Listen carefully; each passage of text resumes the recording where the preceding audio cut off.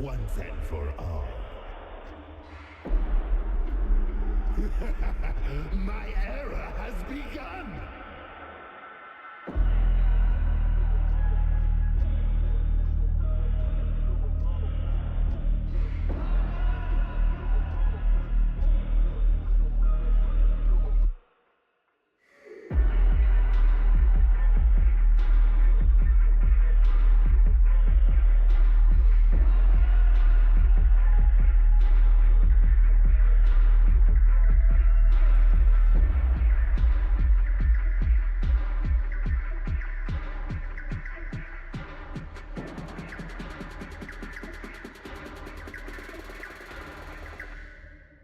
Eater.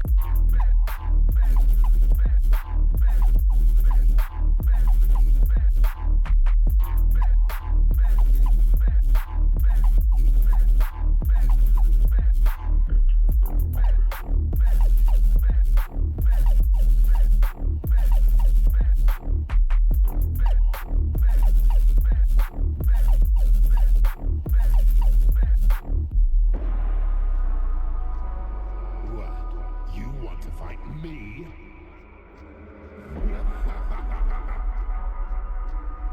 I guess you're the one who lost today.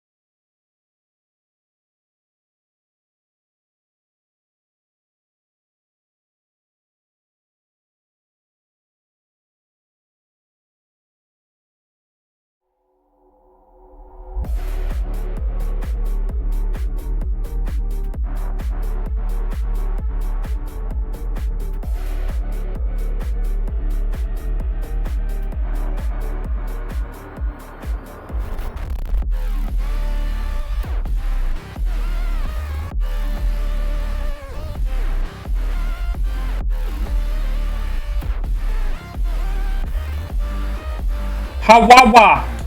Well, that works. But, okay. Okay, now it works. Okay.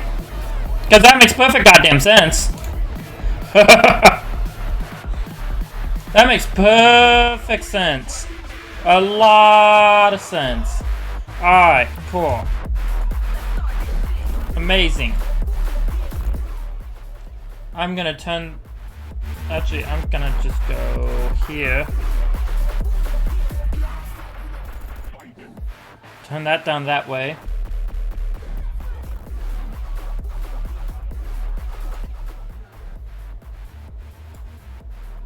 There we go. Oh, okay. Hello, people! As I was trying to say, but then OBS is just like, no microphone for you. So I'm having difficulties with my VTubing stuff, if you couldn't tell. I'm having issues with it for some fucking reason. So I might switch to Resonate later on. Hello? Like there! See? I was waving my hand back and forth and it didn't want to pick it up at all. What is it doing with my other hand? That was weird. Something tells me this is gonna be fun. Like, something tells me this is gonna be fun.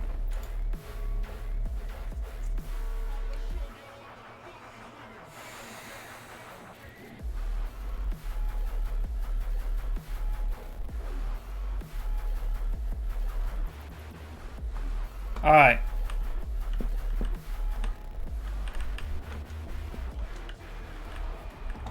So, from what I recall, we did recently get the barn. I'm gonna go over there real quick.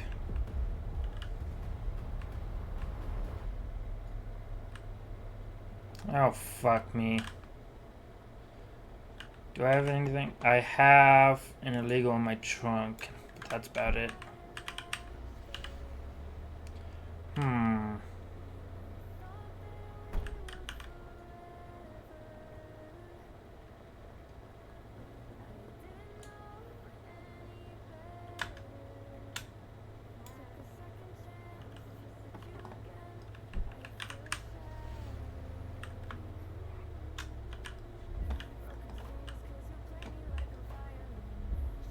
Do I have fame on this? I do.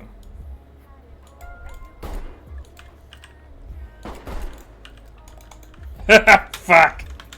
God damn it. Why does the reticle disappear? That's one of my biggest complaints. Why does the reticle, also, I'm not. Why does the reticle disappear? Like, that's very fucking annoying. That is very annoying. Zeri? Zeri. Zeri. Zeri. Zeri.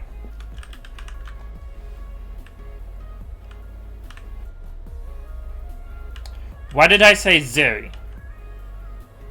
I think my brain tried to say Zer and very.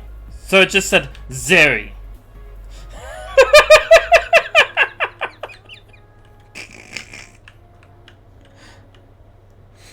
The German language, it's influencing me.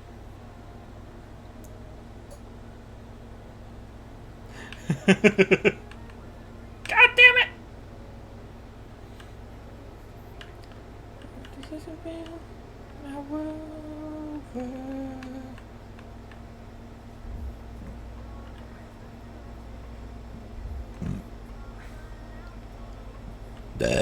Okay.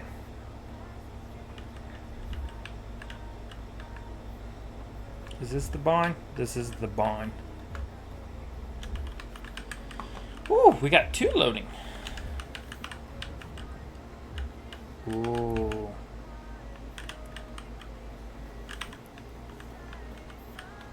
Ooh. Oh, this is gonna be good. Okay.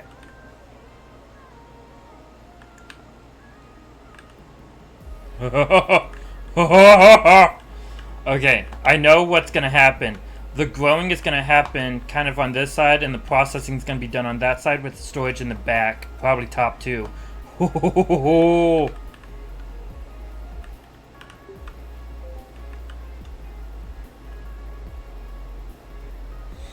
Now, I need to keep the other place operational while I do this.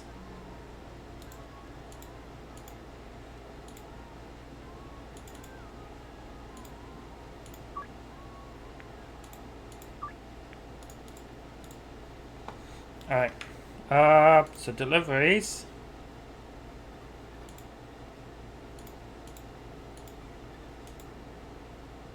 They're not gonna deliver that, are they? Nope. Alright.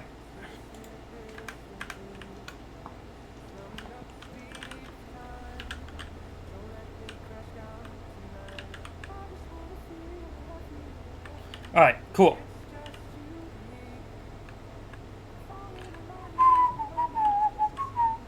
I can still be superhuman. Not a grand delusion. So keep me in a state of mind.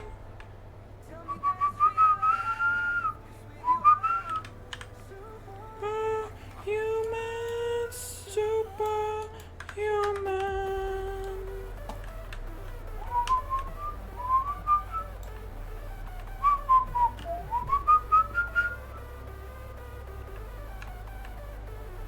I hear a police car. Is there one?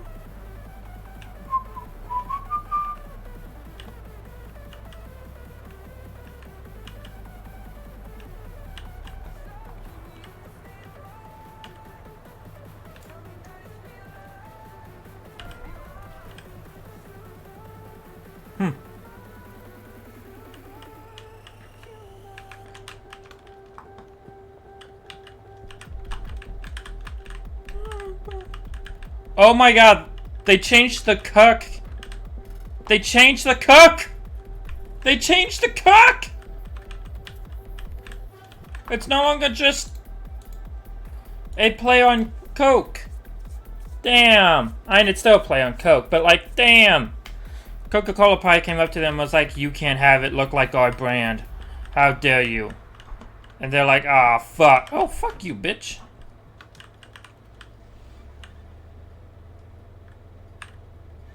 God damn.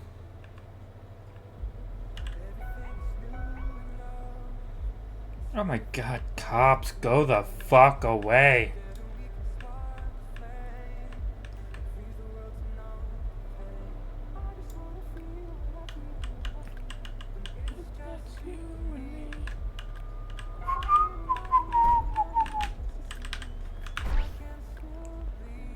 Ow.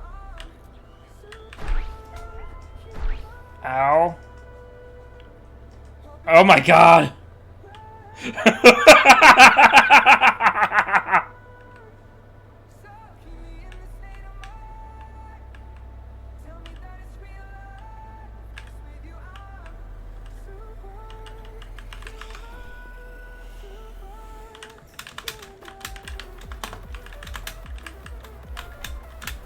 Fuck.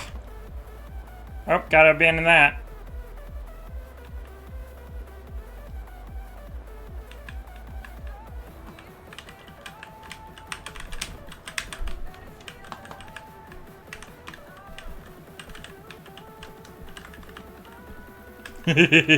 Okay.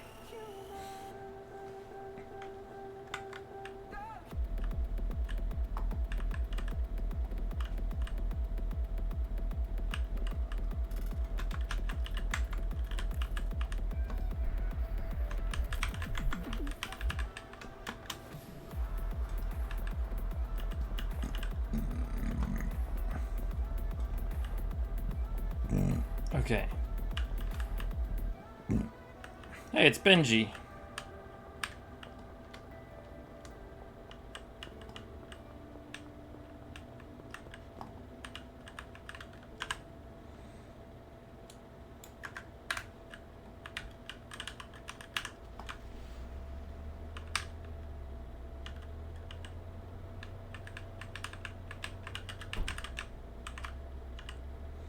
Alright.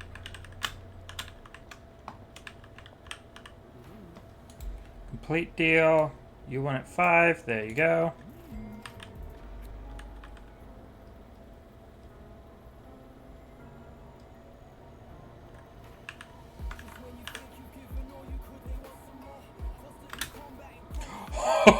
I got it back. I got more money. I got Viagra. And I got energy drink.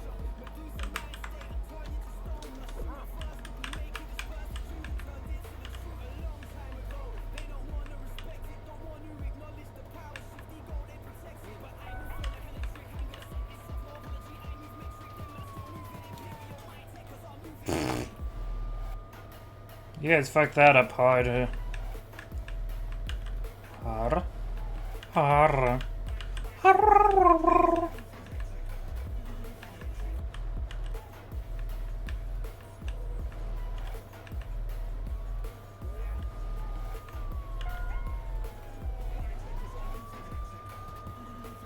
Okay, let's see here.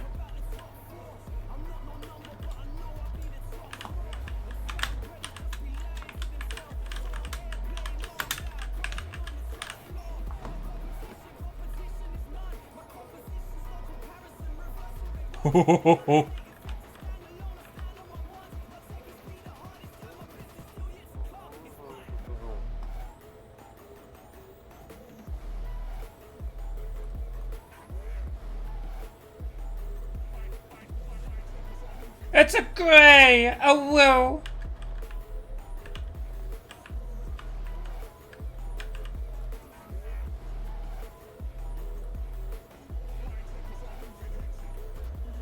Okay. So, hello.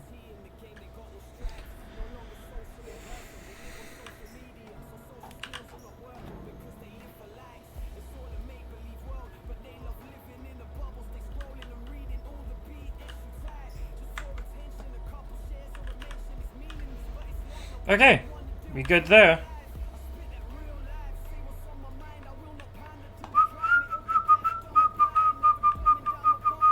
Okay. It seems like my VTubing software has decided to settle down.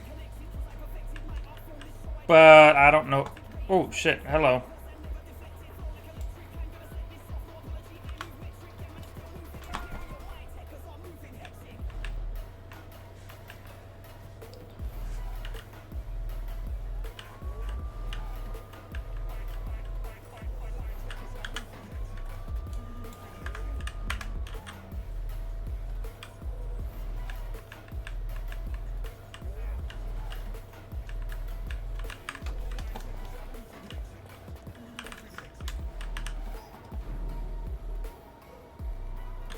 Alright. How you doing, Gray?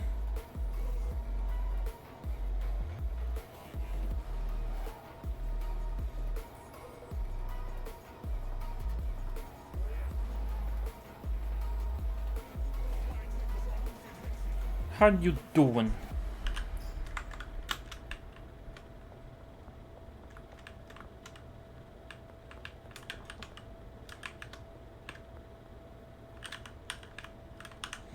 Alright.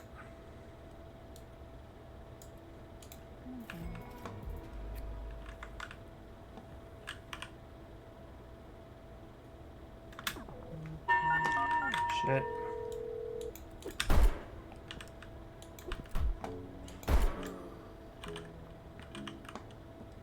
He asked for it. Ow! Ooh! Fuck!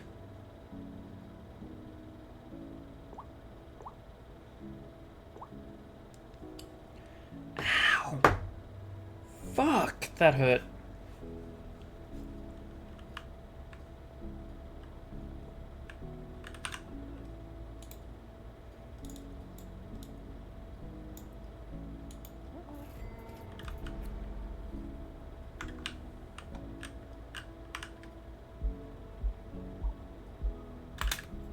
I'm a bad foxo. I'm a horrible foxo. Hello, Peggy.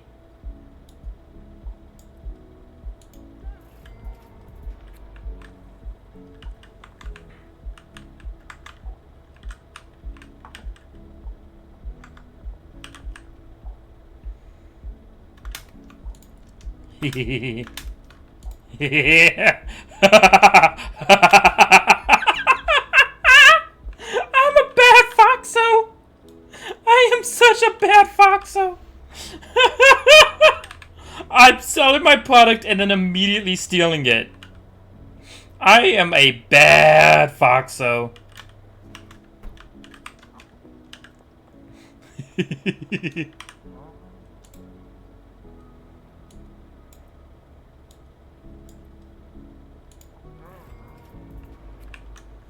Sweet, man.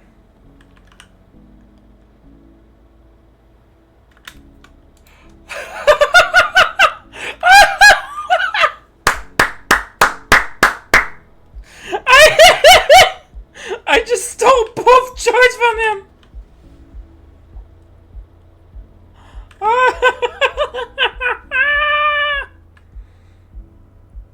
Oh, I love it. I love how I just stole both joys from him.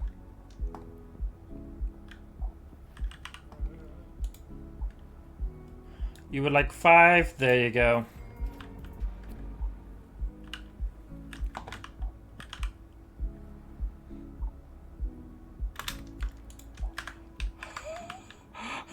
I am getting good at that. Like, I am getting good at that. Holy fuck.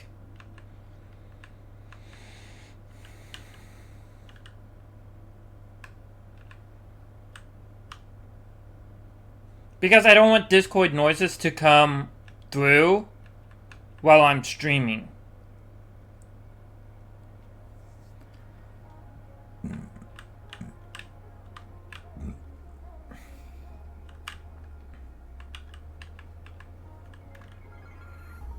I can't! At least I don't think so. Hold on. Let me... Well... So... Where is it?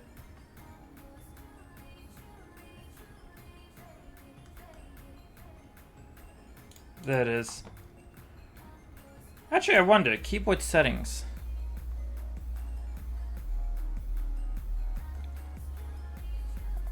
Is it enable streamer mode?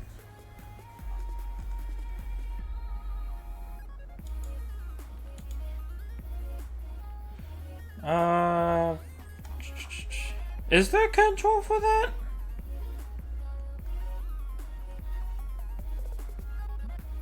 Okay, between servers, channels, navigate forwards, backwards, navigate.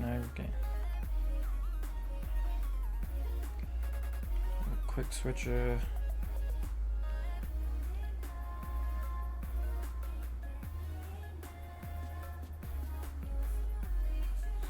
Chat. Hold on. I love how it's just like you can set a keybind to toggle streamer mode in keybind settings. And if I do that,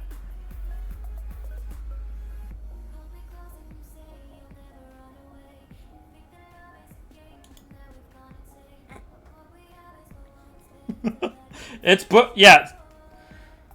yeah, okay, let me show you this. First off, custom keybinds are not currently supported in the browser.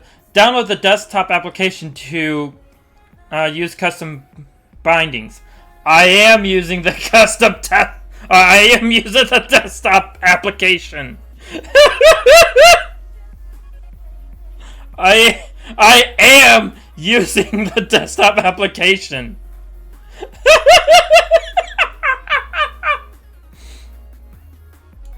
But anyways, in order to enable streamer mode, I have to go to settings, and then I have to find it.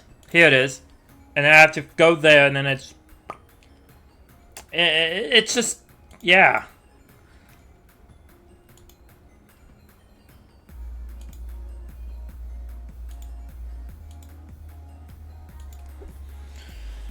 It's a lot more work. Oh, they're over there. Okay, I see.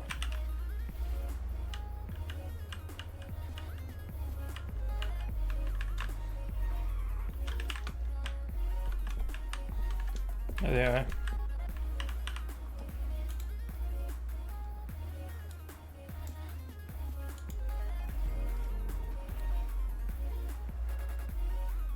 What do you mean, am I having a dum-dum moment?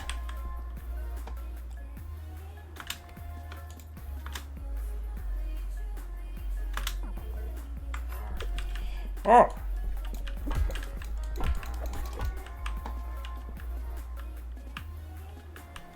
What do you mean, am I having a dum-dum moment?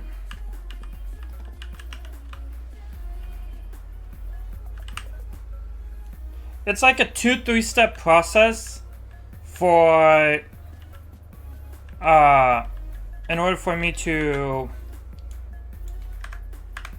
quote unquote go into streamer mode.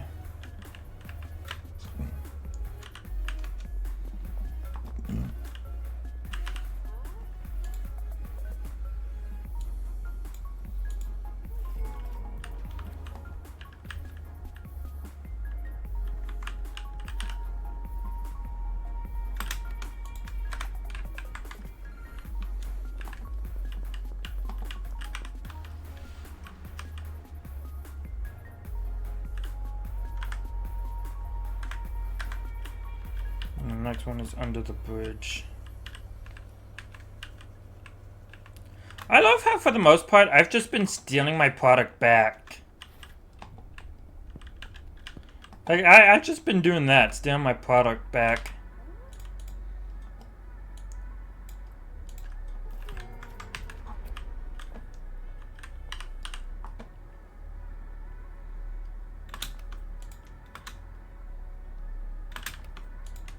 Like that! And they're none the wiser, apparently.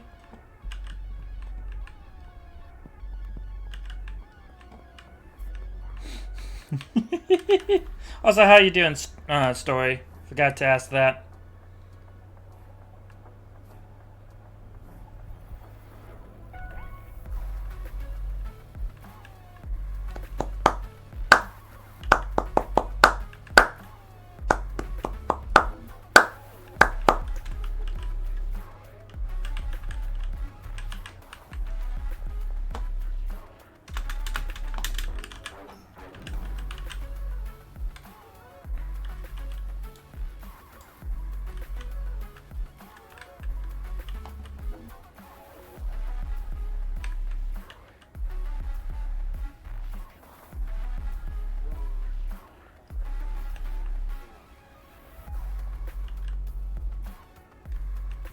Any of you fuckers open this dumpster, not you're getting a whack. You're gonna get a whack!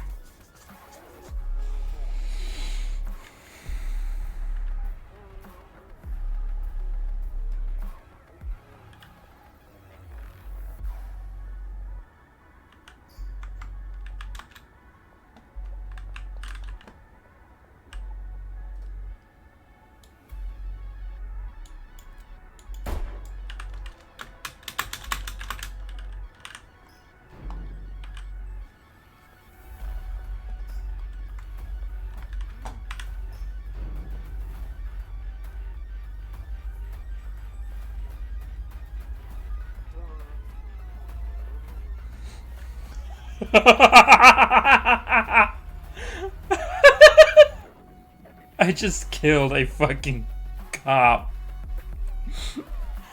And yeah, I just straight up killed a fucking cop. Got immediately highest level. And I got away with it.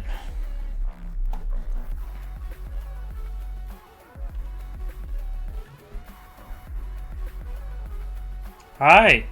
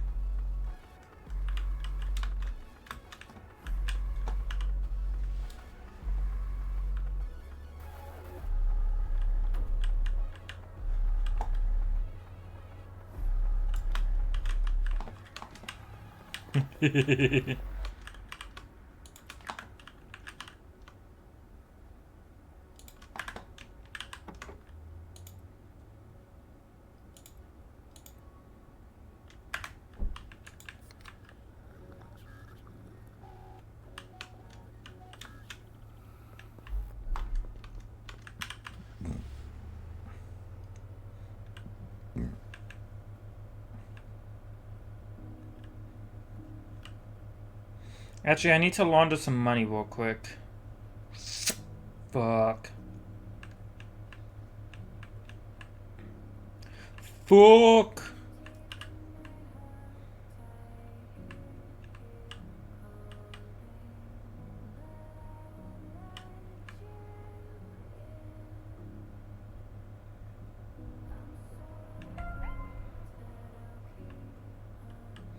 You know, one thing I wish is that I was better at programming. Being a programmer.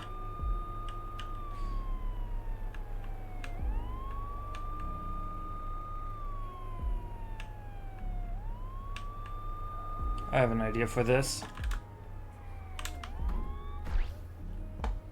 And they get out the vehicle. Stop! Don't tase me, bro! Don't tase me! Don't tase me! Don't tase me, bro! Don't tase me! Ow. Don't tase me, bro! I love my booty hole not tased! Oh, I don't know why I'm using a Mickey Mouse voice. Oh,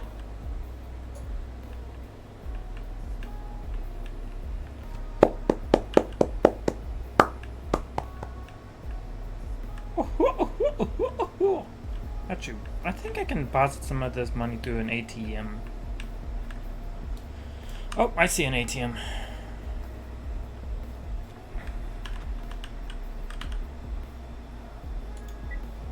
I can. Okay, cool.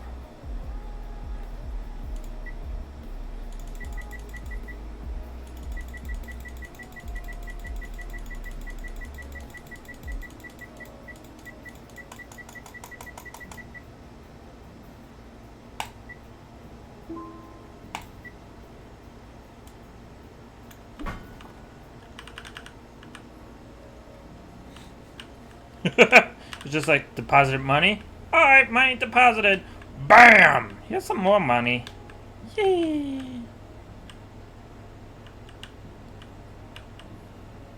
Take over my life.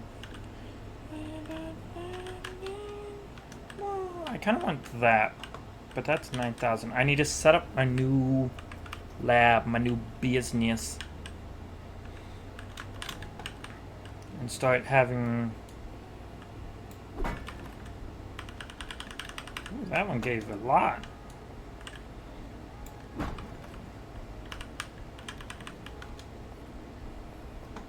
Alright, cool.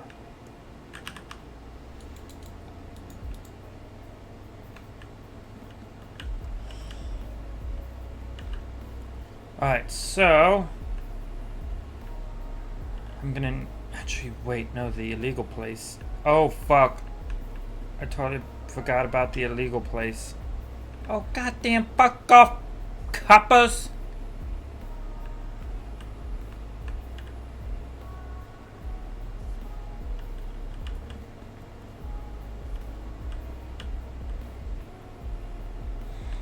Alright, so... Because how I'm thinking about this is... I set everything up over... Alright.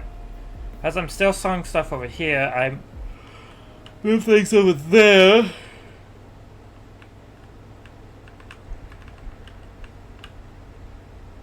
And it becomes super helpful. Because... So each of them can do 8. So... I'm just gonna have 8 right there. And then...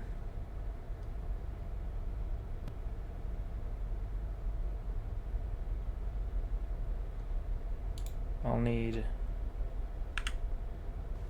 I'll do... Well, I don't know.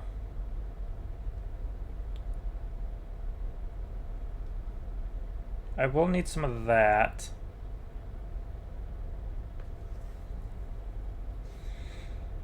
And my ultimate plan is to turn the bungalow into the crack den and the barn into the weed den. So, ugh, God, audio cracking. Fuck, hold on. That's right, I have some shit in here I need to get rid of.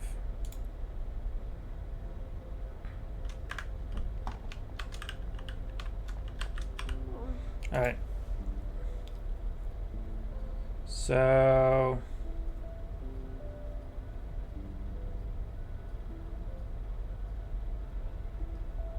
that's fine.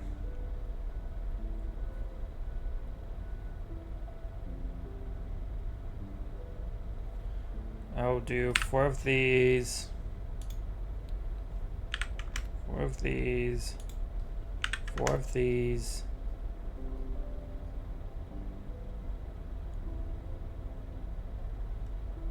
And 4 of these.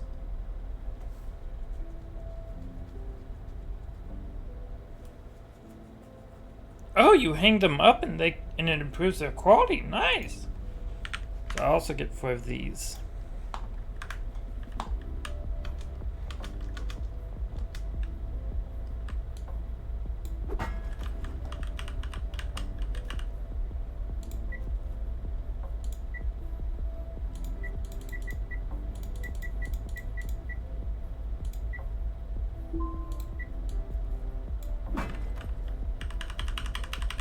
They really seem to give a shit that I'm destroying the ATM and cuck machine.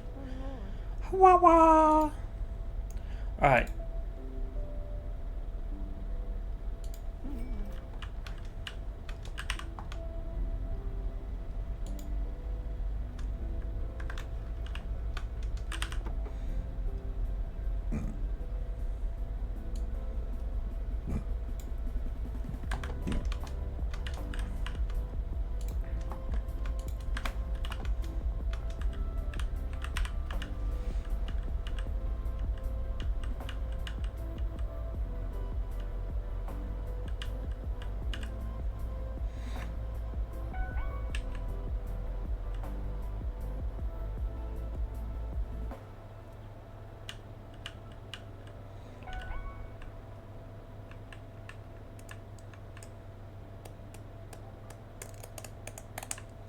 Alright.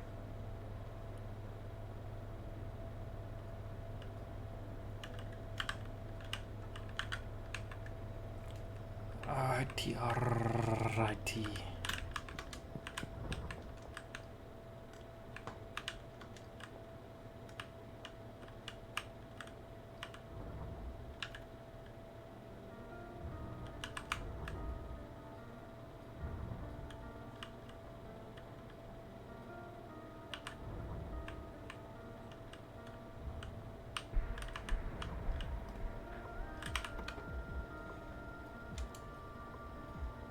Let's see here.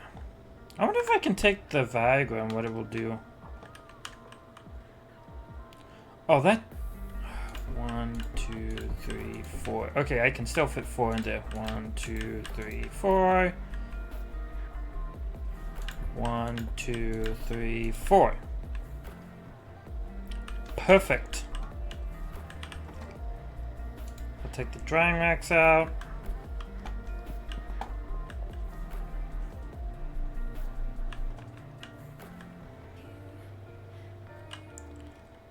I honestly have no idea.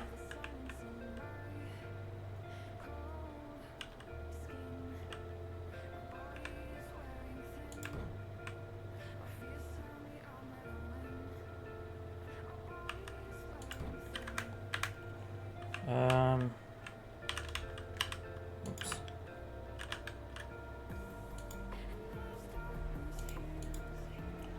Insert bud/leaf into input and press dry.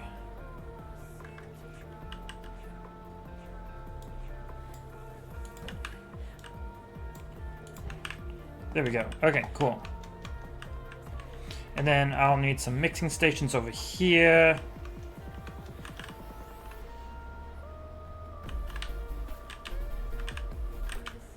Oh, fuck.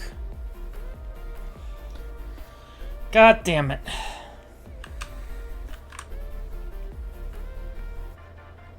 Oh well. I do need to get some beds, but that's pretty easy to grab. I'm gonna grab probably like 4 beds real quick. And then I'm gonna sleep so I can progress to the next day after figuring out, of course, what I need.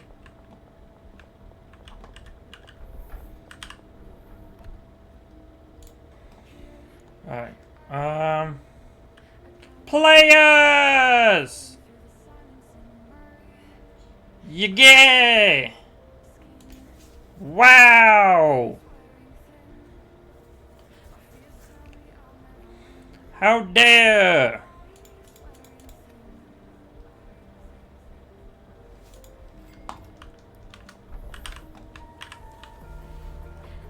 Wow, wow, wow, wow, wow! Thank you for the head pits. So players, I was actually thinking of something. I don't know, like I was thinking, you know, I kind of want to try and make a Venian like clone, but not restricted to Windows, but like enable it to also run on Linux.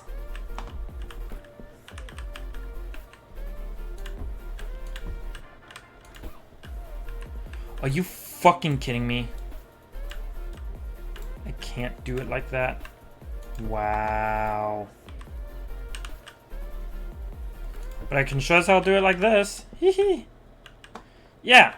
The only problem is I'm not so good with math or programming. Like I can do decent amount of programming, but like the math part, I'm like, you know? That's the only limit where I'm like, I don't know if I could do this.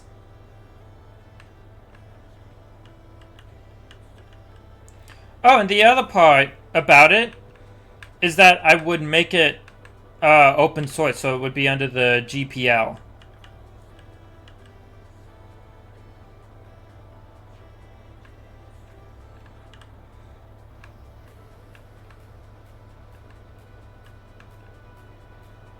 So that way, if somebody wants to come and expand it, they can. Of course, not all of it will technically be GPL because, yeah, but most of it would be. 20, 40, 60, 80, 100, 116. Okay, yep, 116 is needed.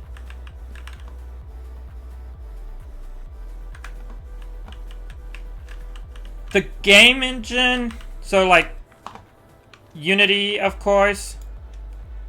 But on top, like the engine, of course, being Unity, that won't be under the GPL. But also some of the stuff, like the stuff for whatchamacallits? What the fuck is it called?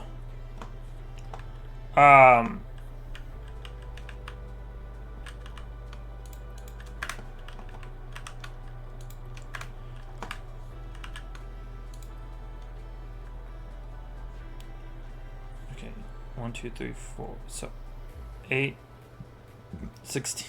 No, 20, 40, 60, 80, 100, 120. 132. Okay. 132, 132, 132. 132 motor oil. Go to the bungalow.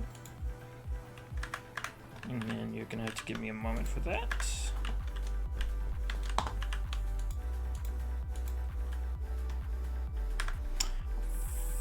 fuck me sideways.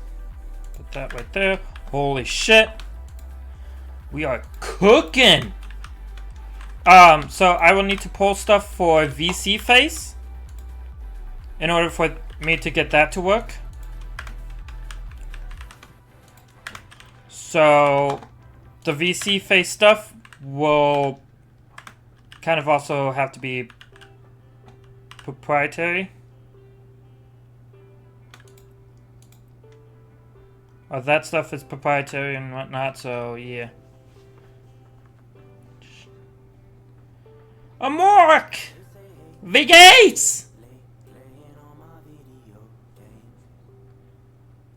Awawawa. Quatish. Quatish? Quatish. Oh shit, Venian's doing the thing. God damn it.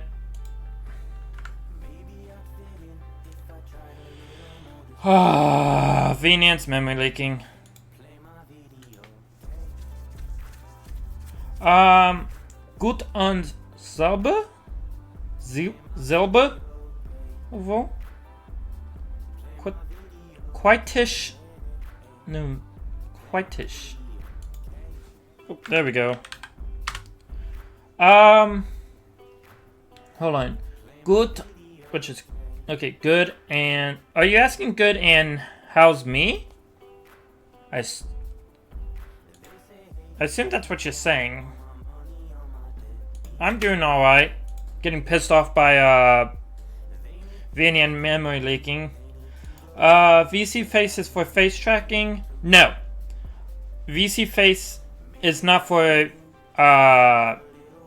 face tracking.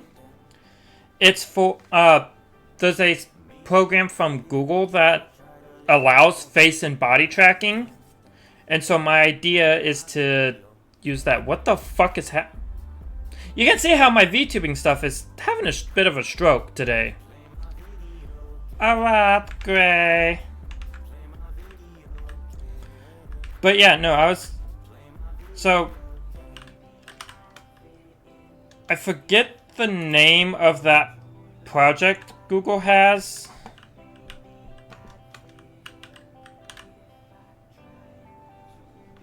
It's not so much Venian being strange, it's more of just for some godforsaken dumb reason. Oh god, I need jars. And a lot of them. Let's say 120.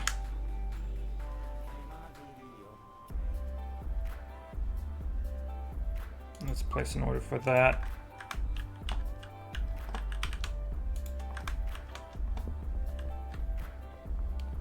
Yes. That's the name that they all use, is media pipe.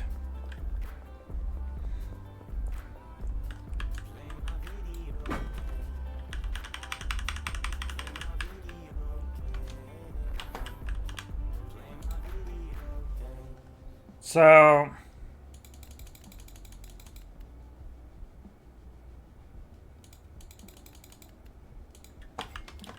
they all use media pipe to do the tracking.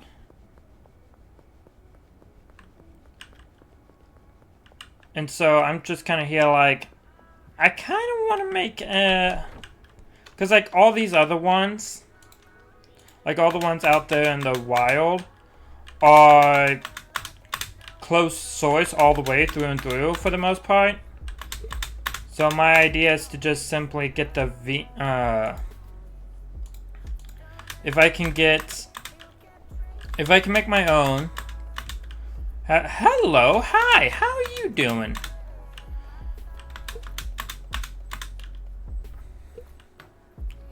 If I could get it to where I make one and make it open source so that way anybody can base their stuff off of it, it'd be awesome.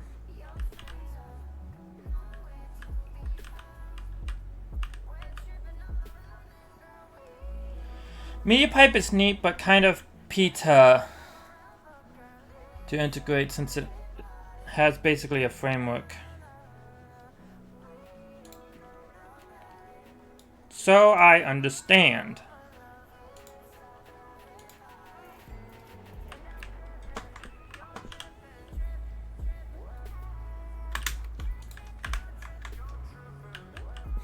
I just stole my own product back. Holy fuck.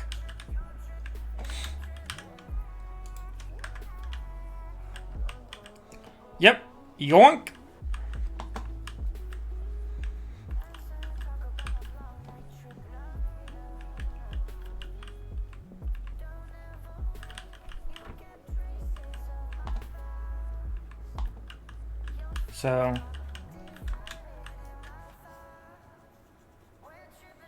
So from what I've seen,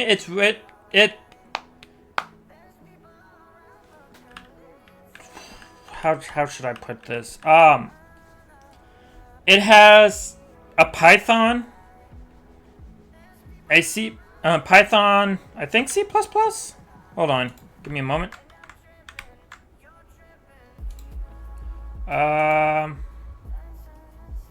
Let me see.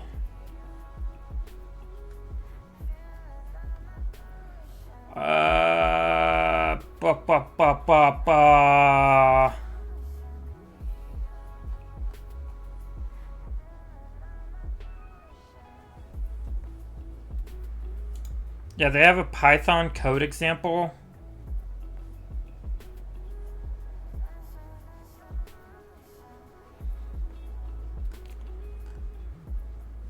So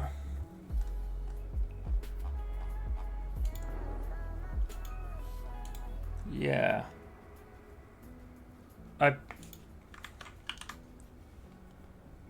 The annoying part is that I don't see anywhere to download like the library.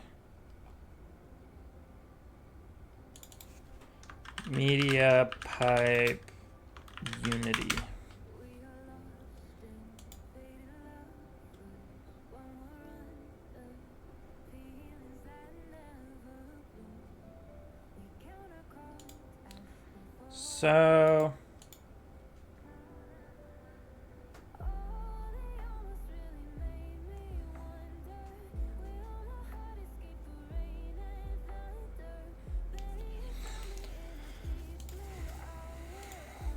So there is a project that is supposedly used to get media pipe.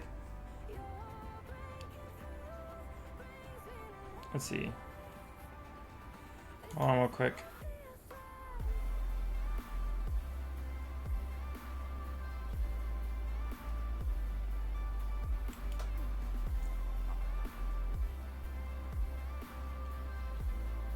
So, it does, this one plugin I found says it does support Linux on x86-64.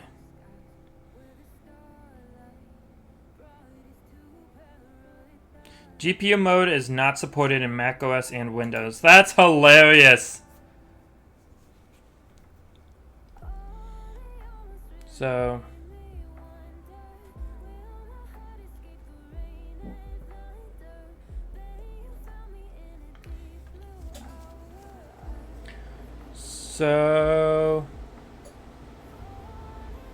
yeah. So my idea is to try and get the media pipe thing to work. Like get that up and working and use that to whatchamacallit, use that because it also seems like everyone else uses that too. So idea is to get that up and working,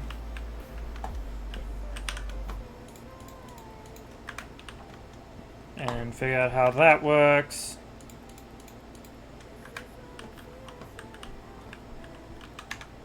Alright. How much cook do I need?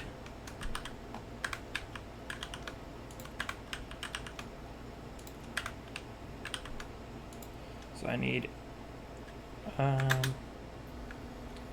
2, 3, 4, 5, 6, 7. 7 times 20 plus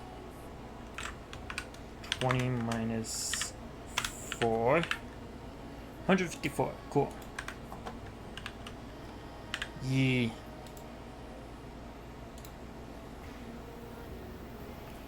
And I need 154 cock. Let's get 40 more jars.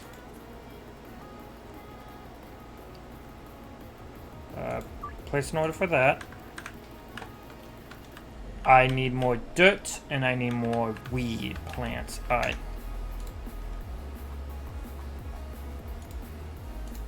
So, by the way, the one thing I found out, that is, god damn it.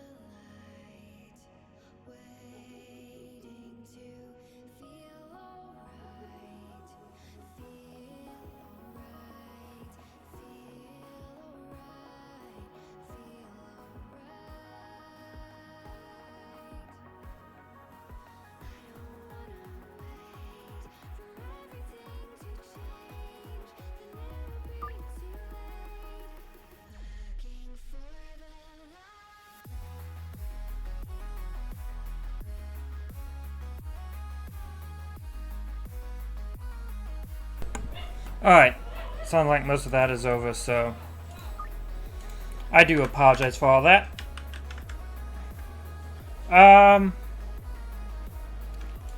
So I have no idea. I'm curious about that too, why it wouldn't support the GPU on Windows and Mac OS.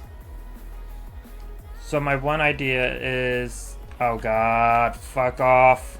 Not right now, bitch. My one idea is to just compile it for, I'll use like Ubuntu, or not Ubuntu, what is it called? Python. Probably compile a Python communicator that communicates all the stuff. I don't know Python that much. Ow!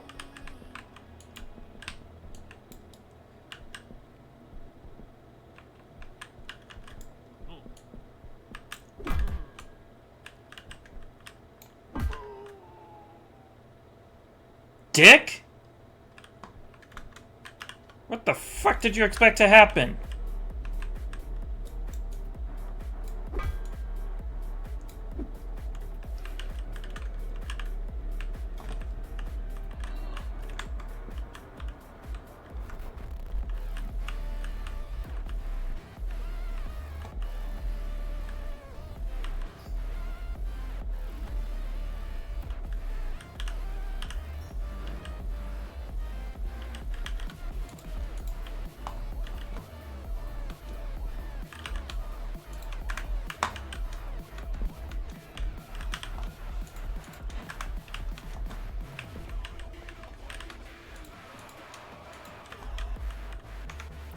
I probably should have also gotten some of the other stuff too. Fuck. I think it's like the PGR. Let's grab 10 of those. But yeah, no, I have no idea why it wouldn't support Windows and Mac OS. Funny enough, those are the two platforms people expected to work. So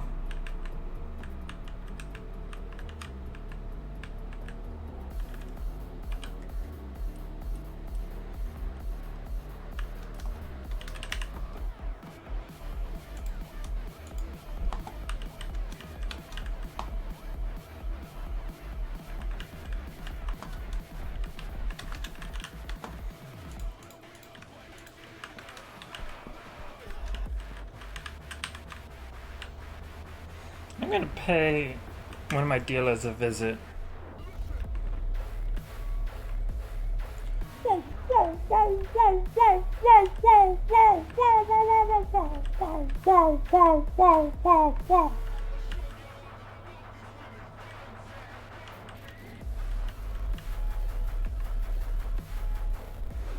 Oh, hey, look, Automod did its job again.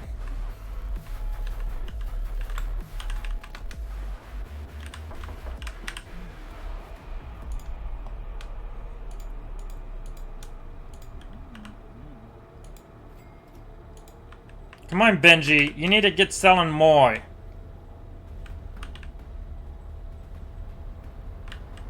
Sell more.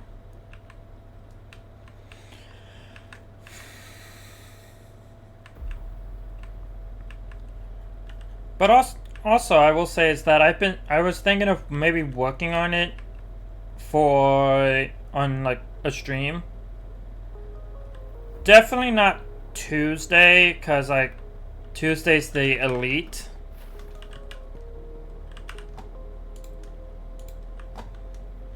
But, and then of course this Sunday I have something planned, so.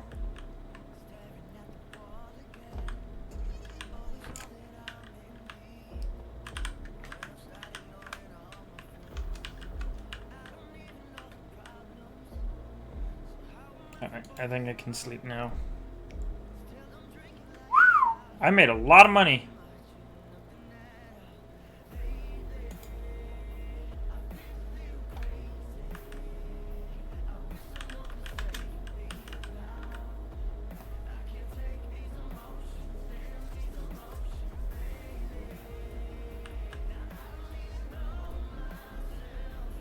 So.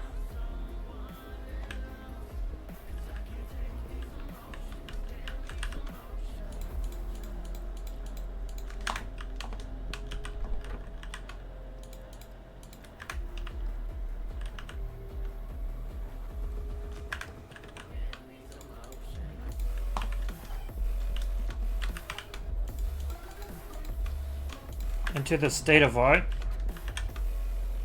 Like go full ham.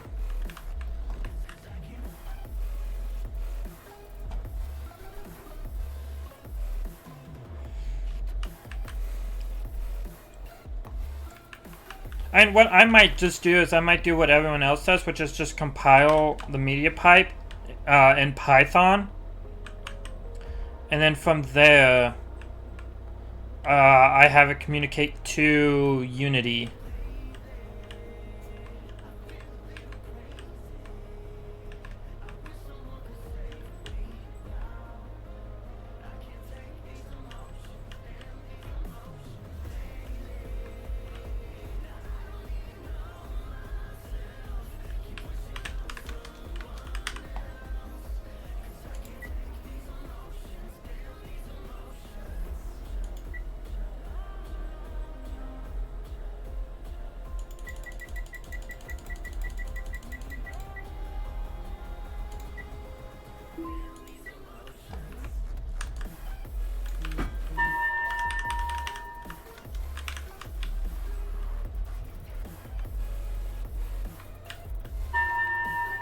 Okay, what the fuck is...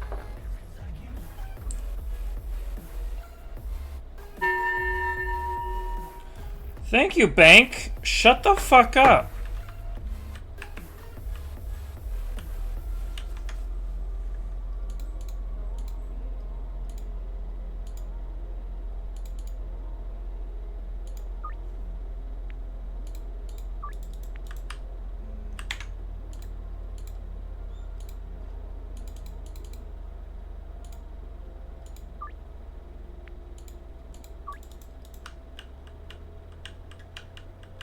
Alright.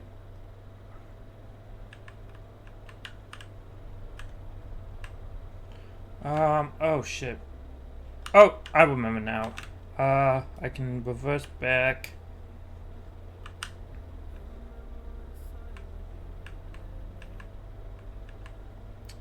Actually, I think this is too far. Fuck.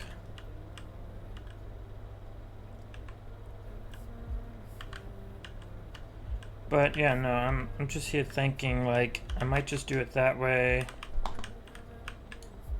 Oh, you got an ATM. Don't mind me. All right.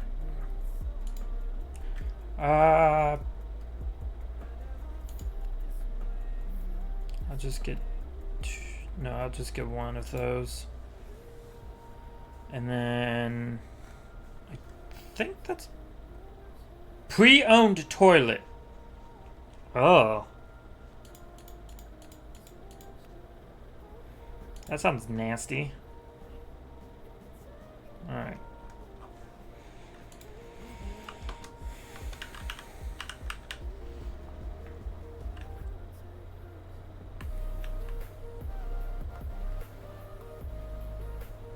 Alright, so I come over here.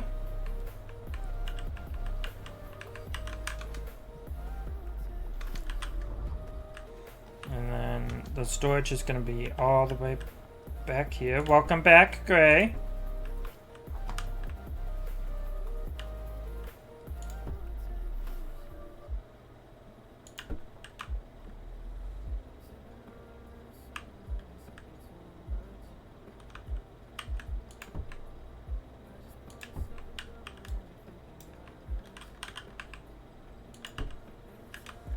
Make it look somewhat pretty.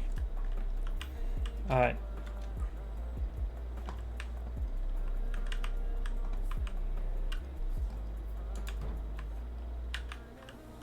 Oh, wait, that's a packing station. And then I need mixing stations. I want to get at least one. Good boy, Gray.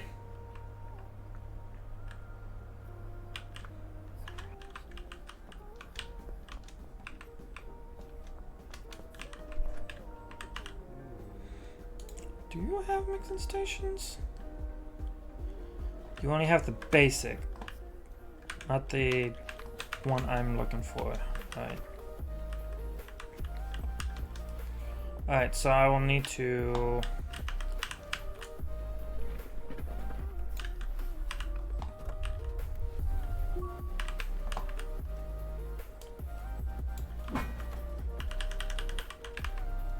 wait till after 6 p.m. Oh shit.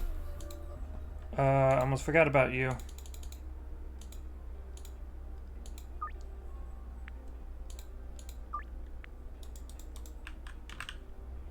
Got one dude buying 10 for a lot. So, okay, so...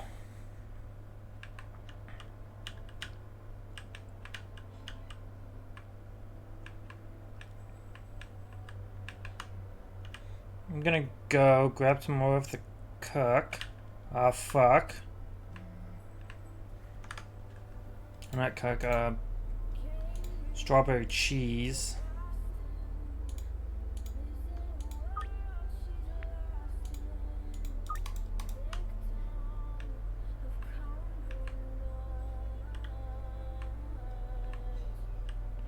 I only offer them in 5s.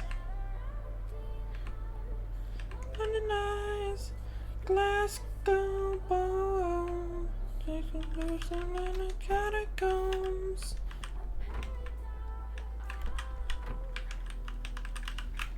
He's in love with, touch you out on Mont Blanc. He's in love with, girl I forgot.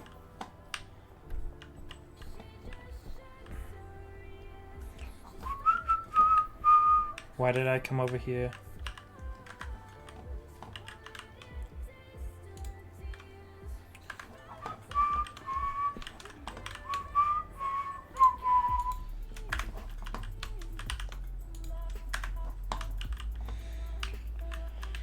Alright. What the fuck is happening with my mouse? Alright, so... oh yeah, that's right, I need to wait till freaking midnight. Not midnight, but you know what I mean. 4, 5, 4, 3:30.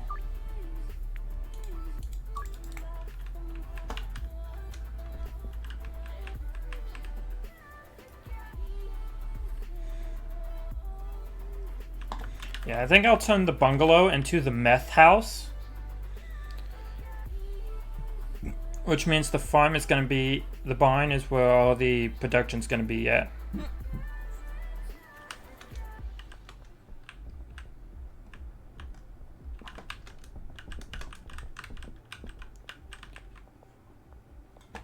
Yeah, no, you can do 8.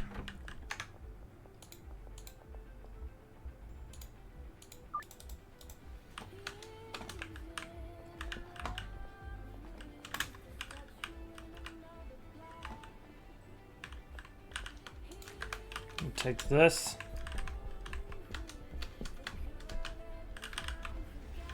I expect them to get more done. Otherwise, I'm gonna have to take some from Benji. Oh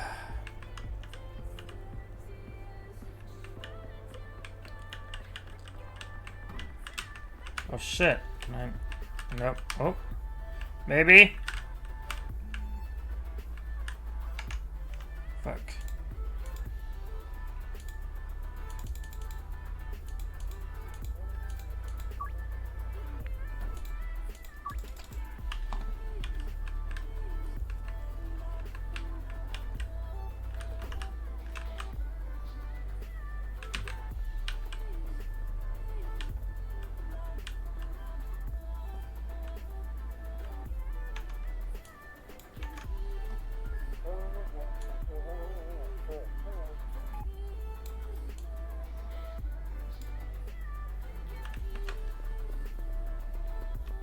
Don't think I have. Yeah, I don't.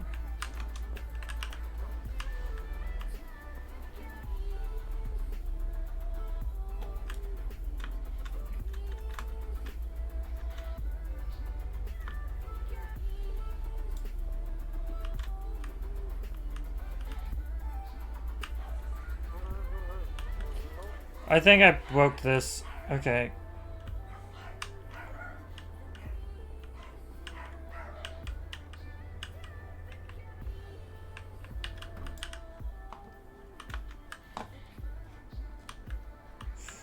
Yep, I did.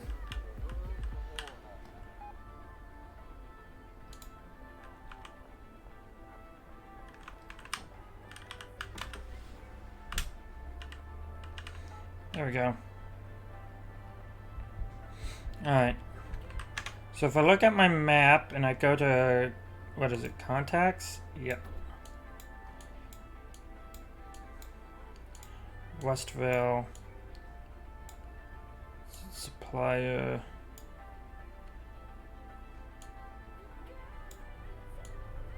The quickest route. Yeah, no, the quickest route would be through either them or them. I kind of want to. Oh no, they're already customers. Okay.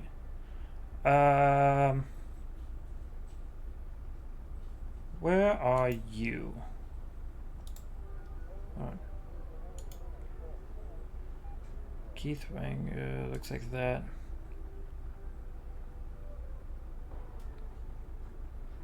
Yeah, they are. Okay, so it looks like he's there. Are you fucking... What the fuck am I being cuffed for? Why am I under arrest? Why am I under arrest?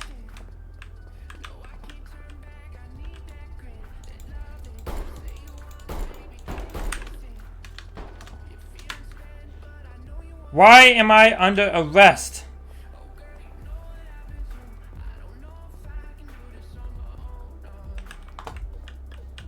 You guys can fuck off.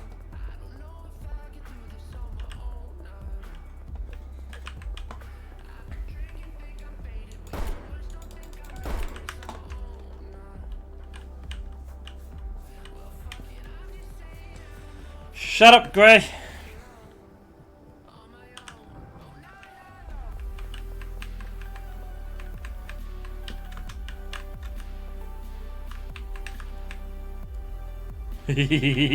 Oh, shit.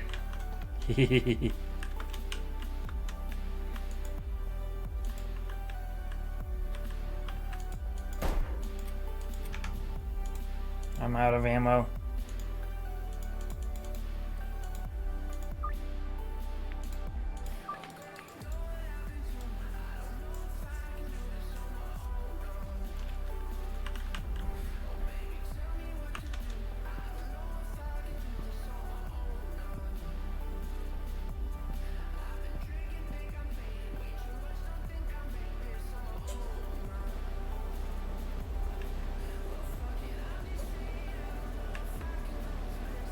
Now, can I please move my fucking car?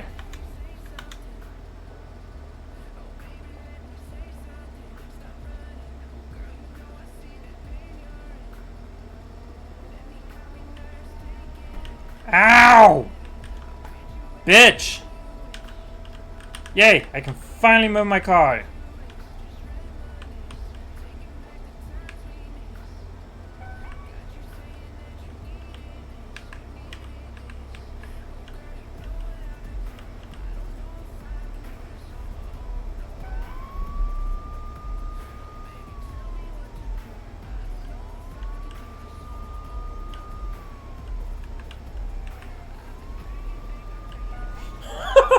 Getting like the entire police department on my ass.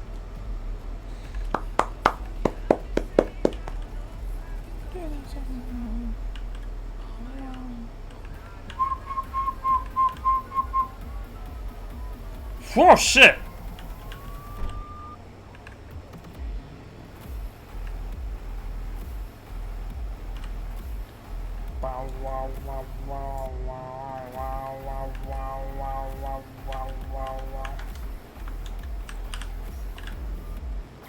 I love my just standard trick of I'm just gonna hide in a dumpster.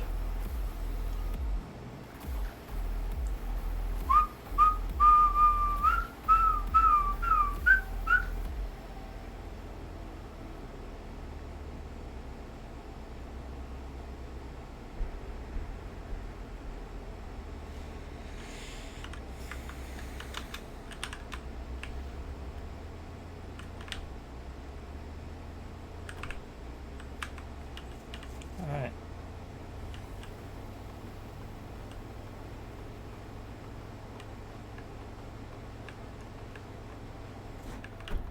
Ow.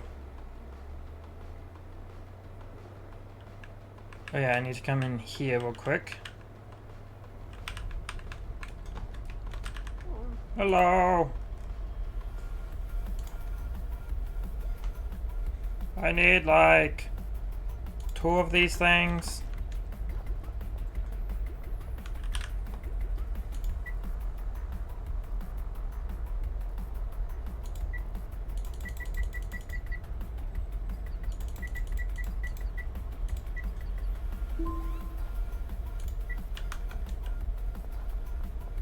Wait, did that say 3,000? Oh, fuck.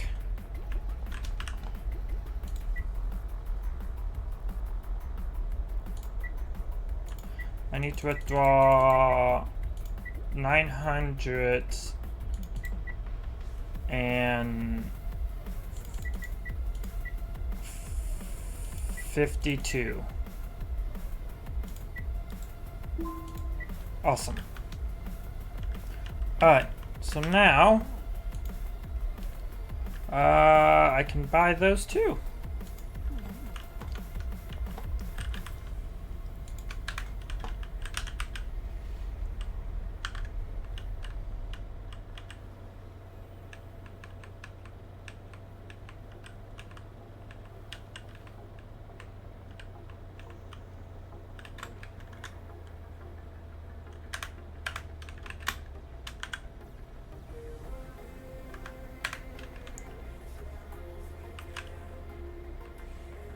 So apparently the dude's over there.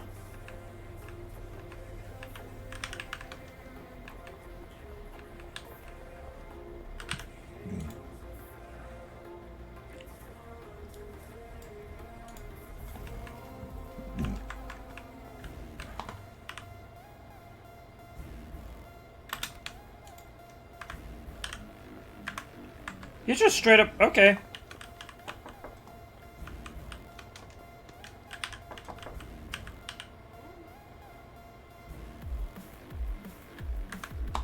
You're not who I'm looking for.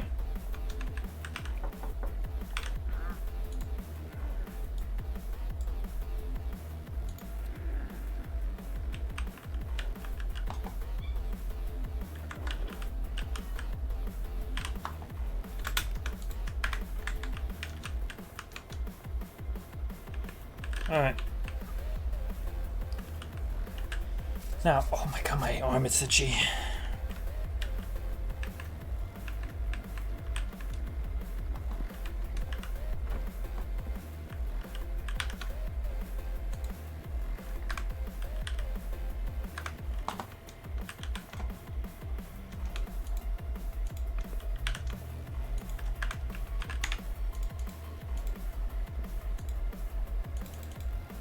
I literally just gave him some.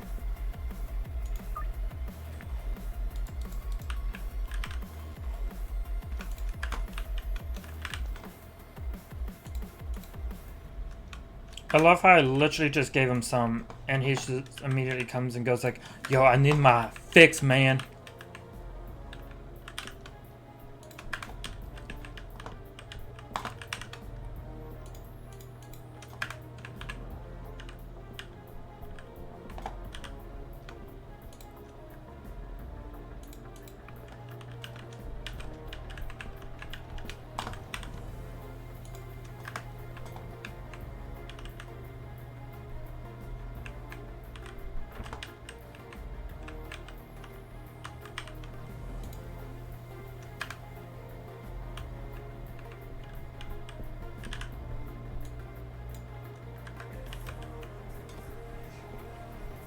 Okay.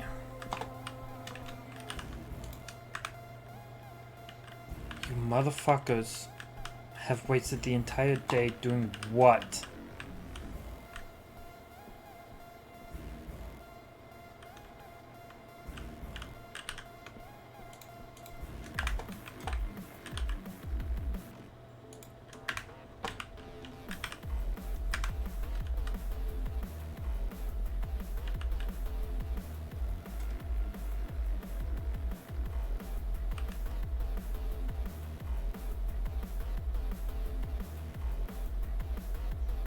God damn.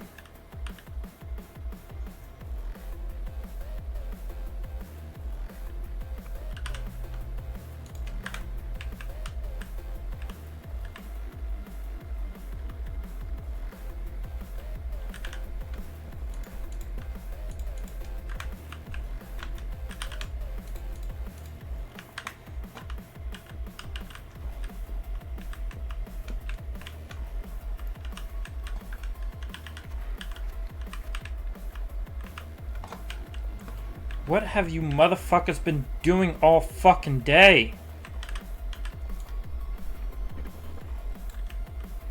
Like, Jesus fucking Christ, what am I fucking paying you guys?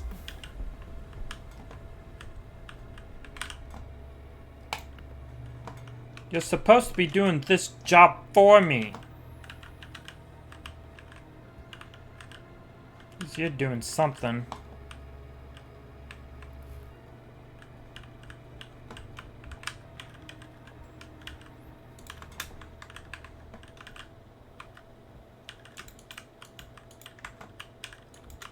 Oh, that's always the fun part.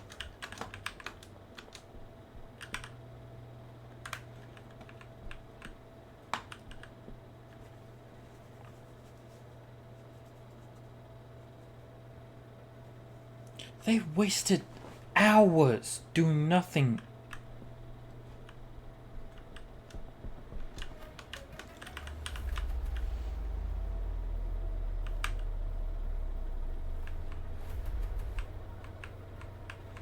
I'm gonna have to go to Benji.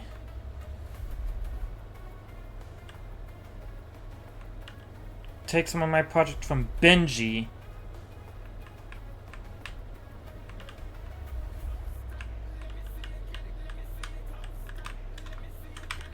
Where I can actually sell some of it.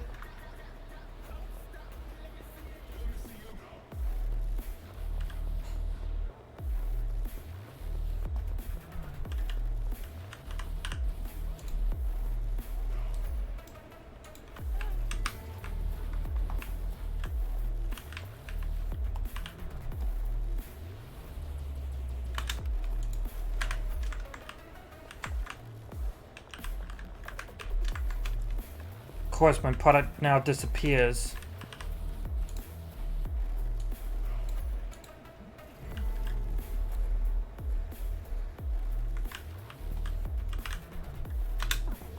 Fuck.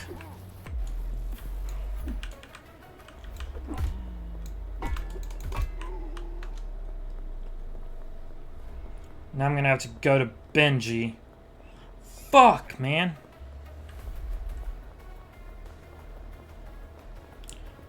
Benji, open your damn door.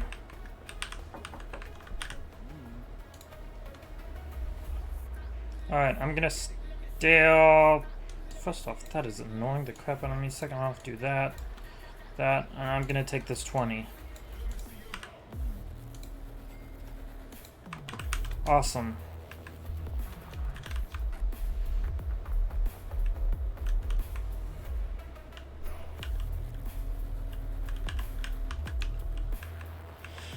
Okay, go to you.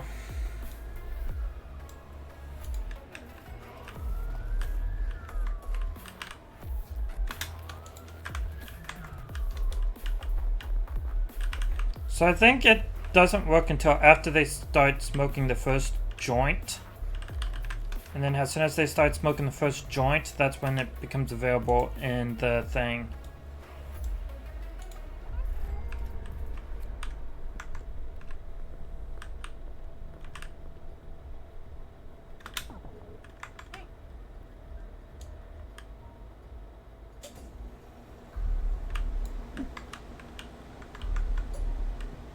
I can't pickpocket her anymore.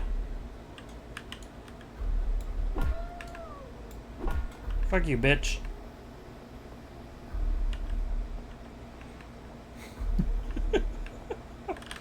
I love how it's just like, I can't pickpocket you anymore. Fuck you. Beat the shit out of him.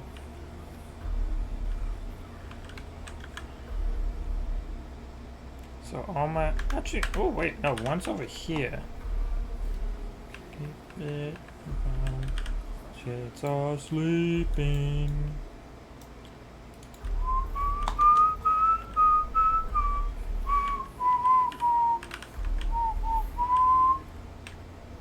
I'm not gonna bother pickpocketing that. Nightmare,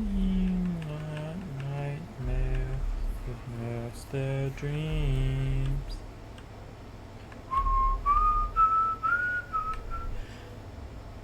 I love this song. Watch the crown fall.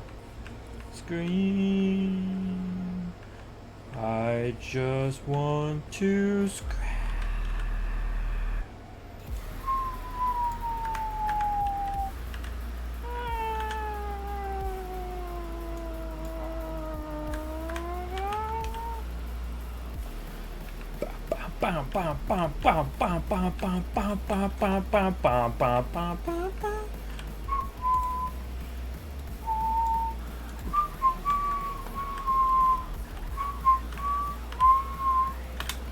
Ooh, I got my thing back.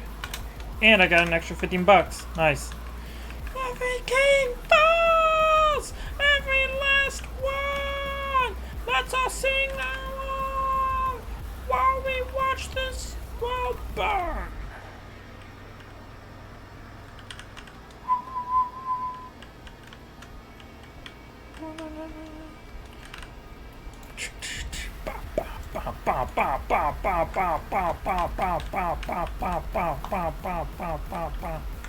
Oh god, I can't get behind her to pickpocket, and I'm afraid she'll just poof. Yep, she'll just poof. Fuck, man.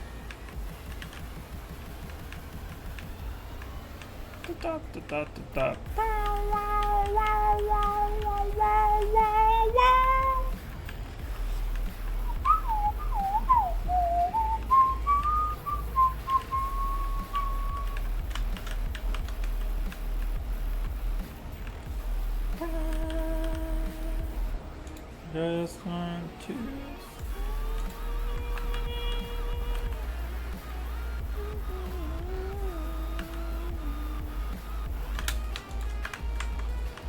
Damn.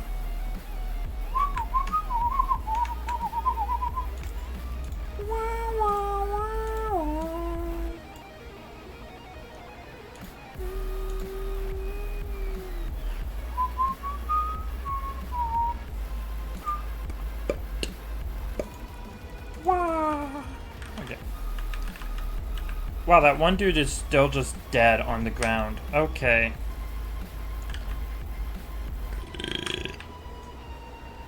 Every king falls, every last one. Let's all sing along and burn.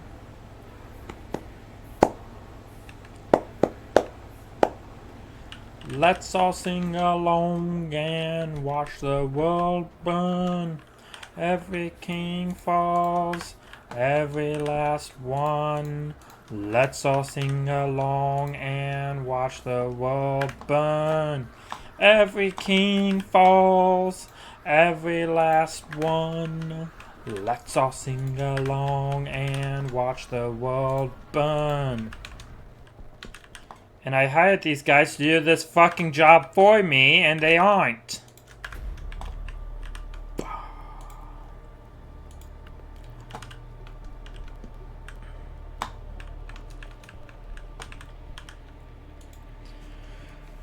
Shit, goddamn.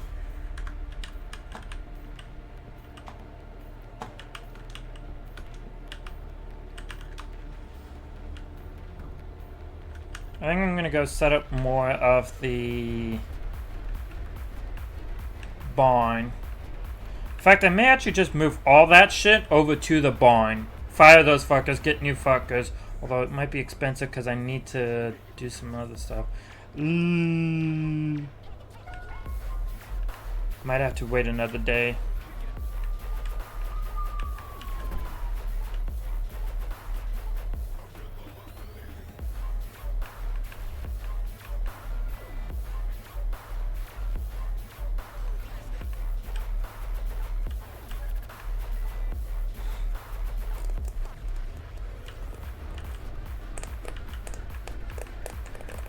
Alright.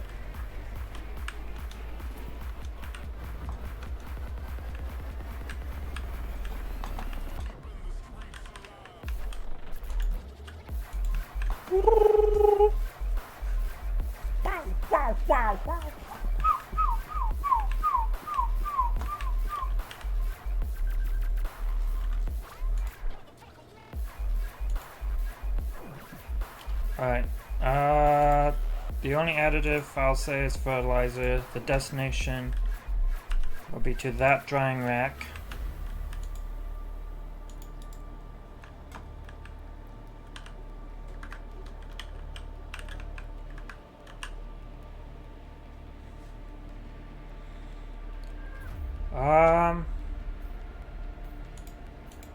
I want these. Nah, let's go with that. And your job is to move it to here.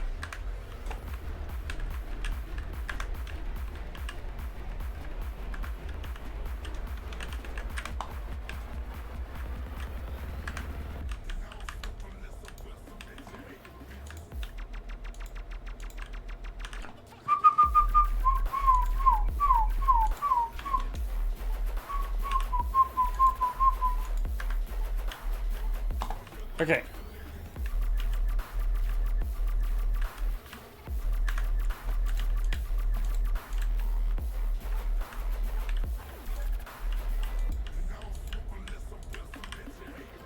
So all of them are to get that, and then all of them are to get that. And then each of them will go to their own designated drying rack.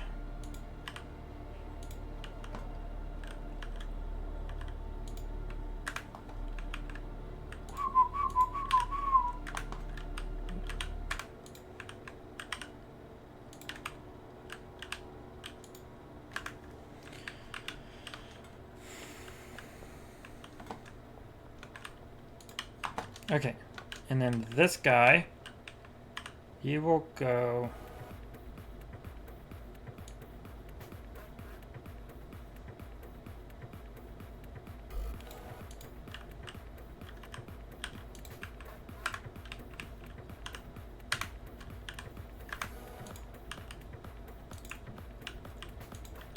okay. And you go to there. I can right click to deselect all. Oh, cool. And then you will go here. Yep. Okay, cool.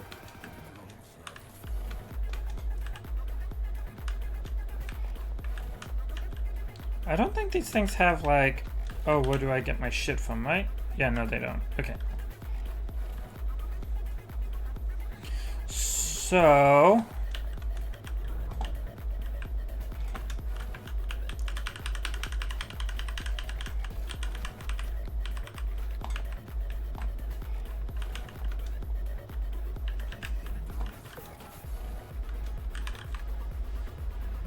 okay, cool. So what I'm going to do now is I'm going to go and I'm going to deposit some money, if you know what I mean.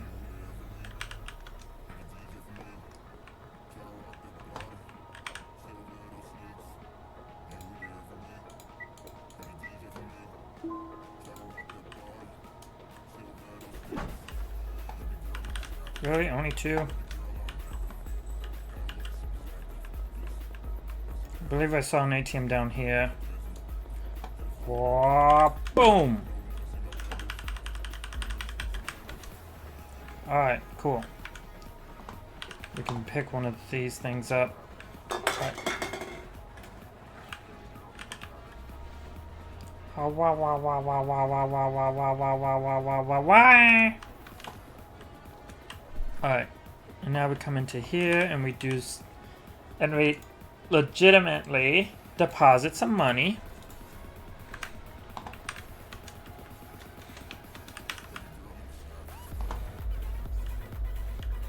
And then we can just go.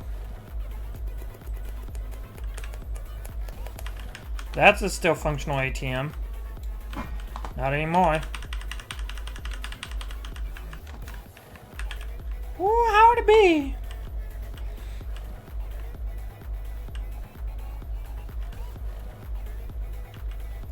Oh, the cops over there disappeared. Interesting.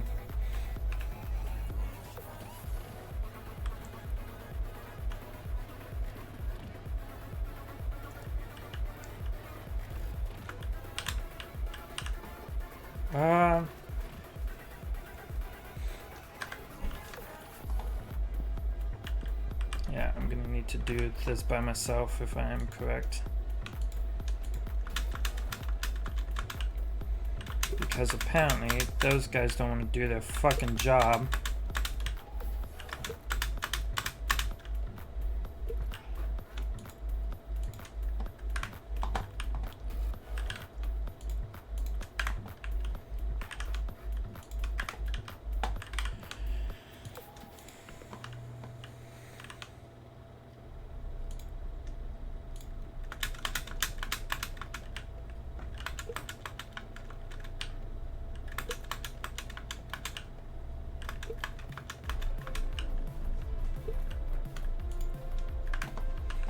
Okay, cool.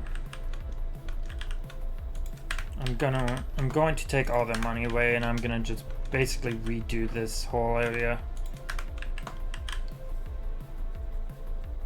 Because as you can see, they didn't do shit.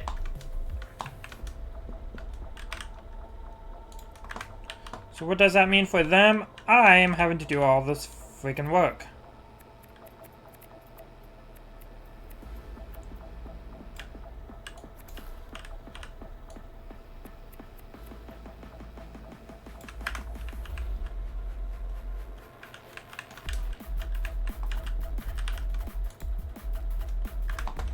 I'm here like I hired them to do this job that job for me. And what do I come back to is that they didn't do shit about it.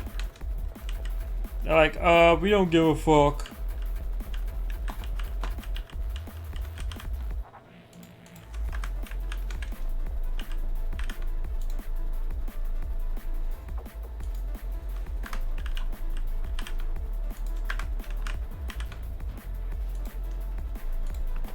If you don't give a fuck to do the job, I'm not gonna fucking pay you.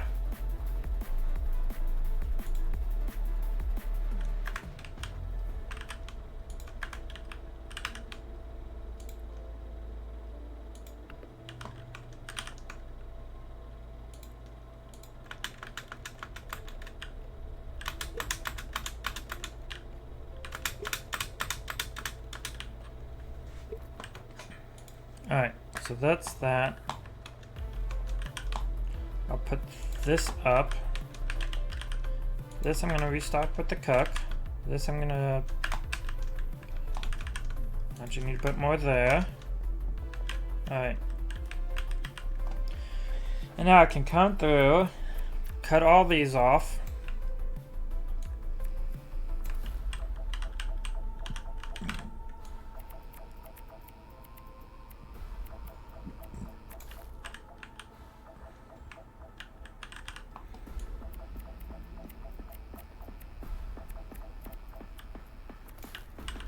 Alright, and now I do all this.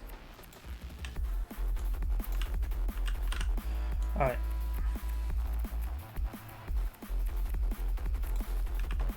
There we go. Oh look, I have so much more fucking product now that I can fucking sell. Oh gee, would you look at that?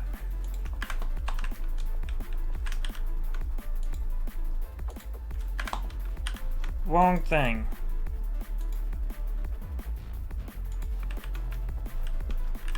Alright. And you need more of this.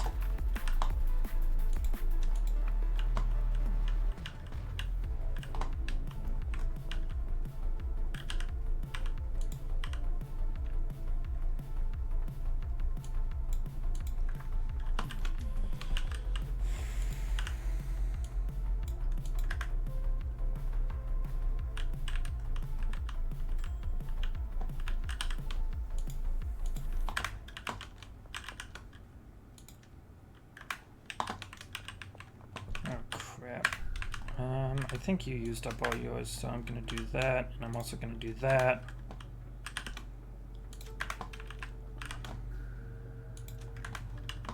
Okay, so now,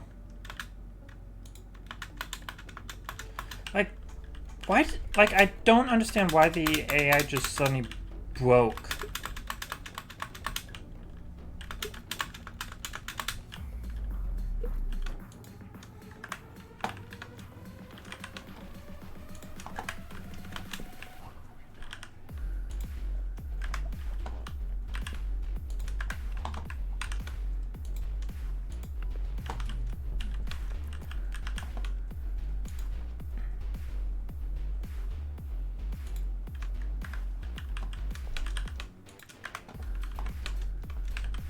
But hey, you know what?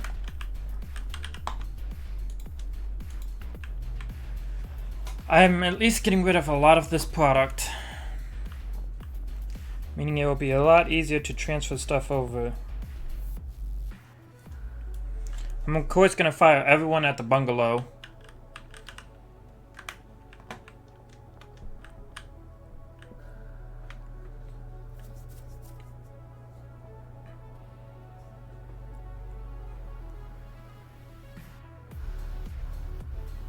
So, should probably do that right now.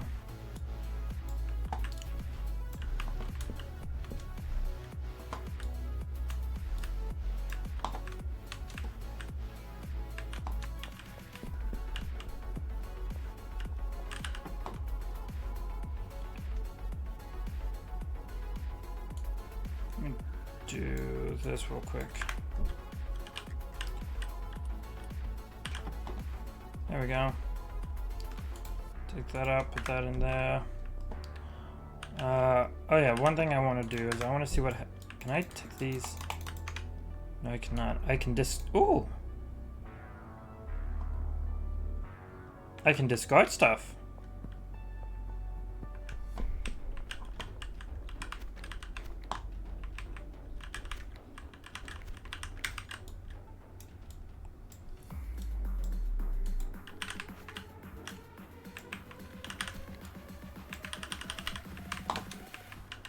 Ooh. All right.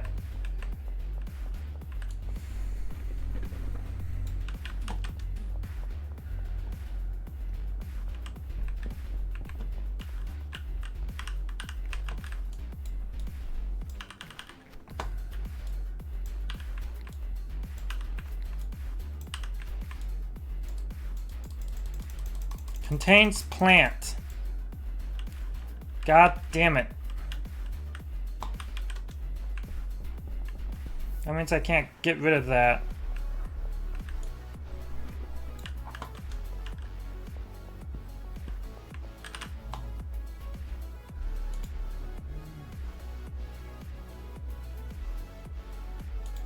Yes. Your services are no longer required here. Yes.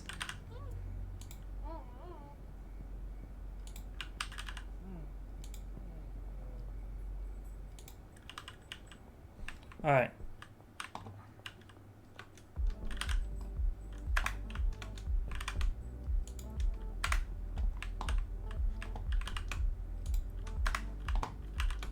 Alright, so I'm gonna then put another these.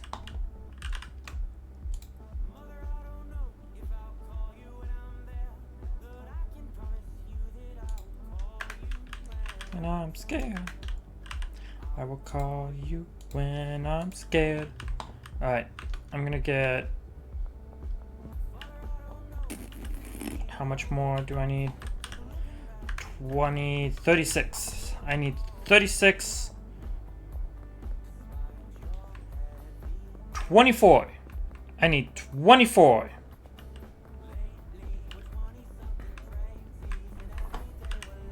Hey. I need 24 motor oil. Thank you.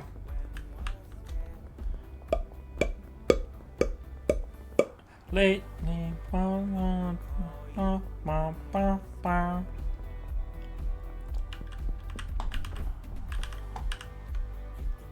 lost when you're scared. I don't know.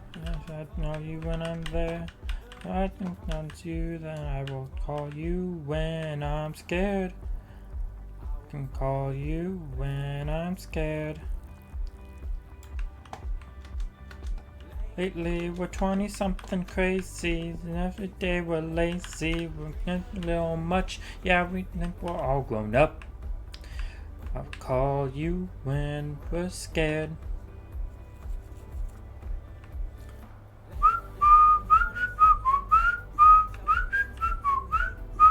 Laugh a little much, yeah we think we're all grown up. Call us when you're scared. And hey, I went to hire an employee. I am looking for a botanist at the barn. That is a deal. Continue. So I got a botanist at the barn.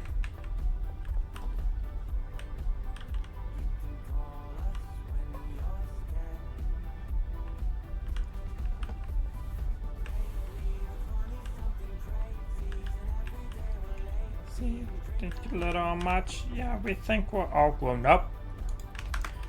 Call when we're scared.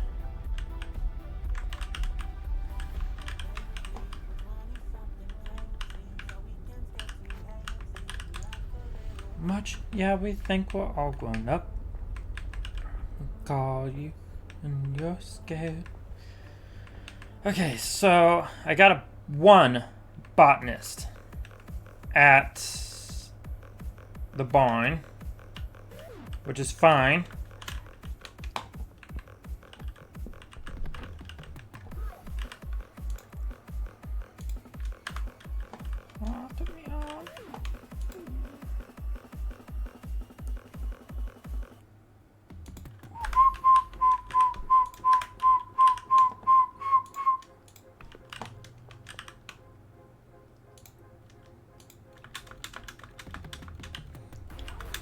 Because the party don't stop. Turn me on, turn me on. Because the party don't stop. So put your hands on me and turn me on, turn me on, turn me on, turn me on, turn me on, turn me on, turn me on, turn me on, turn me on.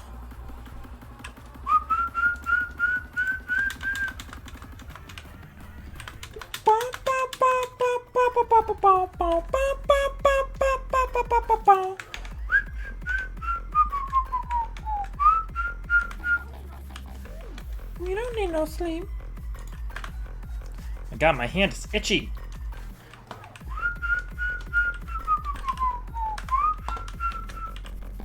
Tummy ah, tummy ah, tummy ah, tummy ah, tummy ah, tummy ah, tummy ah, tummy ah, tummy ah.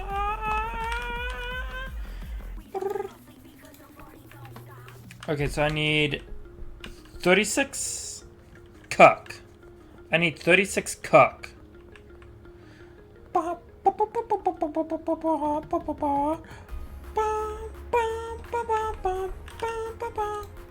Hello, I need 36, 36 cuck. Thank you.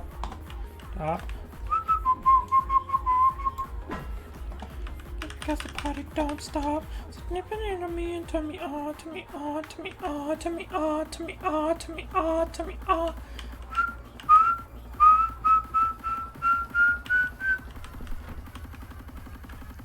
Ba ba ba ba ba ba ba ba ba ba ba ba.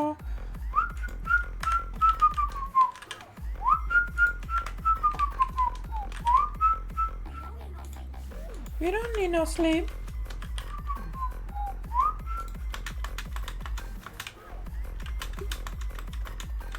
Ba ba ba ba ba ba ba. To me, ah, to me, ah, to me, ah, to me, ah, to me, ah, to me, ah.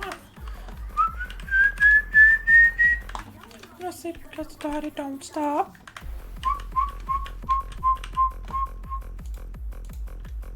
Okay. Oh, I made a slight miscalculation. By the looks of things, I made a slight miscalculation.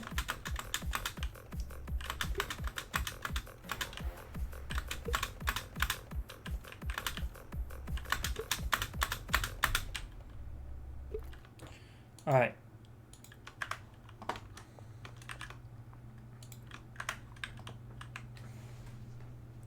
Alright, so...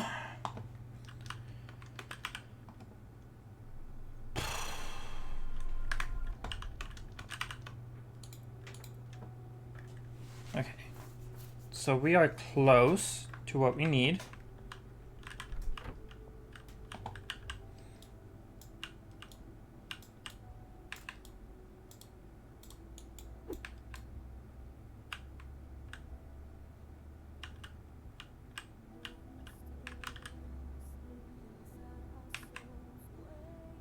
Alright, cool. My blood is black.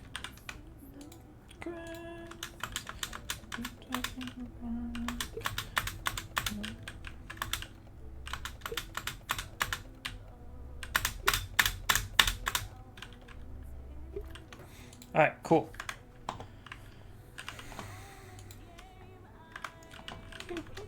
Oh, that came out perfect.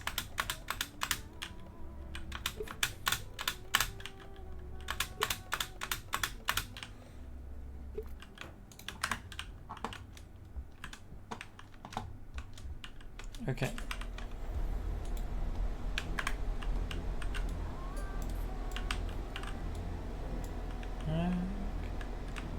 My Valkyrie,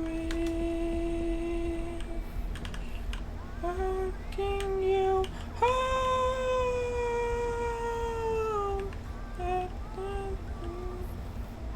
Okay, so I now need to go to the barn, do some stuff there. I should be good.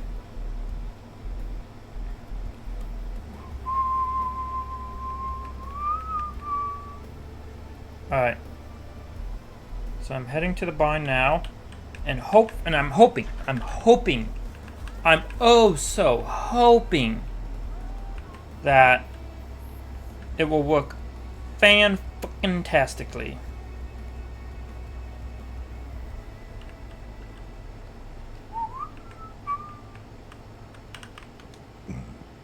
Hello. Okay.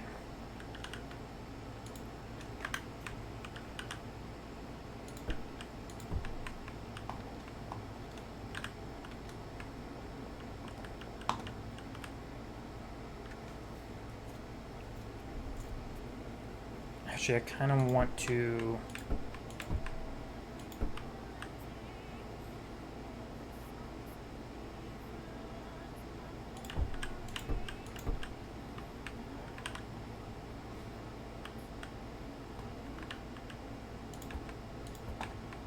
I think I'll give it the halogen glow. Fuck, the other stuff is all the way over there. Okay. You. Bed. Your bed is right here. It's right here.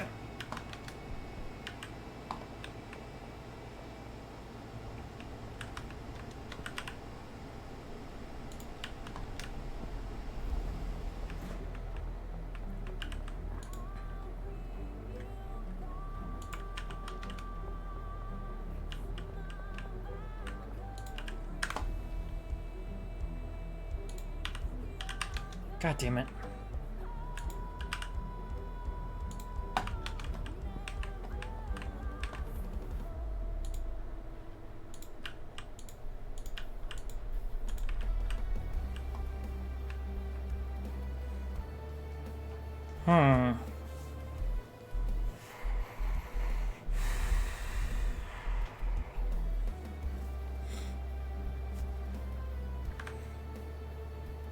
You know what? I think I'll have it like this, where it's just...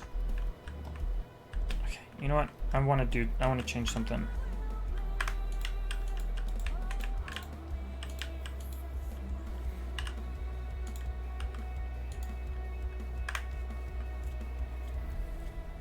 Y'all go there. Alright. There we go. So they all go there.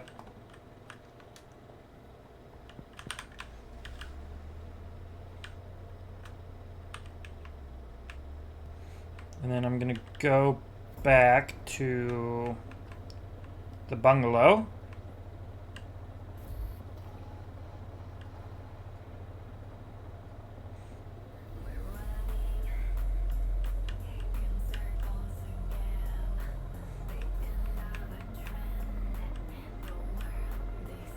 Grab some of the stuff there, bring it back to the barn.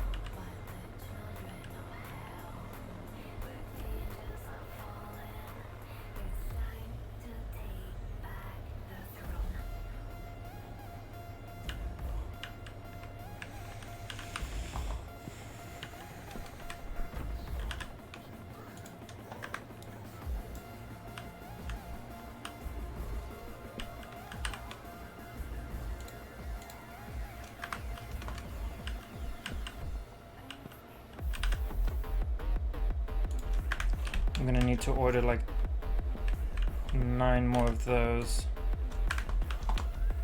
Alright. Deliveries, the weed guide. I want it delivered to the barn, loading dock 1. I want 9.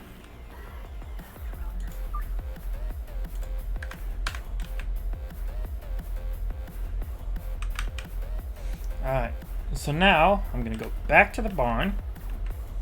I'm going to then set it all up. That should be good.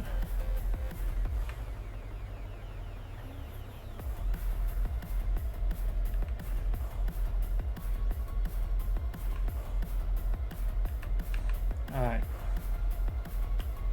Go this way.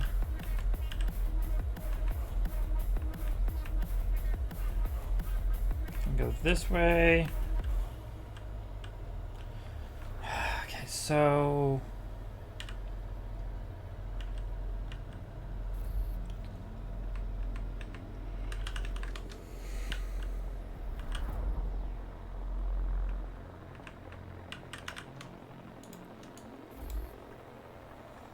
I'm gonna need more fertilizer and 20, 40, 20, 40. Actually, I probably should have ordered some more weed.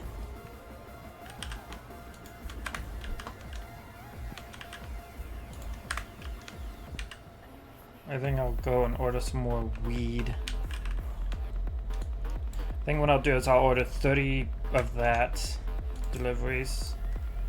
Can I actually get 30 more?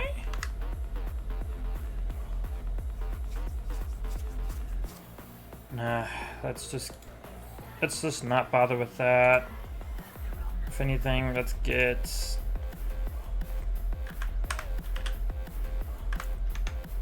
16 more soil.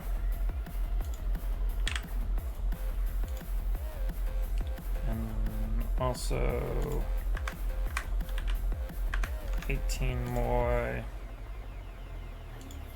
fertilizer. Fuck yeah. Alright, cool.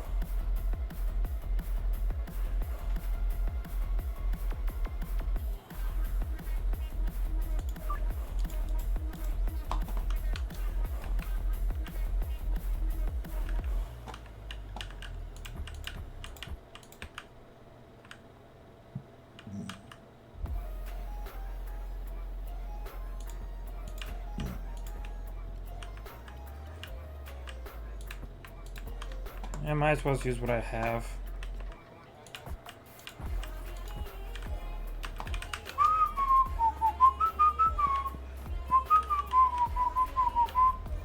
Alright, and then I actually need to withdraw some of that money so I can get a chemist.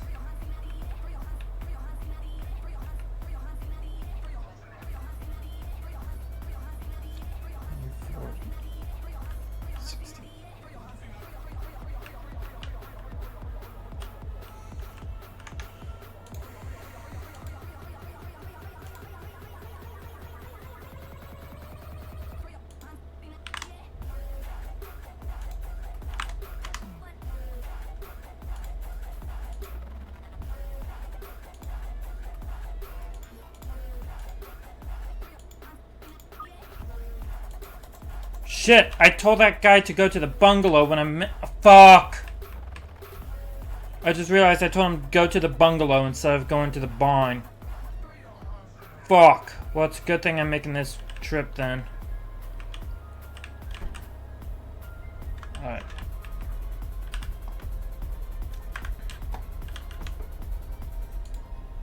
I'm gonna take a lot of this stuff out of my inventory because I don't want it.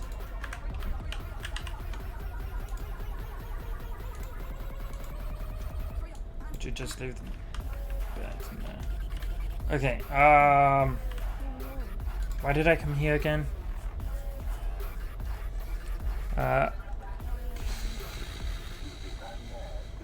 Oh, yeah, I know. Because I wanted to withdraw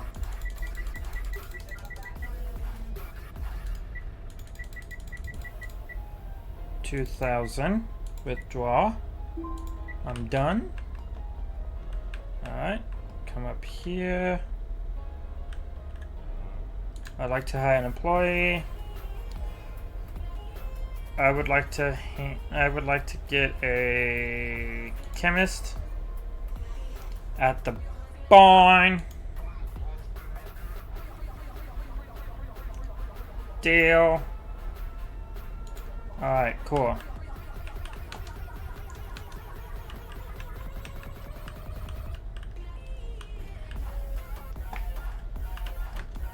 So,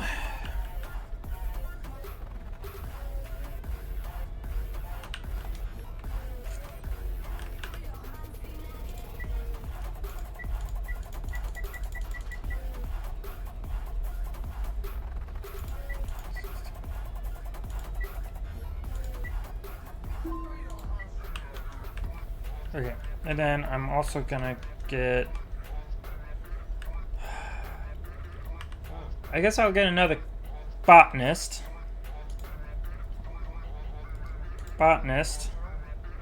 Barn. Deal. Alright, cool. So now what I can do is I should now be able to go over to the bungalow, grab the stuff from there. He should be there at the bungalow.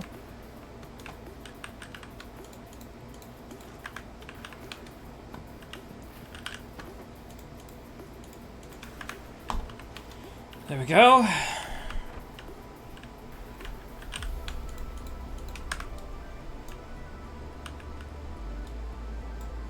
Actually, I'll just leave that there for the time being.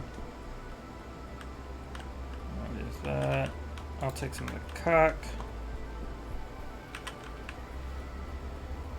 Alright, now I'm gonna head over to the barn, get that set up and ready to go.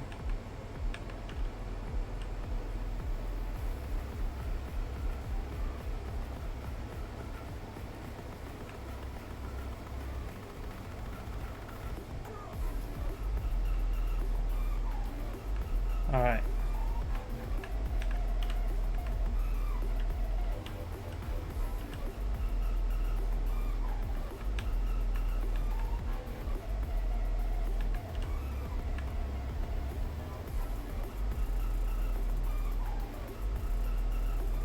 And then bada bing, bada boom.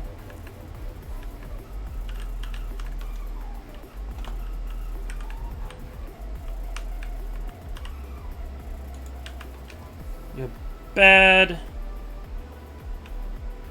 Fuck, I just realized I also need a handler.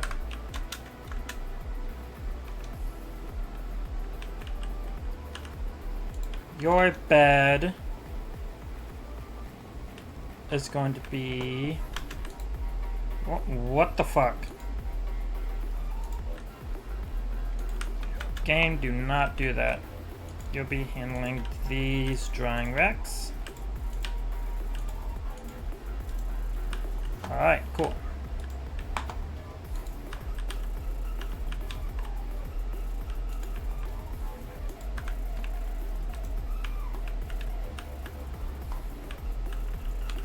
Perfectio.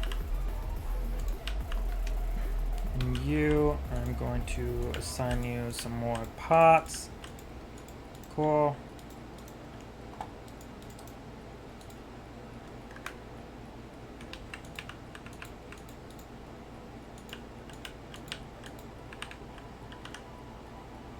C-type that, additives, fertilizer, destination. I want you guys to go there.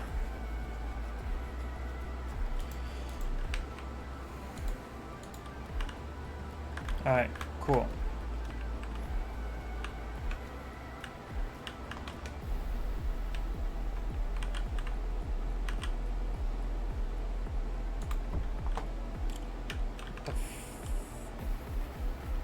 God damn it! Not this stupid fucking... Oi! Oi!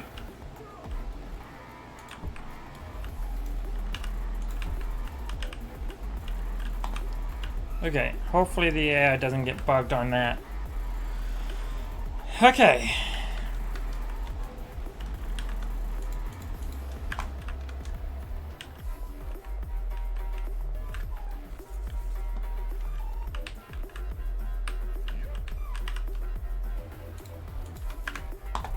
I think this will be the final product shelf. Actually.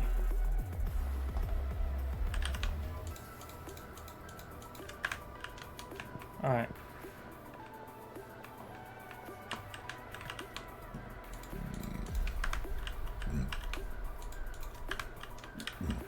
Okay.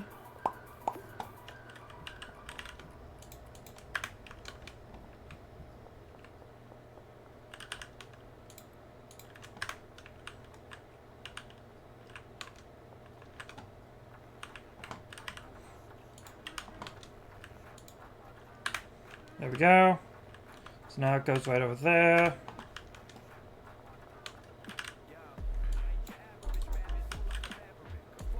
I'm just gonna say set these to 1. Alright.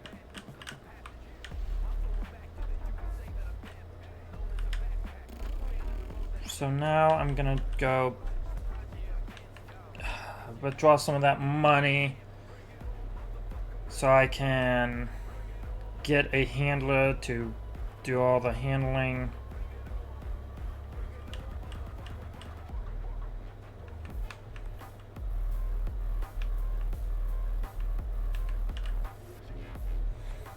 And then, yeah.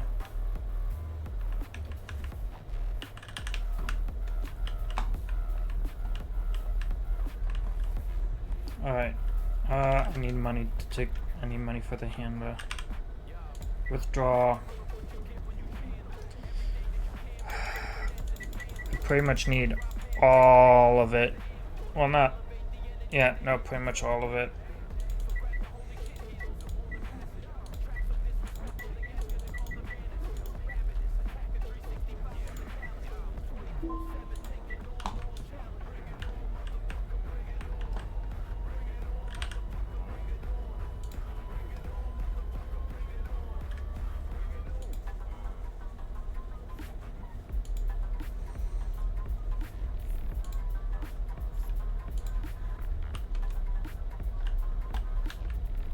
I need to withdraw all my money.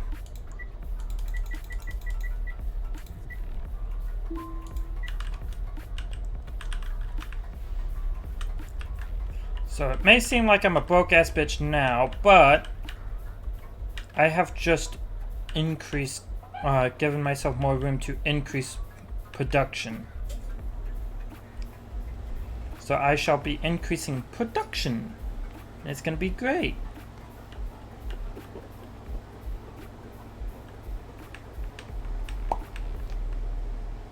It's gonna be great. It's gonna be great. It's gonna be great.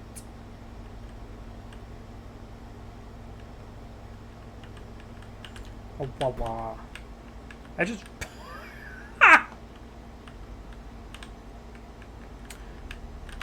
That, okay, not gonna lie, that was a little hilarious to just look over and see.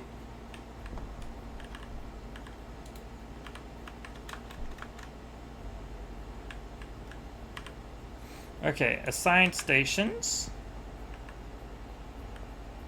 You'll be assigned to that. From here, that's the cuck, right? Yeah, that's the cuck. So the cuck goes there. Add. From here to here. Awesome.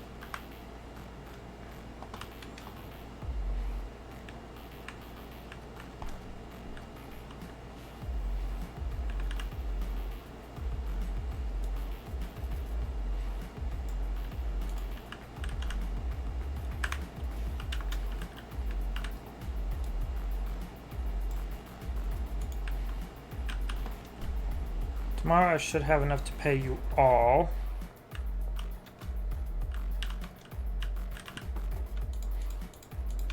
But for tonight I don't.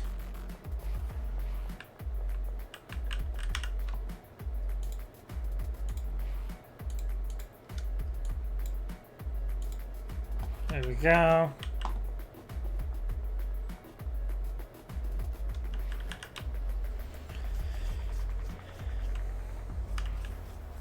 Now I'm gonna take a bed and I'm gonna put it in the barn so that way I can watch the progress go and manage it, because I will need to be part of that process at the moment.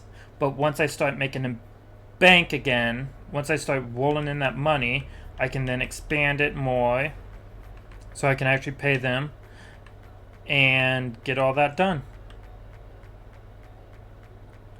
I think I put the beds over here.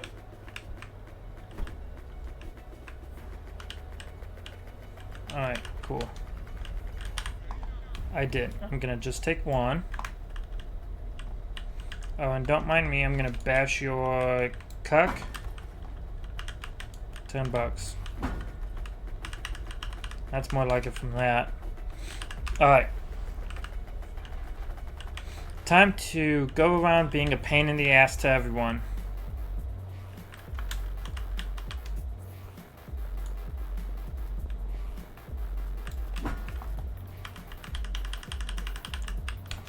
Alright. Anywhere where I see a cuck machine or I see an ATM like that, I'm going to just go whap. I'm just gonna whap it. Boom. Oh shit, a bitch.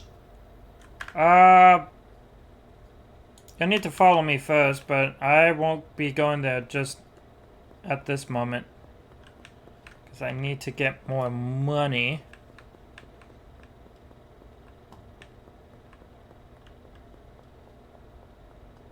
With some more ATM machines. That dude is still fucking dead. I doubt they would have any back here. Ooh. Hey, functional. Okay. That bitch still falling? That bitch is still falling. Okay. Let me...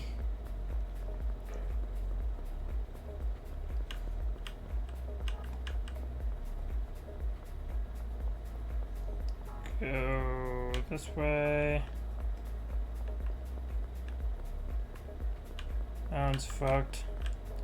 That bitch still falling? Yep, okay. She really wants her drugs. She clearly wants her drugs.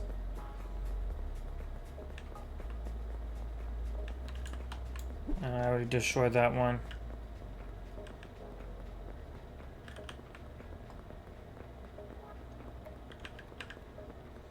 Alright. So... I come this way.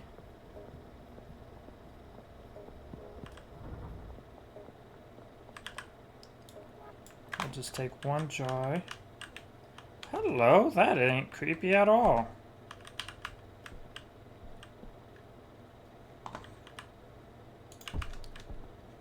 Put that there.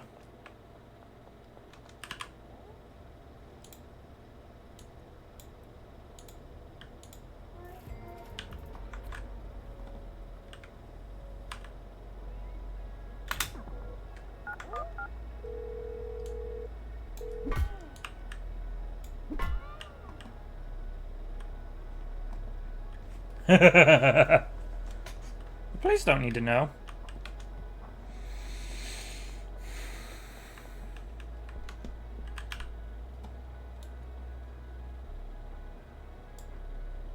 Okay, so the chemist. And it looks like I have enough to pay everyone. Hell yeah. Okay, cool.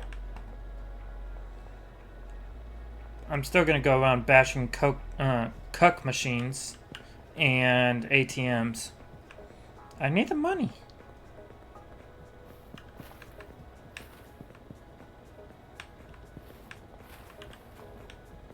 Alright, that's all I gotta say is I need the money.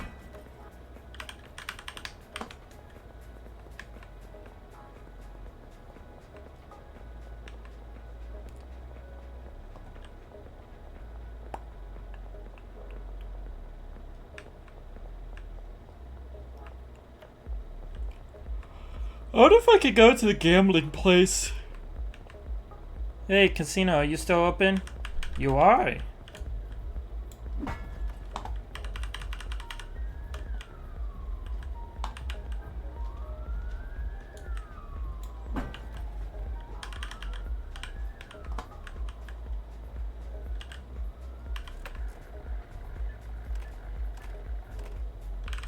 Fuck.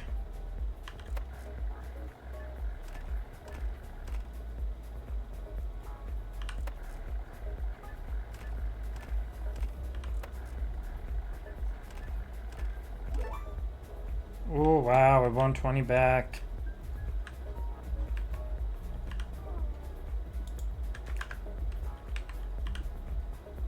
I don't know how to play blackjacks. Dealer must draw to 16 and stand off at 17. Let's bet 50 bucks. Dealer 10 plus use 6. Hit 8. Hit 13. I think I'll stand.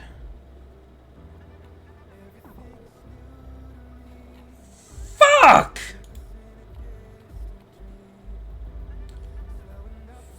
Oh, I'm at 15. Holy shit. I'll stand. What? What? This is bullshit. Hit. God damn it. Hey!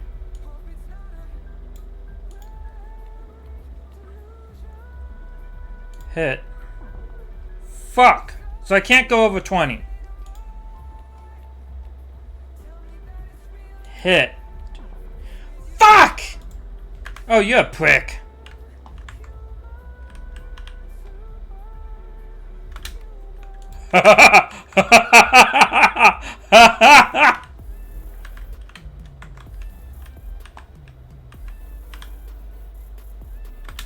He only has $1.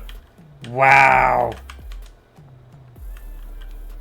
Is it doing that one thing again? God damn, that one dude only had $1 on him.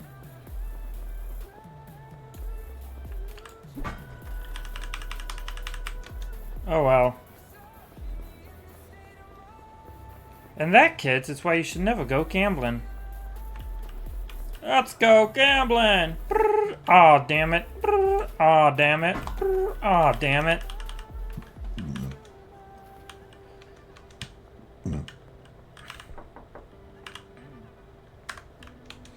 Okay. Oh, damn it.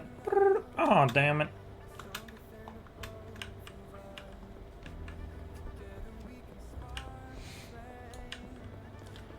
Boom.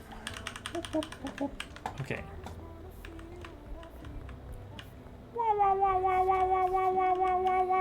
Where's my place? I can make stuff for mama. Yes.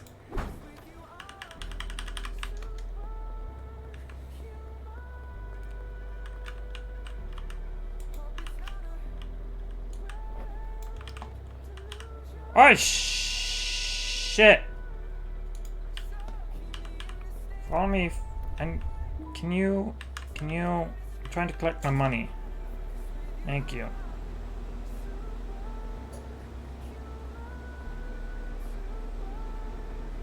Human, bum, bum, bum, bum. All right.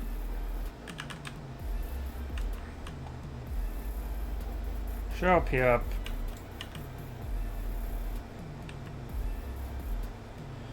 I just want to get there quick. Superhuman, not a grand delusion.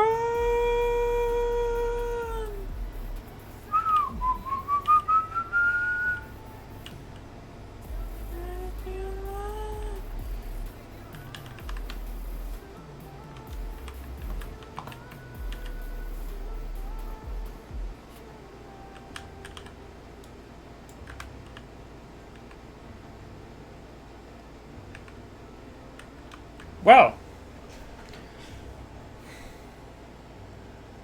that bitch is taking their sweet time to get here. I thought they wanted to get there high.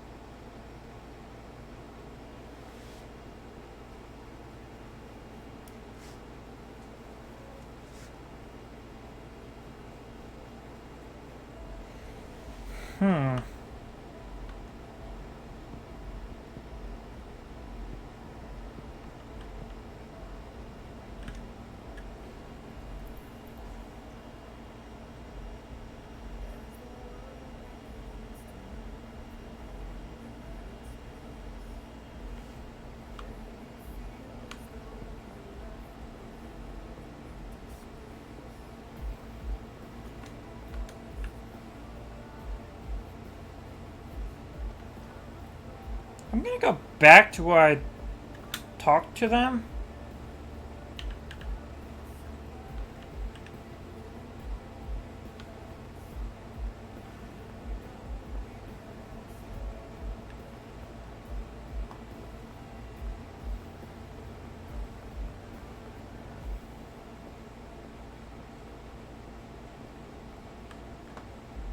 There you are.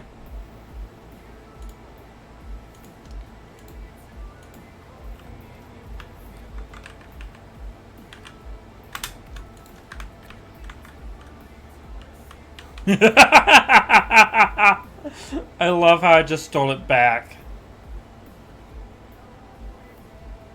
I just stole it back. Hell yeah.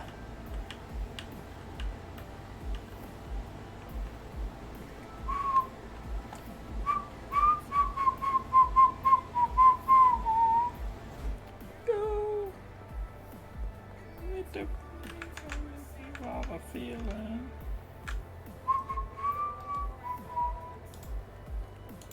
No regrets.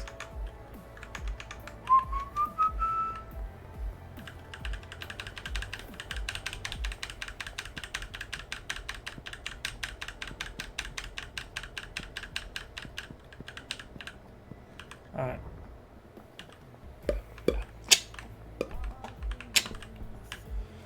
Sleep!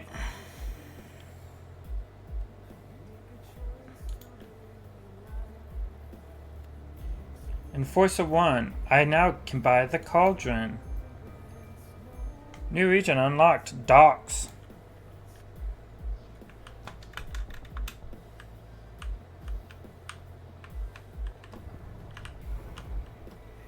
Alright.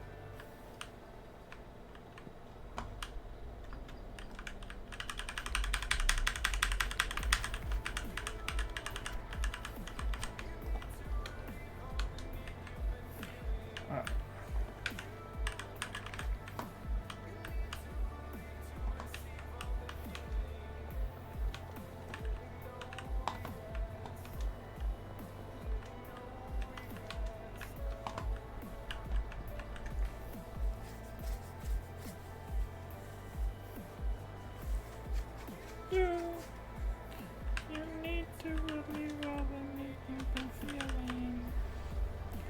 Alright. So now I'm gonna go back towards the bungalow. I think what I'll do is I will try to pawn some things off.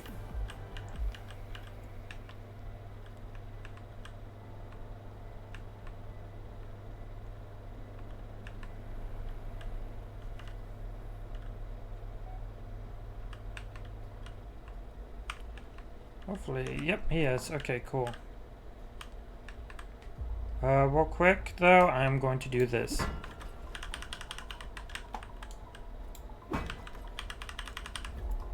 Awesome. I'd like to sell something. Okay, actually. Can y'all just hold the fucking phone? Okay, is Benji here? Hello. Give me one of these. Thank you. You. Make an offer. This. For 320.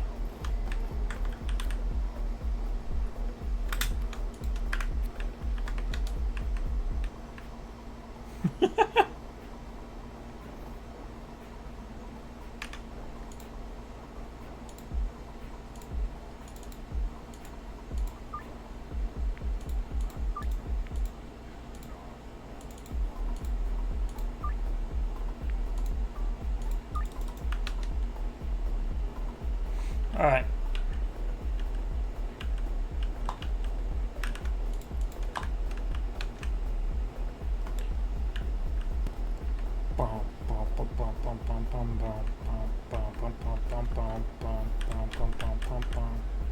Okay, I'd like to sell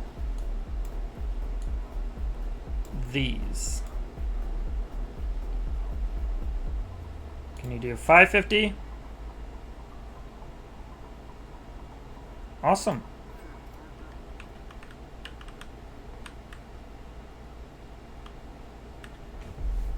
Why are you what are you apologizing for, House?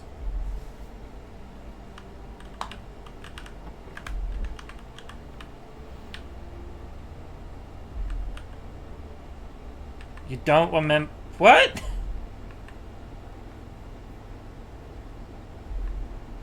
You don't remember.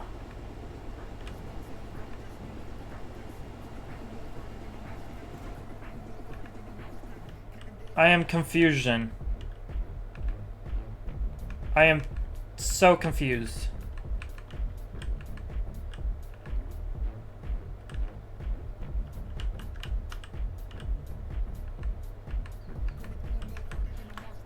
You know, it's the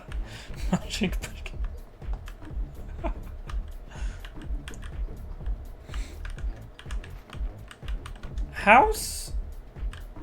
You just stopped by and just you said hi. You stopped by, said hi, hung around for a bit, chatted for a bit, and then left. It was a good time. I don't know what you're apologizing for. Did you get absolute shit faced, House?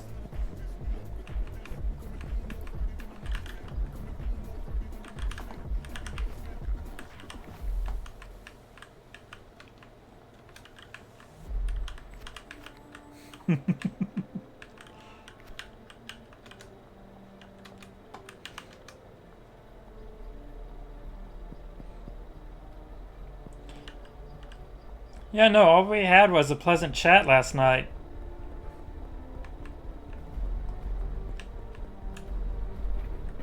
And then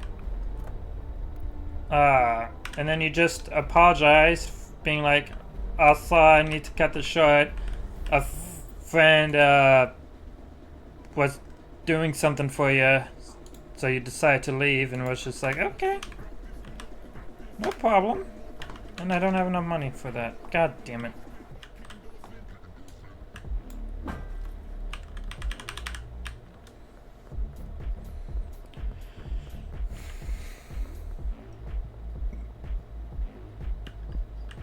Oh shit.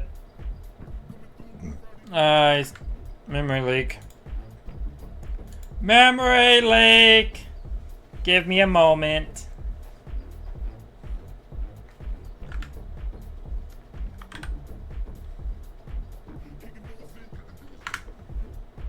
Alright, cool.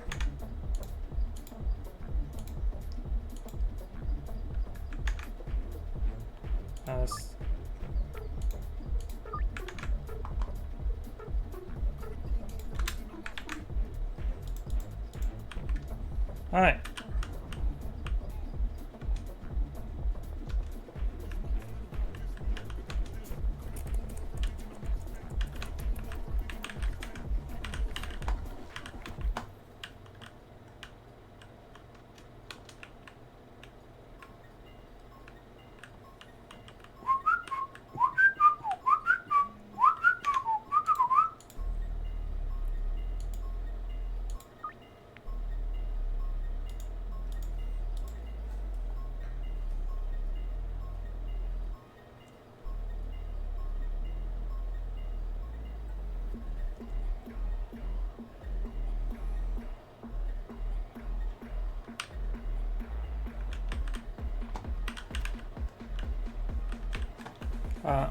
Also, House.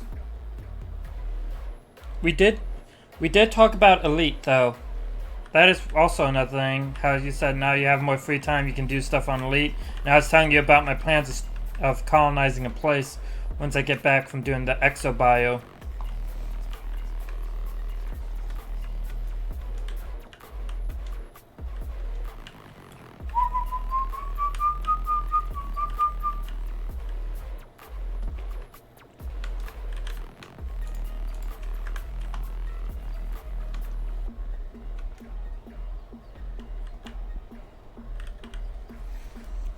I believe a Type 9 would be better.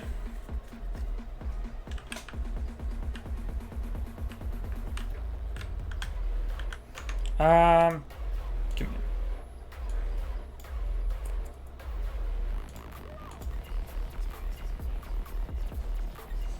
Okay. Then Jerry. Where's Jerry?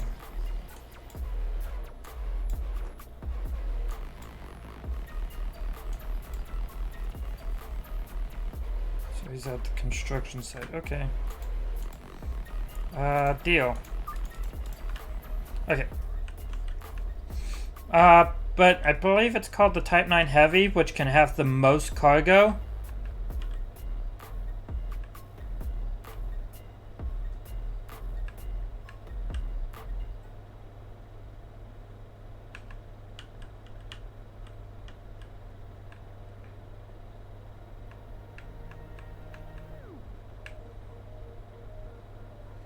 So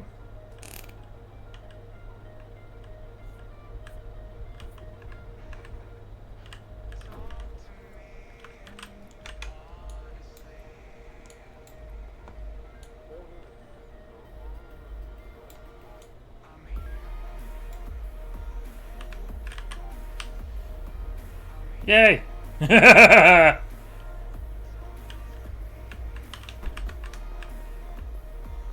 Alright.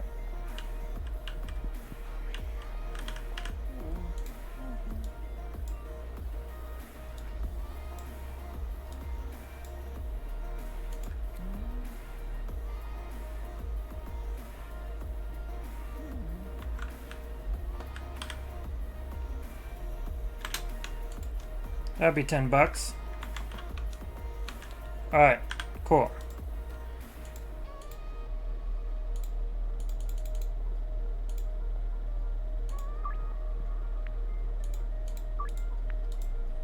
Okay, and then contacts, and then I can get a dealer. Which means I need to get friendly with Jerry. Okay.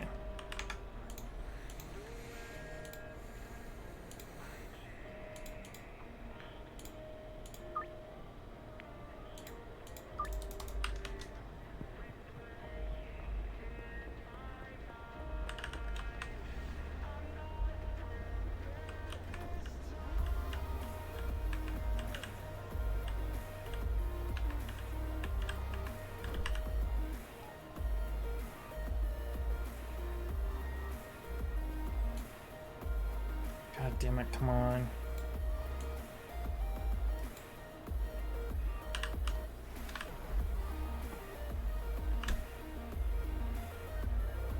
There we go.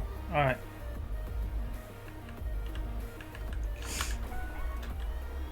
Ow!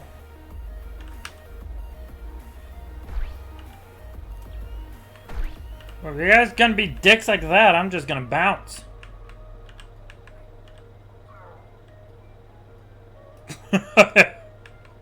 I had a dude stuck to my fucking roof.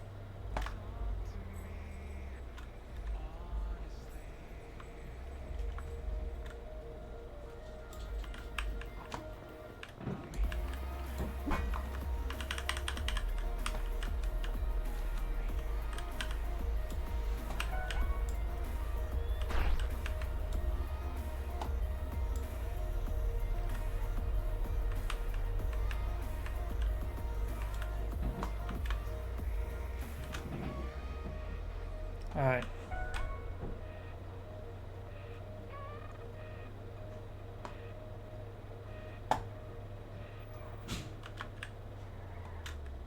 Alright, let's go! Boom, boom.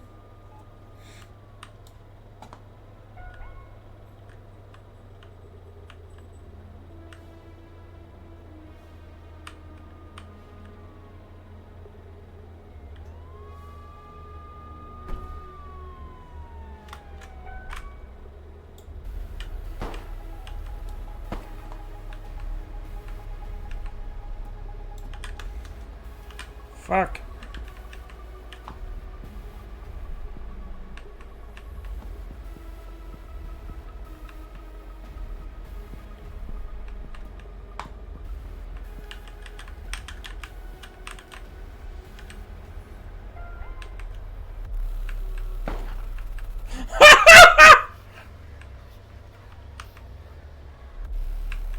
They're like, fuck you! Boom!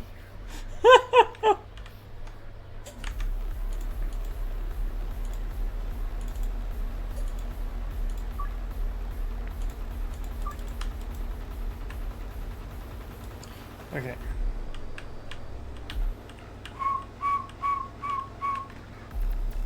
Not me.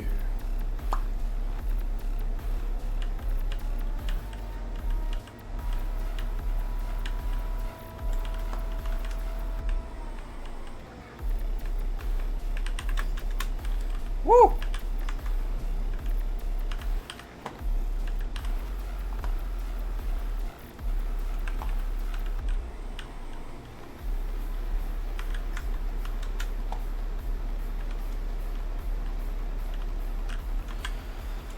Okay, I am over here, and there's possibly one person who wants this shit right over here. Alright.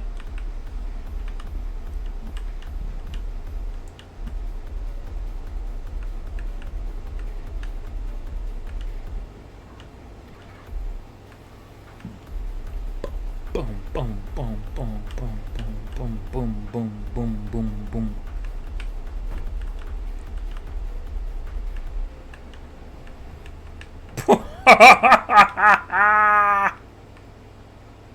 That's hilarious. It just got yeeted. I bet you, though, Benji's out. Yep, Benji's out.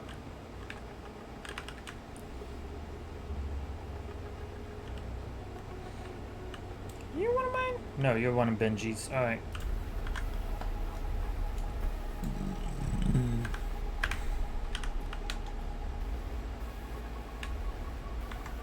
Doesn't mean I can't pickpocket you, though.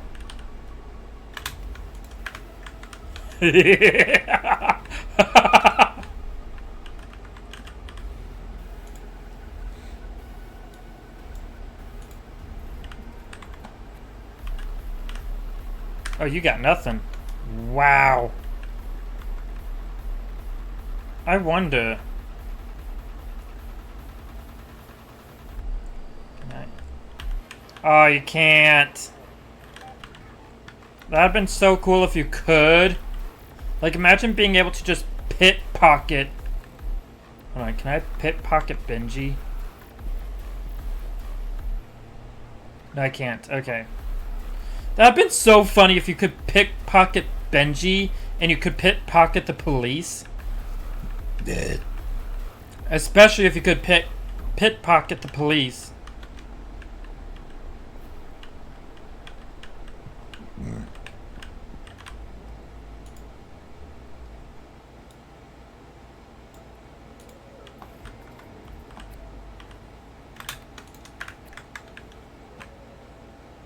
You give me that extra 10.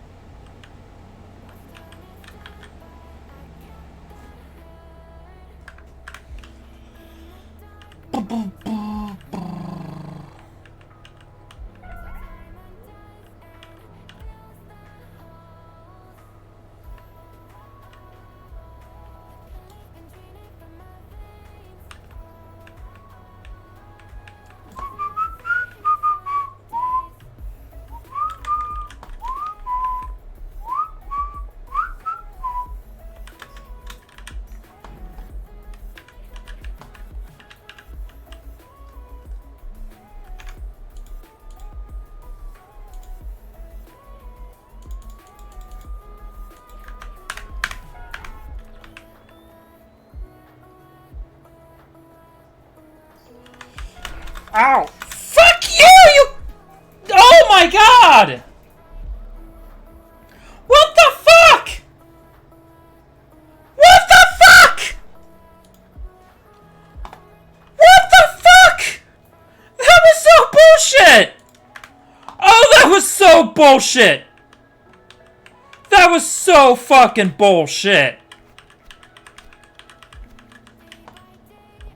That was so fucking bullshit! The game goddamn knows it. That was bullshit.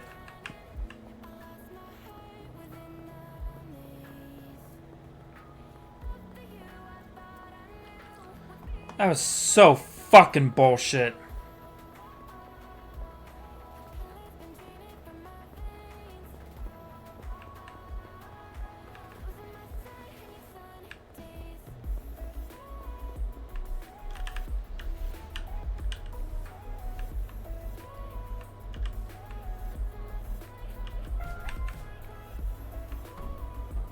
I don't fucking care.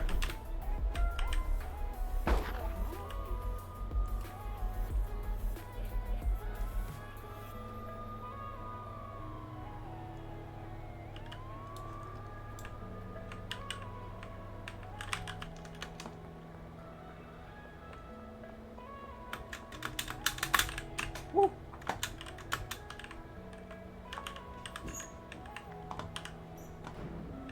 That was so fucking bullshit.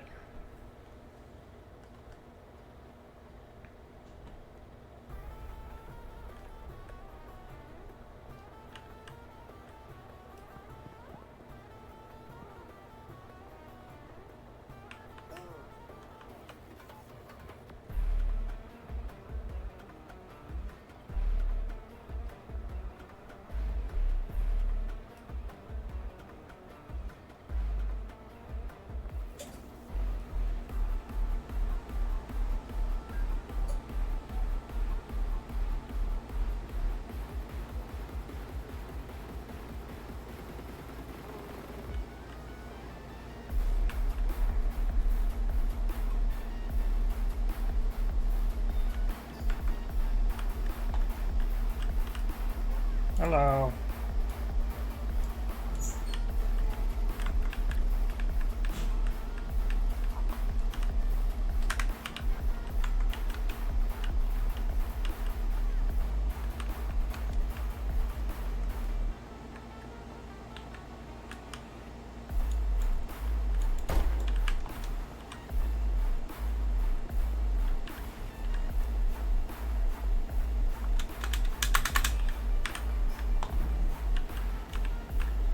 Yeah.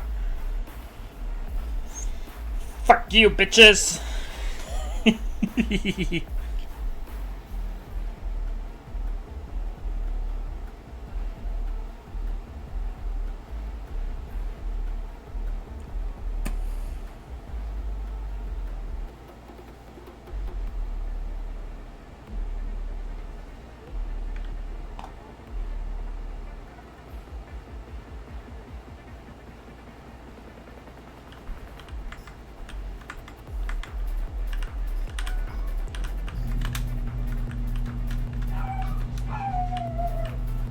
Nope, nope. No, you don't.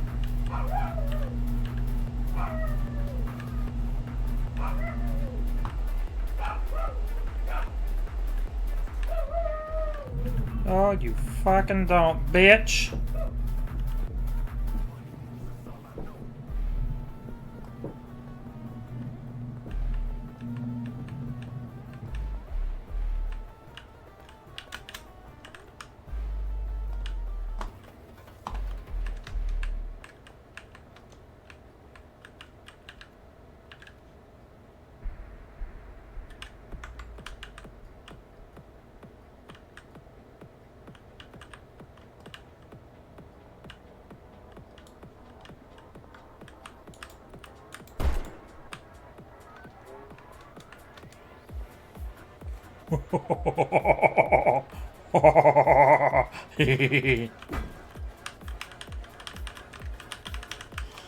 I'm a dangerous foxo.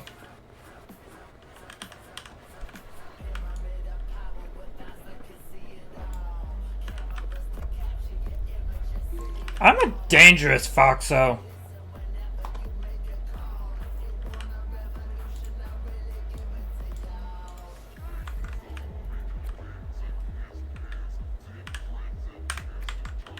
Y'all have nothing.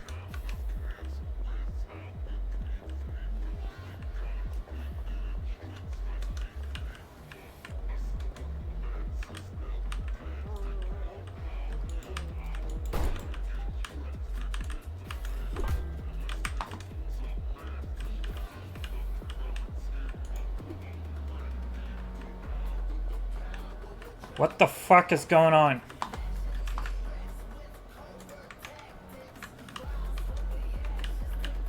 Oh god, not this issue.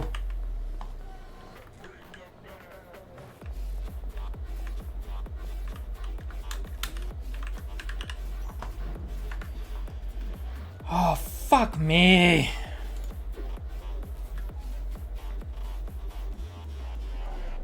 This game sometimes does not recapture the mouse on using Proton, so like sometimes it'll just not bother.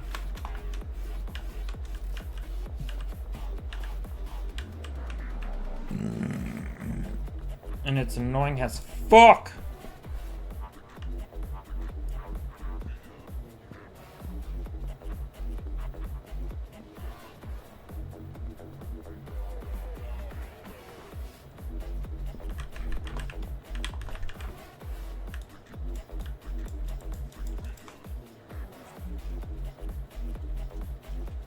I feel like this thing is just stuck now.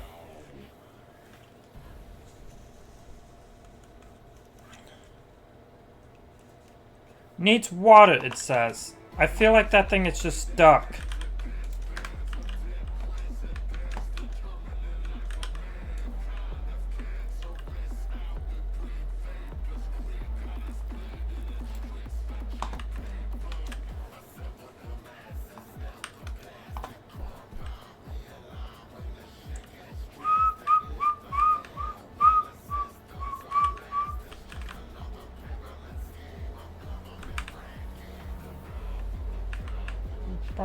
Classic.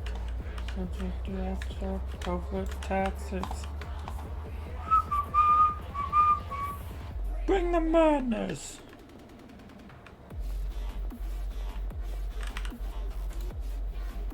Didn't I just give you some?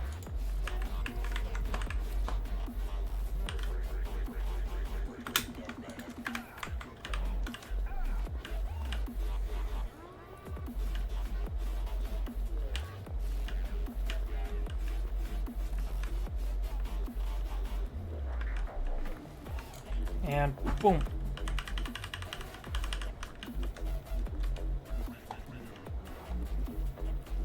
Alright, and then you.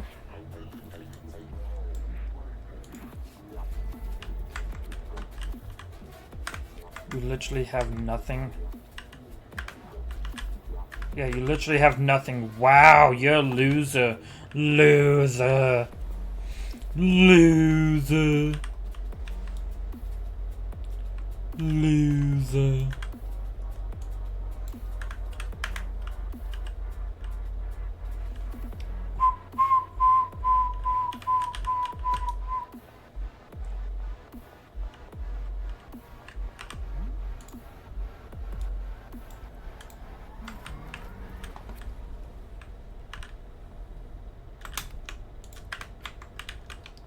And I got my thing back.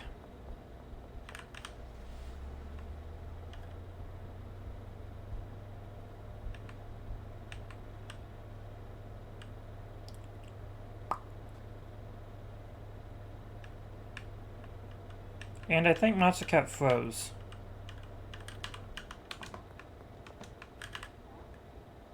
There it goes.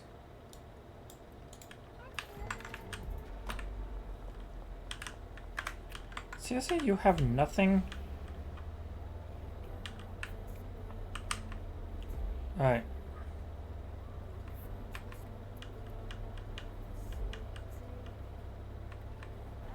I'm gonna go see what Benji has.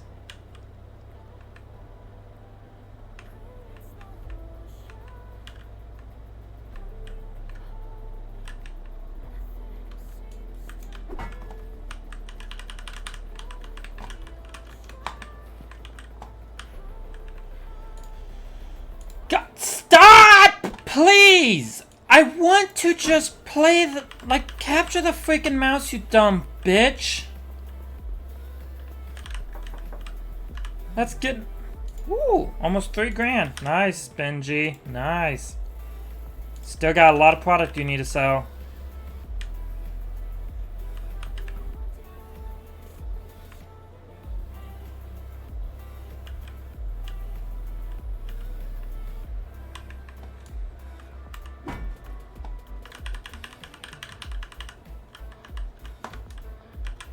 Now I need to go, clean,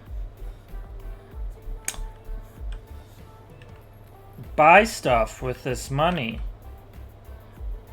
Yes. That's what I need to do.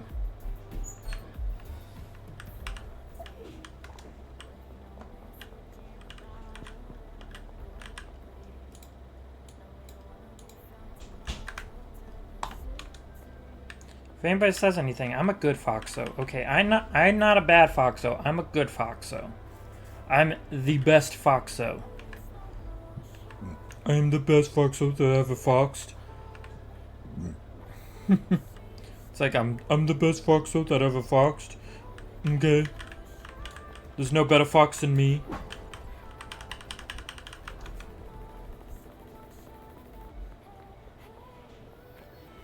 Okay, so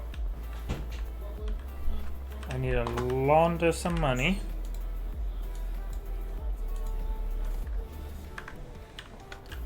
And it says it'll take a day, but not really.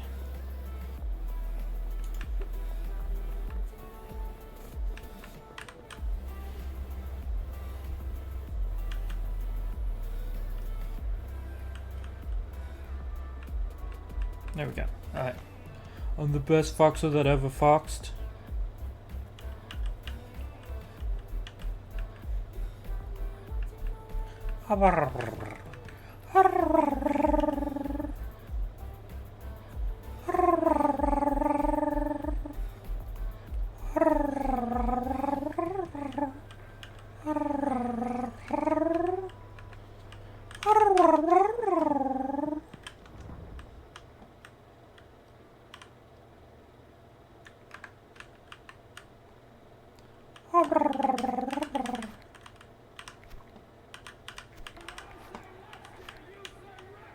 Let's get reckless!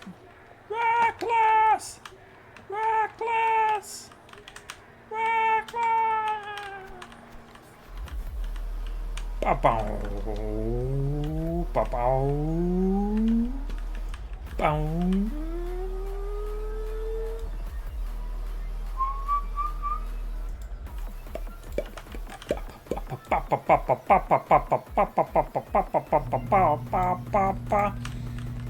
Let's run, motherfuckers!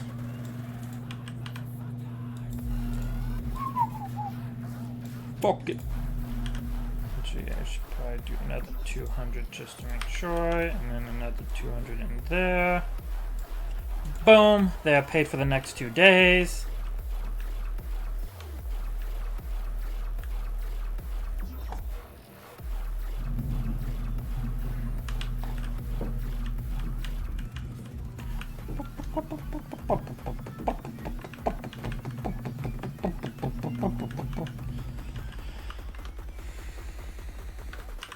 Let's run, motherfuckers!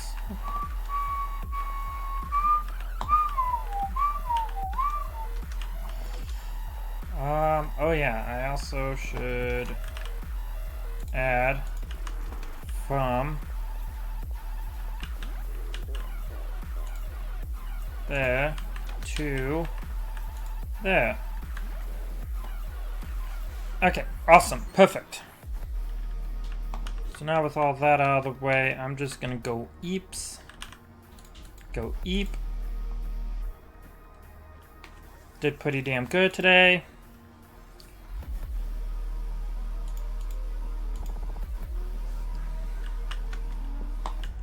Alright.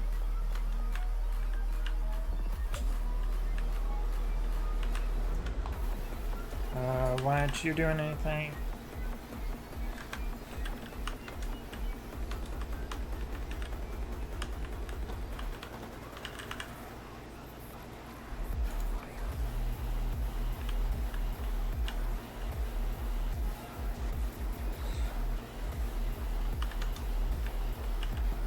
Because you won't do anything. Why?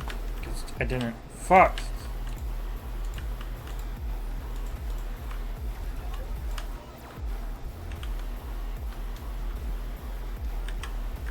Okay, you still got the 2 stuff. Nice.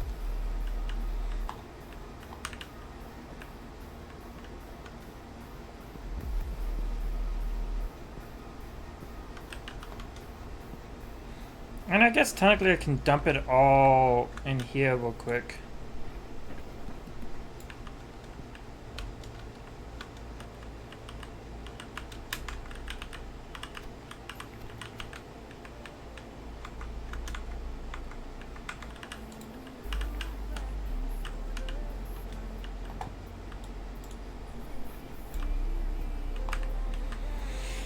Alright.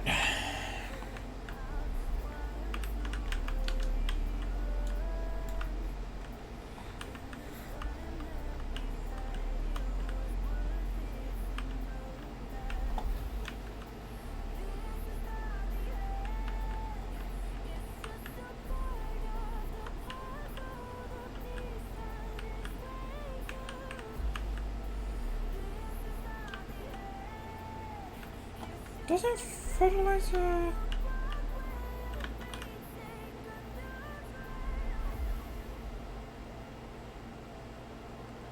I see.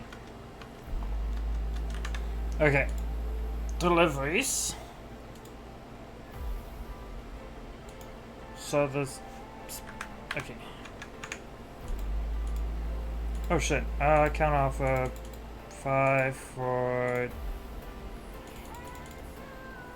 295?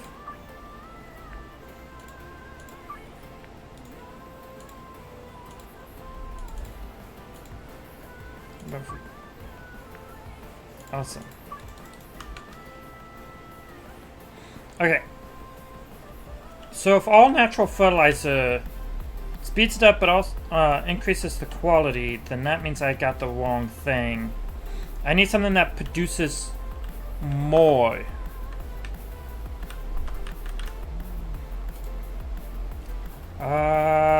Speed grow.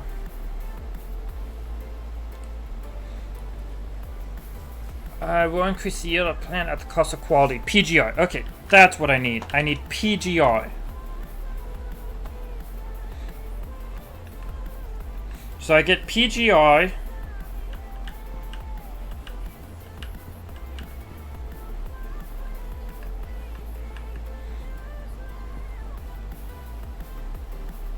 Let's see.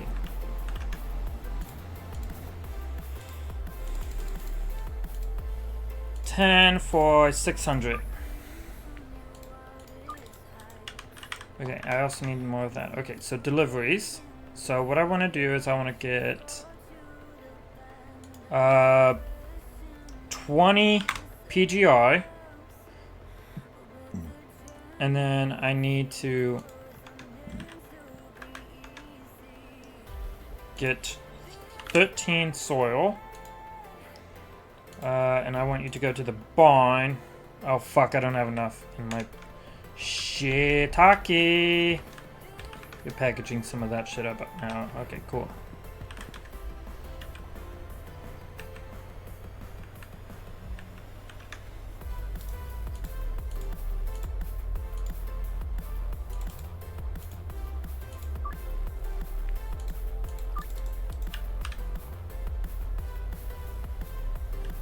Alright.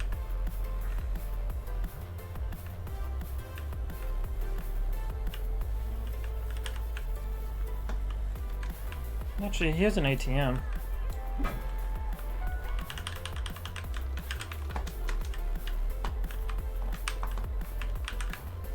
Not gonna catch me, coppers!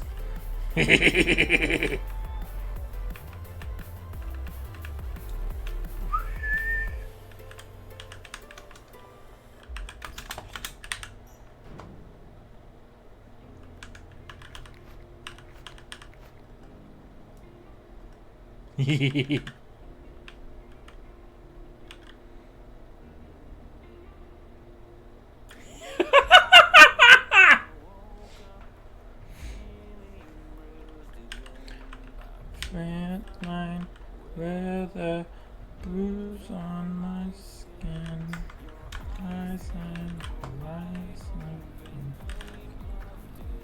I got 12 more hours before this will finish. Fuck. Your words are loud and clear, right unheard. Leave me to silence, I look away first. Oh, oh, oh, don't let me go. This is going a lot smoother.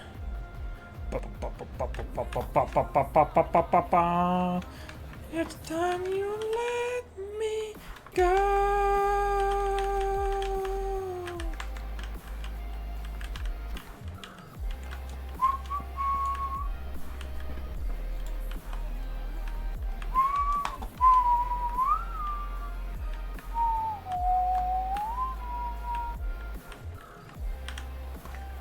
Oh, premium marijuana.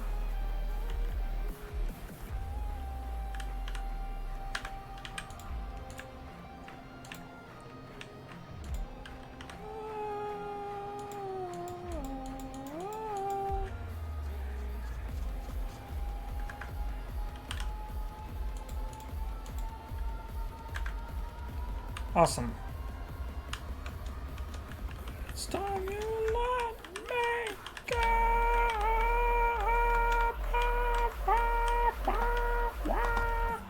Me go.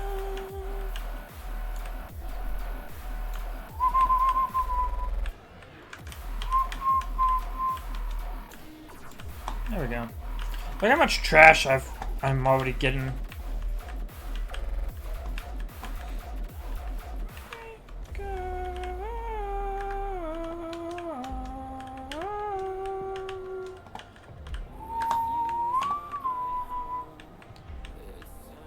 Okay, so I'm gonna need. Oh dear lord! Oh shit!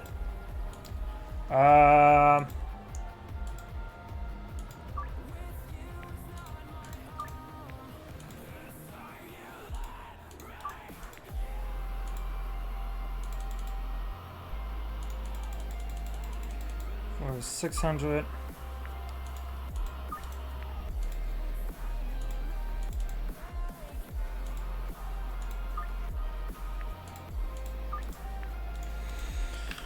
Whew! Okay, so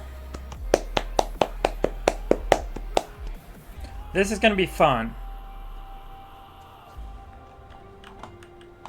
because I'm gonna need a lot more motor oil. Okay, this is gonna be fun because I'm like, yeah, I'm gonna need a lot more motor oil. Whew. Whew.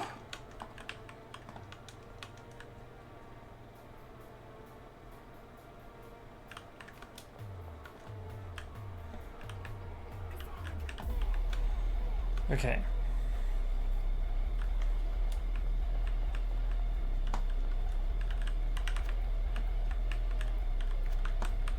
I'm also gonna need more weed.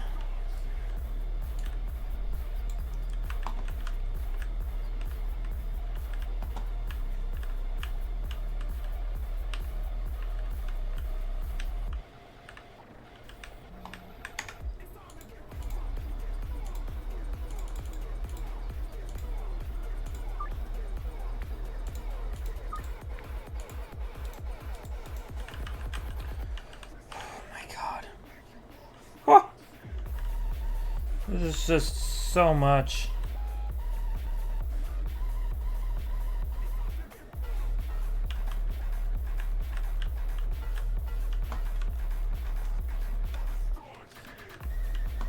Okay. Okay.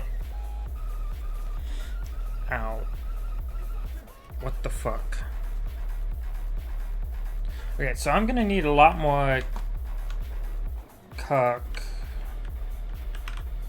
20, 40, 60, 80. That's 160.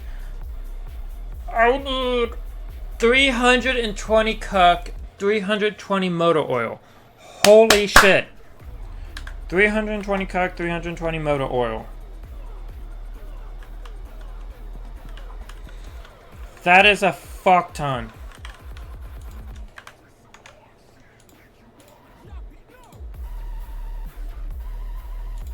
Make it 350.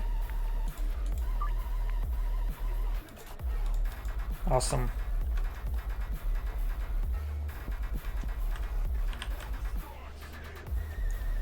Shit. Like, no, this is gonna be a fuck ton.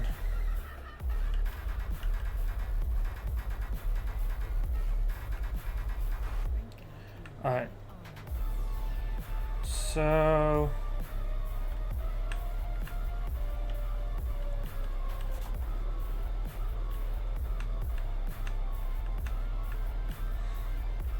Also, I think what I might do is I might switch over to Resonite after this day. And see how that all works. Ooh. Okay, you're doing good. You're doing fine.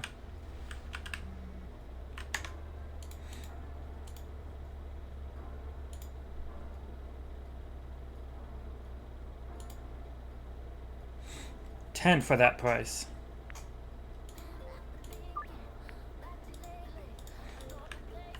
All right.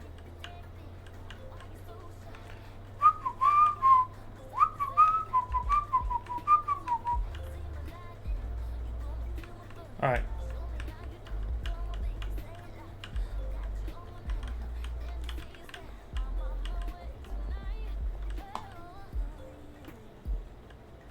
I just gotta wait here for the one person to come because I can't buy fucking anything.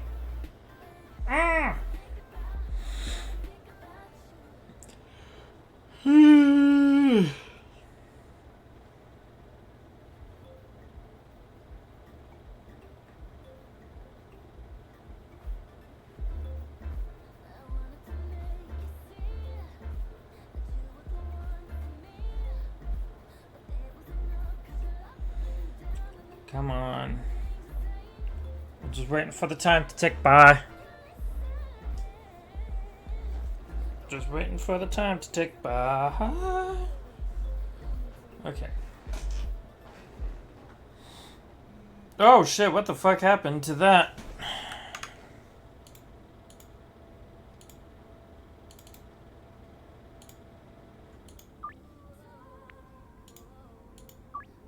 Fucking hell. All I did was lift my arms up and lean back, and then all of a sudden my V-tubing issues just went nuts. Look, look at that. It just went nuts.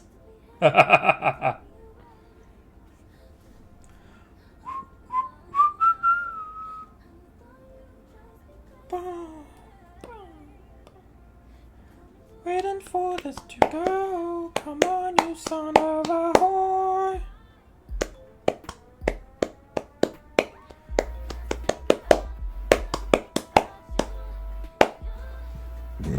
Hey, come on, I'm trying to sell a product to you.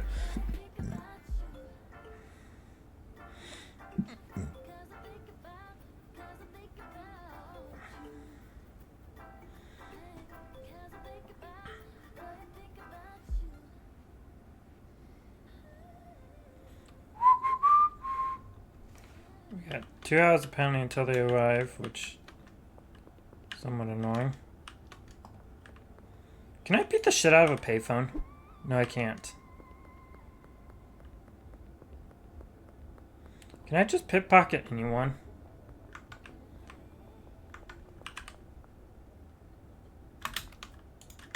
I can!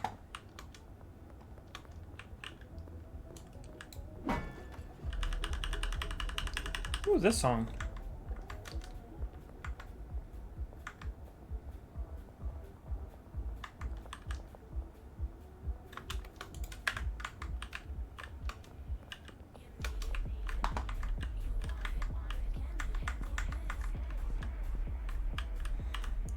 Alright, Peggy. You want it 5, you get 5.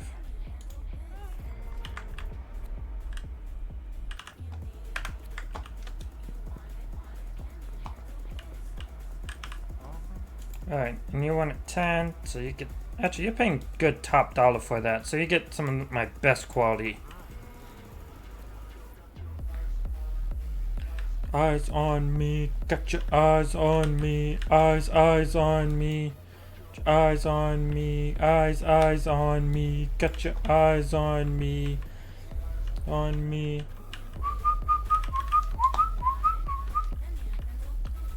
But can you handle this? Got eyes on me, eyes on me, it's on me, it's on me.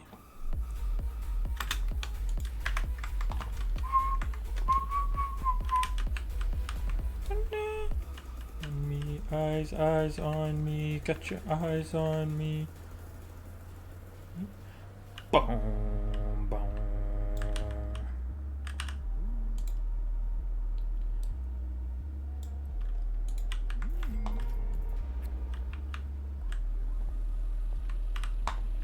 You got nothing.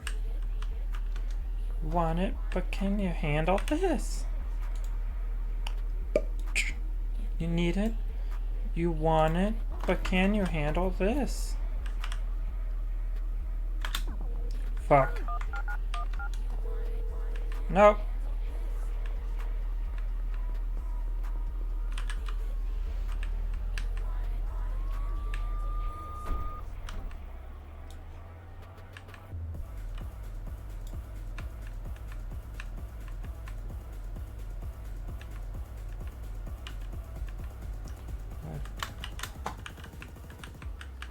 Oh, hey. You want a free sample? Here you go.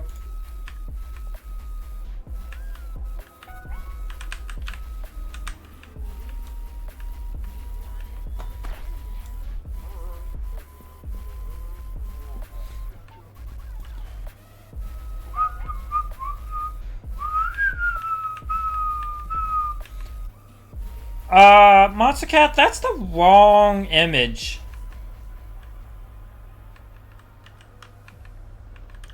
That's the wrong fucking image, Monster Cat.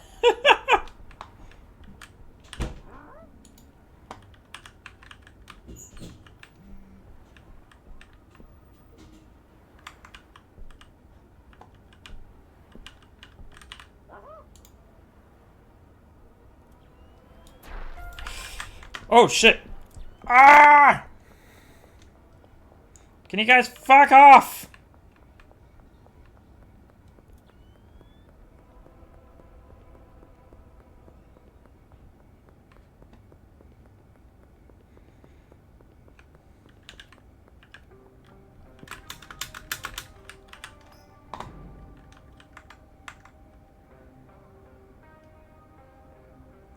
I will boink.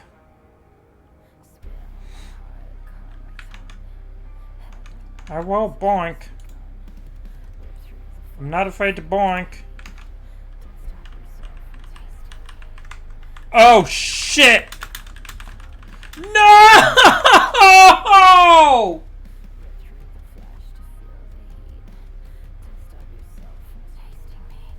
No! Are you fucking kidding me?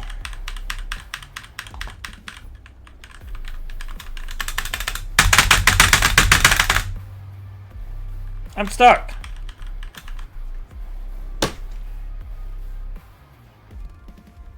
I'm fucking stuck. I'm goddamn stuck. Are you fucking kidding me? Okay. I think I will switch over to Resonite. So I will be right back.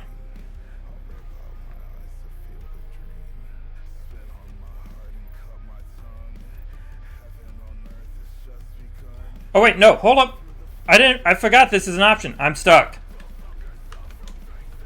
Hey, there we go.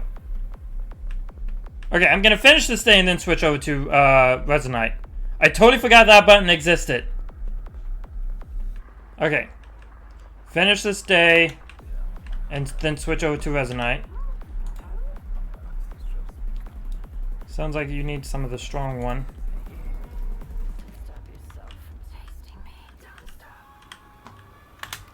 For being a dick, I take you 30.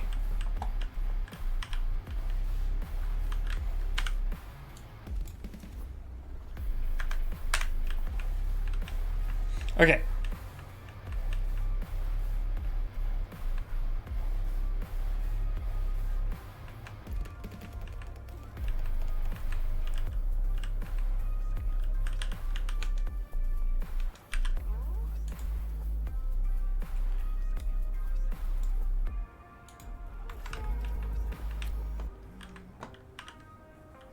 You have nothing.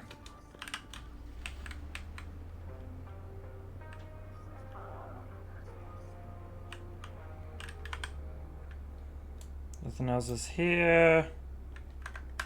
Next location is under the bridge. Alright.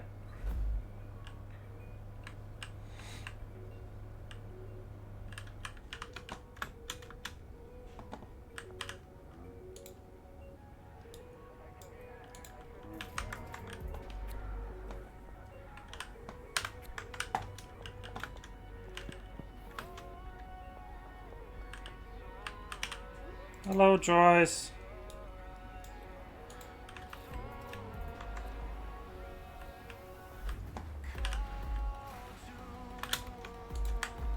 I'll take that.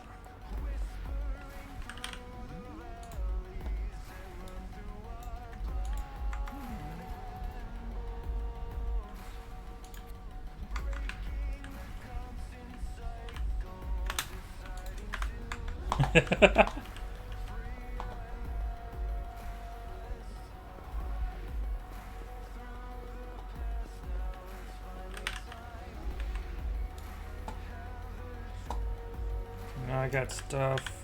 Where?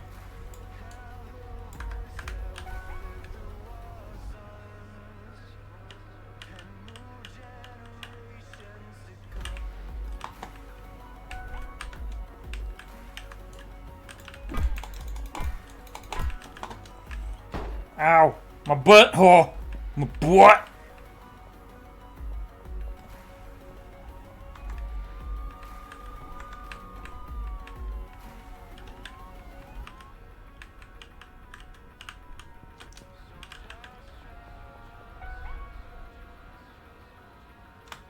My butthole!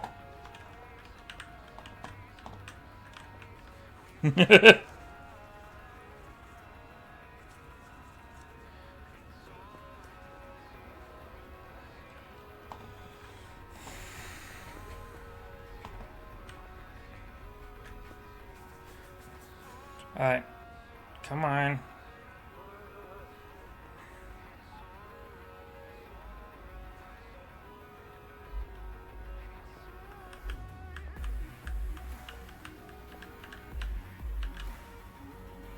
Come on.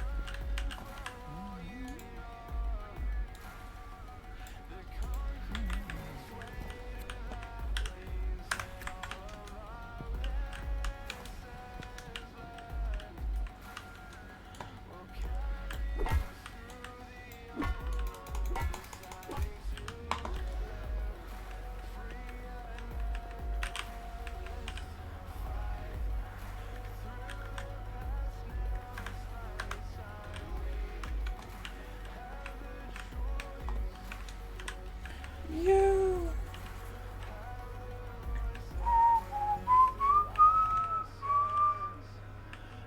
New generations to come.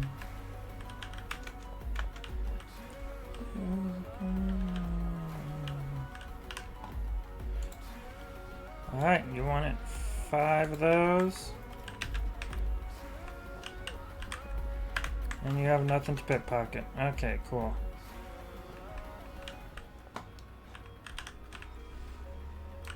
I think people are learning that if you're around me, you if you're getting your stuff off of me, to make sure you lock it down.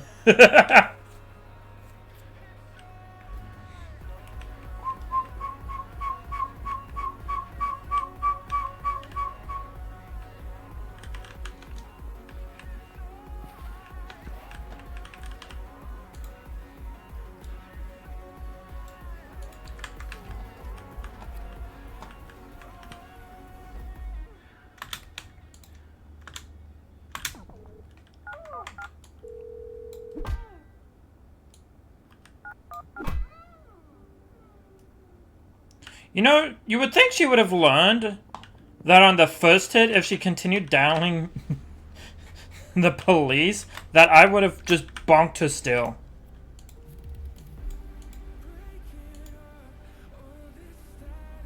Molly. Okay. I'm gonna bug Molly and then switch over to Rezu.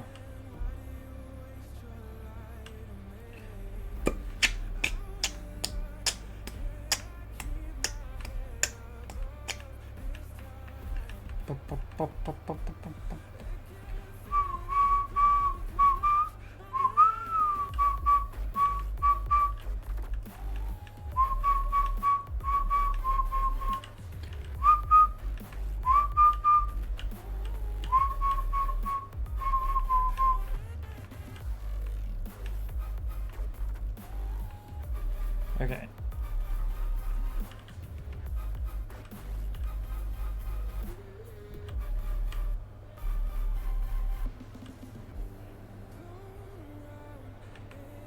And oh,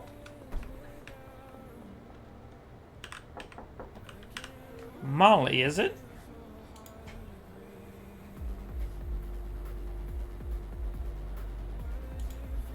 Yeah. I'm gonna give you all of this, and then I'm going to go into the dealers list and start assigning you some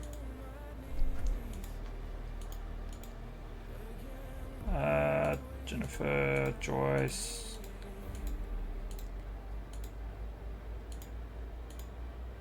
Eight.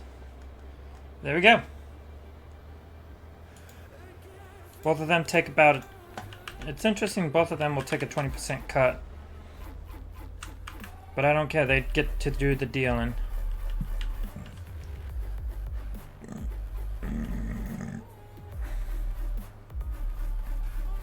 Alright.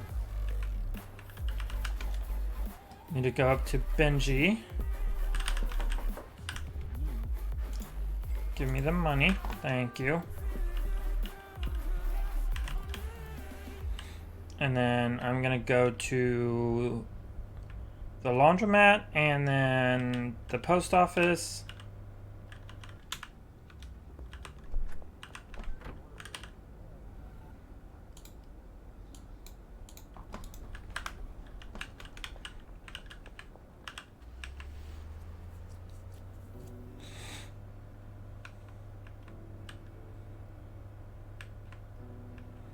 I'm laundering as much money as I can. Alright.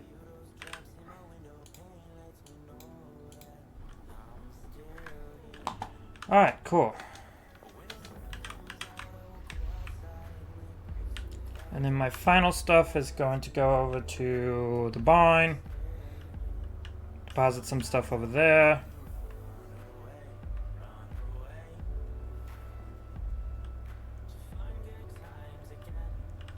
Find my old friends.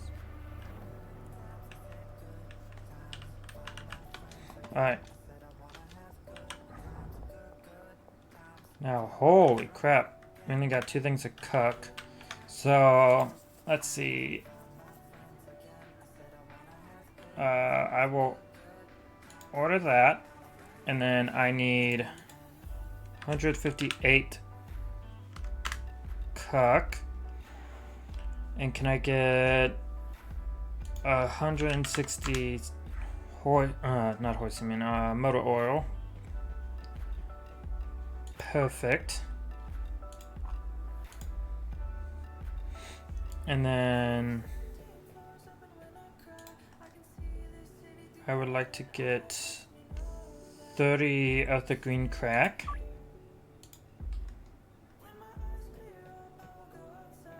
And I think that's all I need. Wait, no, I should have gotten 40. Fuck.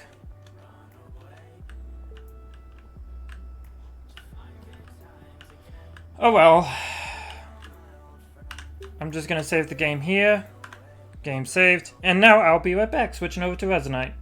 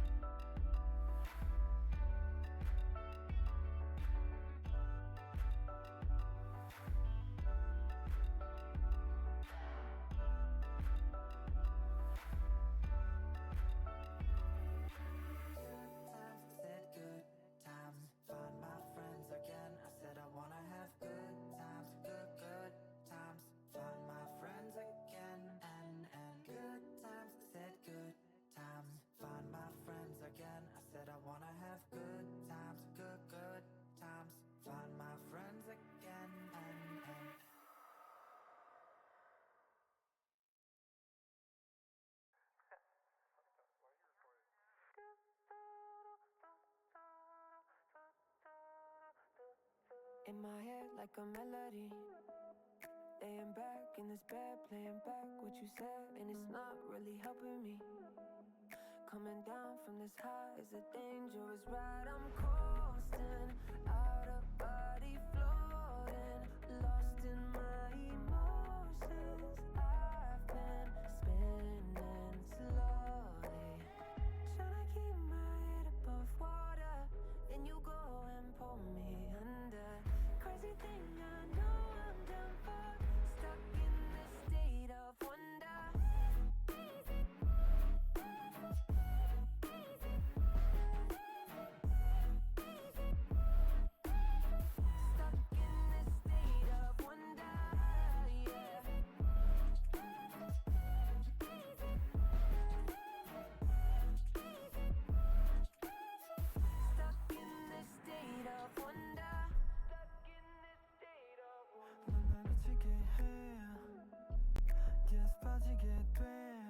I don't care 모든 걸 삭제해 전부 잊게 돼 And I just want you right here with me 끝이 없이 우린 floating Lost in your deep oceans 깊이 스며가 slowly Trying to keep my head above water.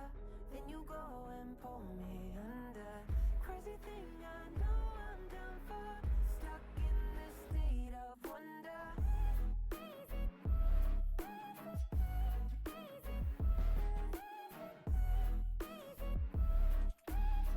Stuck in this state of wonder, yeah.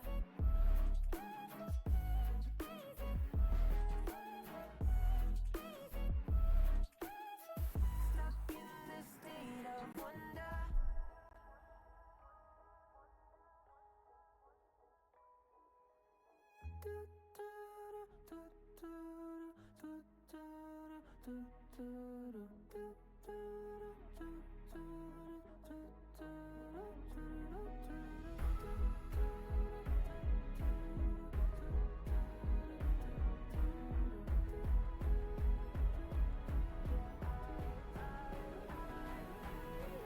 Trying to keep my head above water.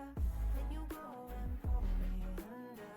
Crazy thing, I know I'm done for, stuck in this state of wonder.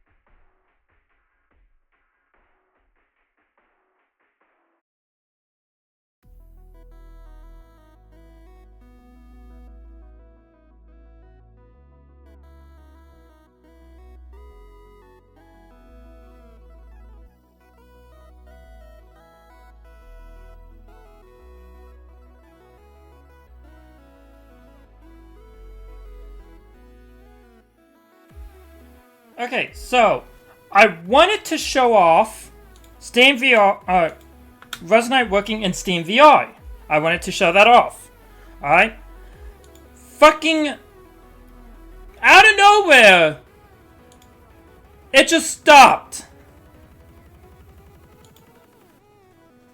It literally just stopped working. And I don't know why.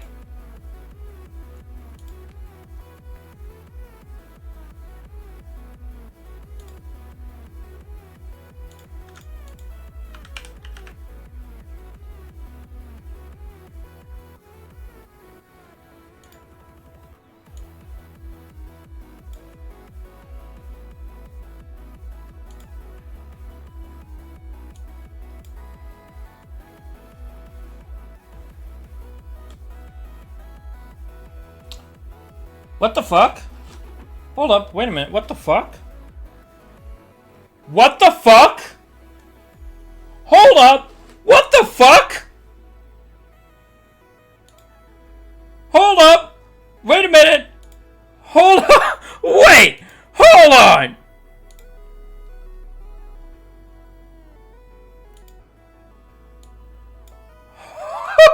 What the fuck? So I forgot to turn off Envision.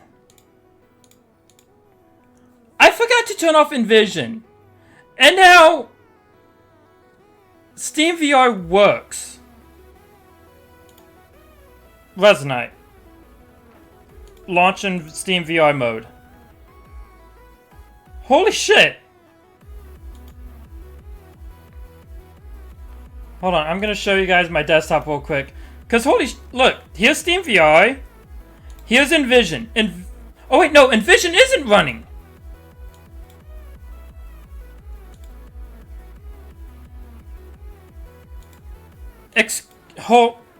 What? Display VR view. Hold on. Look at that! What the fuck? Look at that! What the fuck is going on? What the fuck is going on?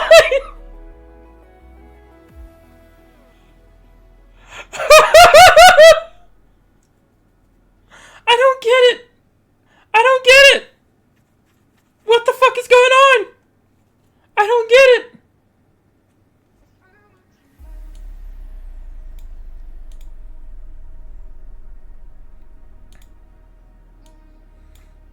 So, and now Resonate doesn't launch.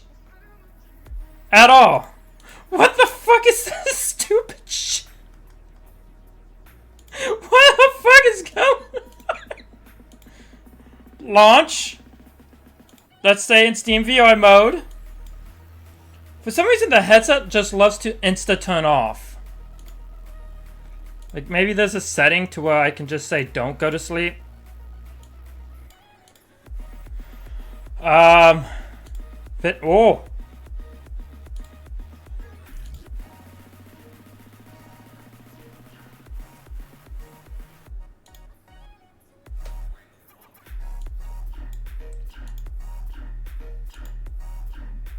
Hold up.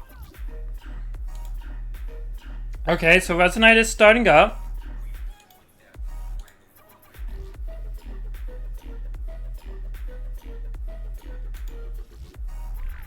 What the fuck? What the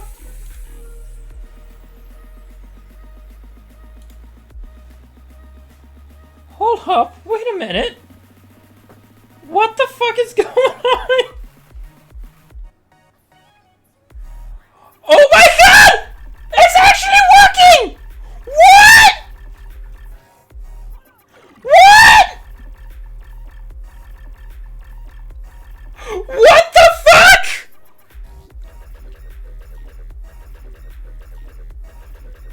What the fuck?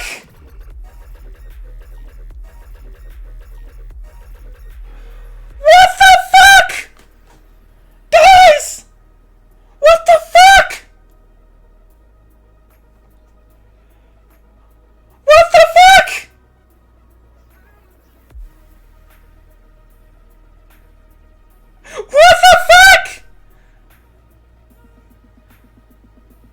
I'm falling through the world. What the fuck? What?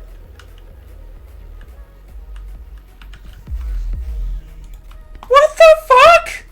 Hold up. What the fuck?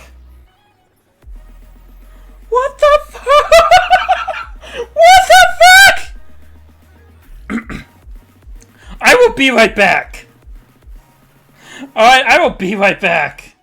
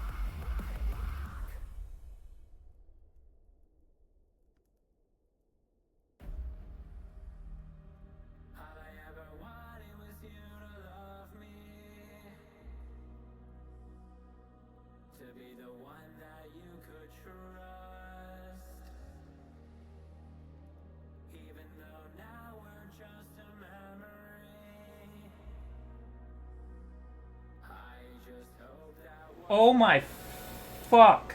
So I'm having to do this an interesting way. Holy shit. It's working.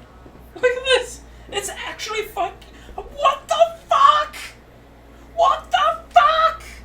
What the fuck? Oh yeah, before I fully continue though. Hold on, before I fully continue.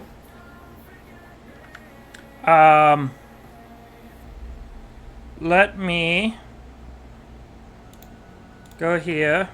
And as you can see right now, I'm just doing a desktop capture. I don't want to fuck around with this any more than I have to.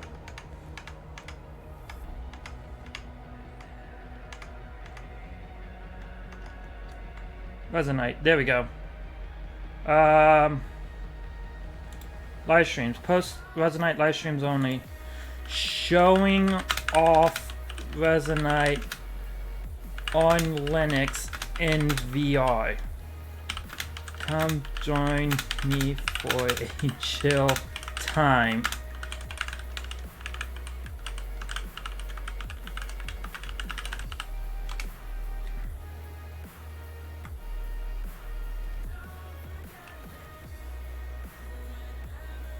Alright. There we go. I can't believe it. Alright. And now let me refocus back on here. Oh my god. I can't believe this. Ow. Ooh, ow. Shit. Ah. Like, guys, I was literally just here like, oh yeah, no, this ain't gonna fucking work. This isn't gonna work. And like, clicking Steam VR, that's not gonna launch. It launched. It fucking launched. Let me get... Before you guys say anything, though...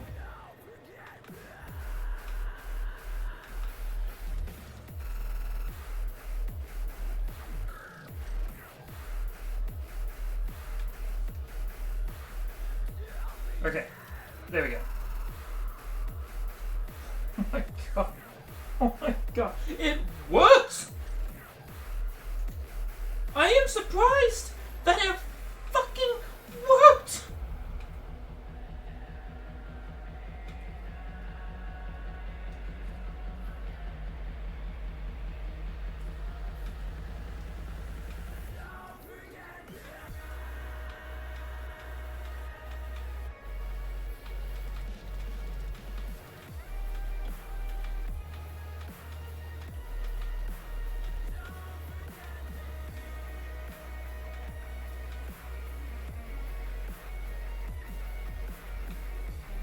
Holy shit!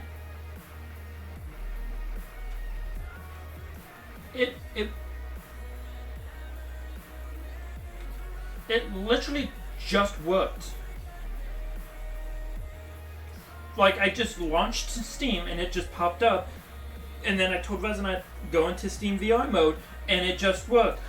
Why is Steam VR just suddenly working? I don't fucking know. I hope this is a sign, though, that Valve is just like, we are going to be committed to improving Steam VR support on fucking Linux.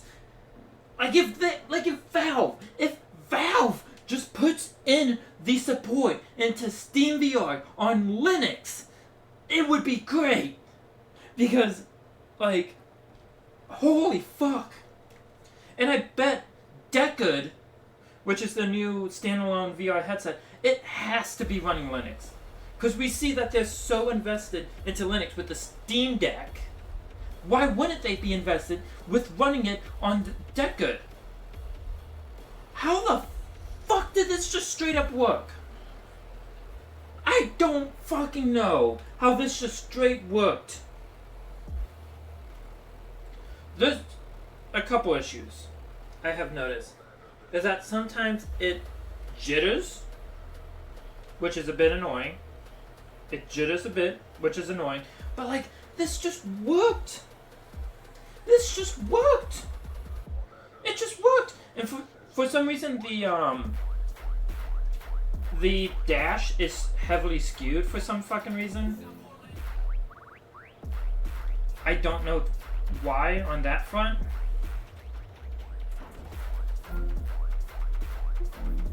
Hold on, I wonder.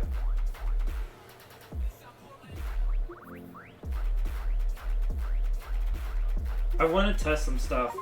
I highly doubt these things are gonna work.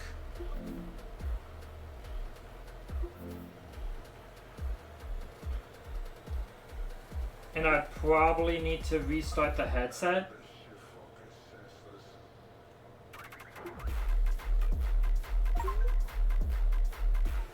But holy shit.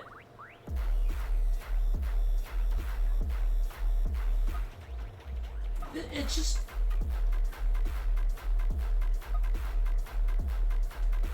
It just straight worked.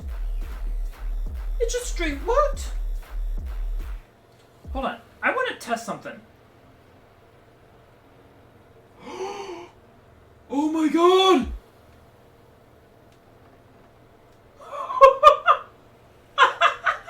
Yes!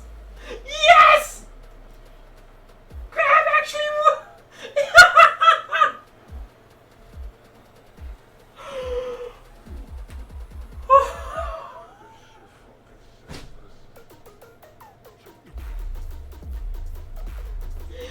It fucking works!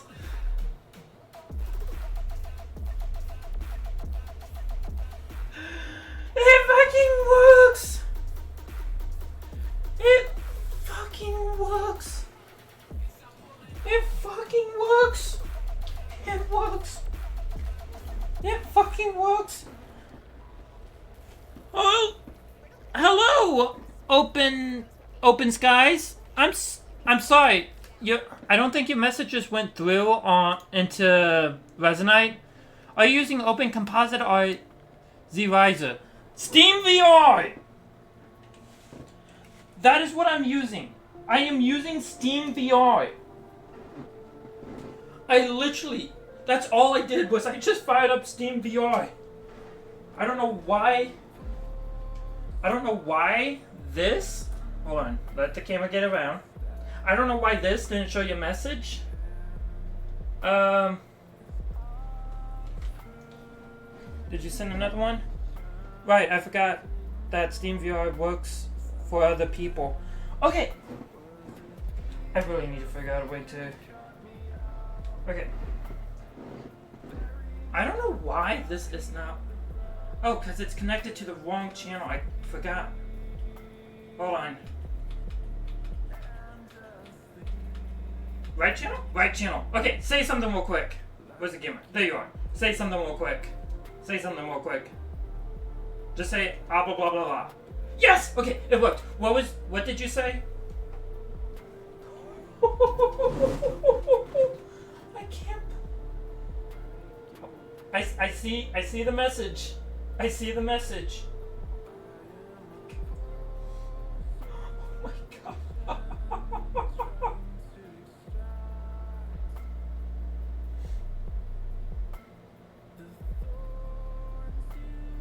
Wait a minute. Wait a minute.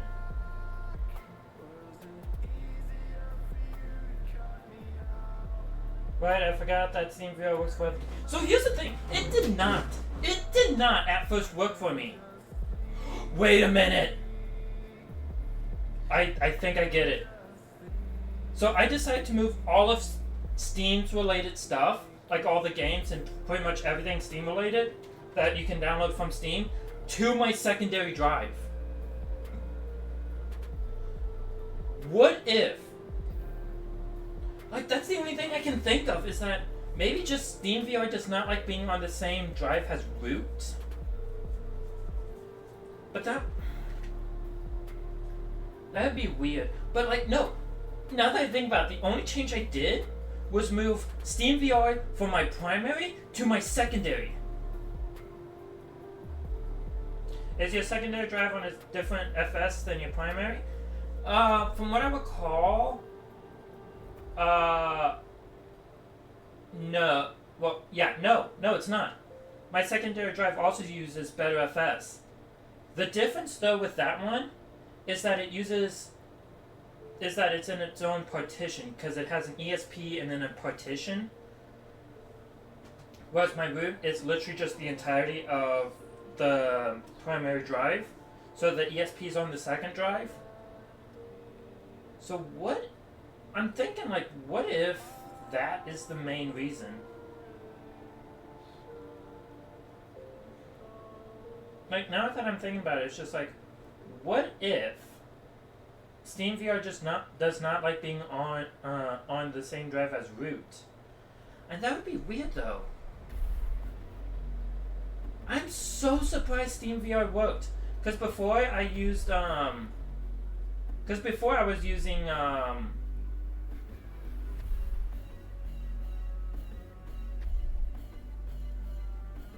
because SteamVR is very particular about permissions, and that's an annoying thing I have to keep messing with because it keeps breaking its own permissions whenever given the chance.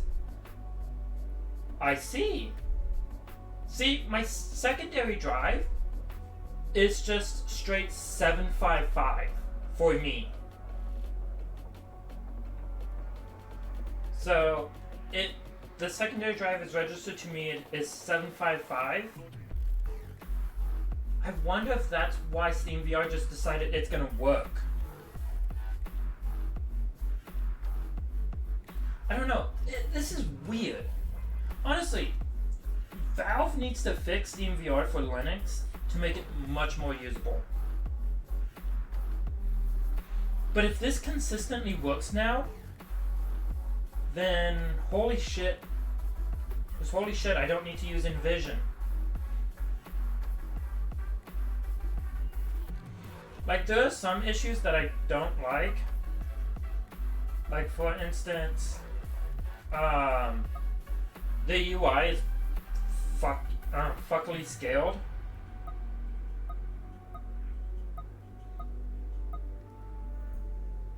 That's interesting. Hold on, that's interesting. Give me a moment here real quick. Let me see. No, there's nothing. Okay. So that's just straight broken. Holy shit. I'm just happy that this just suddenly worked. But Envision is now broken. That's the other weird part.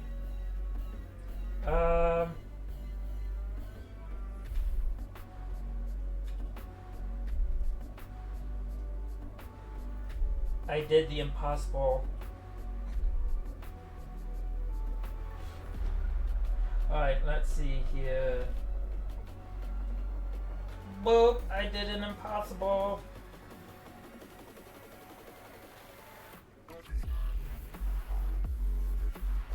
Nice name for a world.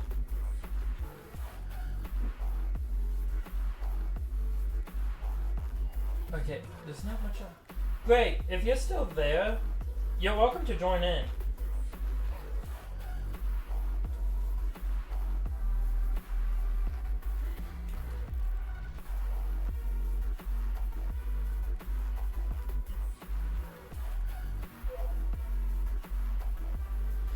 See, that's what I used to do. I used to use Monodo, and then it just, and then like it was working yesterday, and then today it just broke. But now SteamVR is working.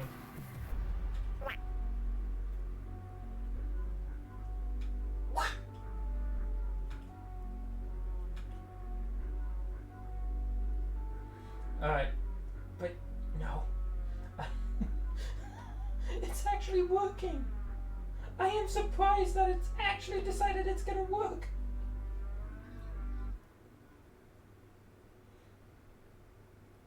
Sure, you're welcome to stop by.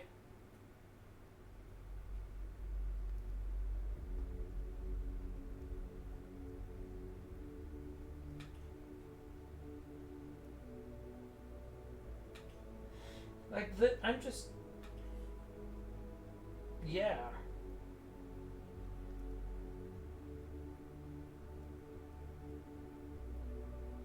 I don't know if Gray is gonna hop on and join me or not.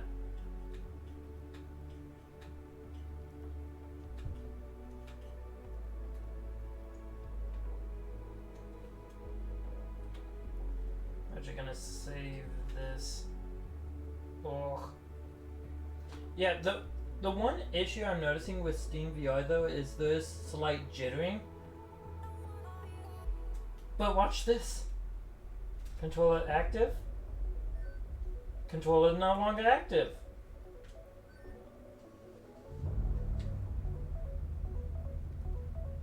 And controller's active again. And it's picked up. I love it.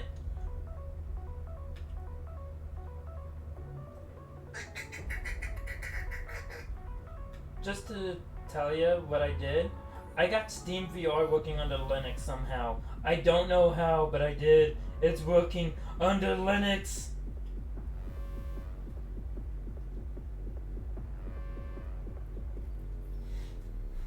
This is just nuts.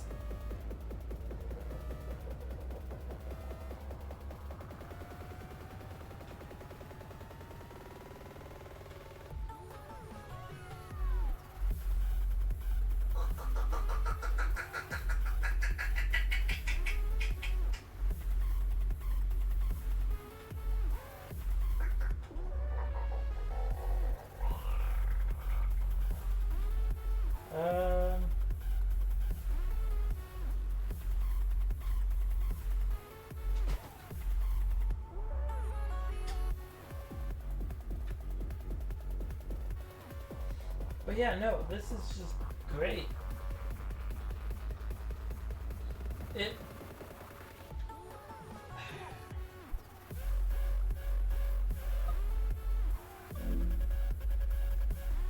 My biggest issue.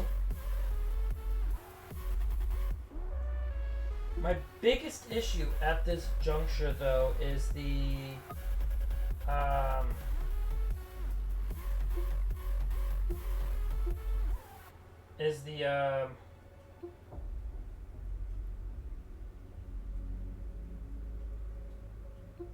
whatchamacallit, it's the play space thing. Like, I wish I could turn that off, but for some reason it does not want to.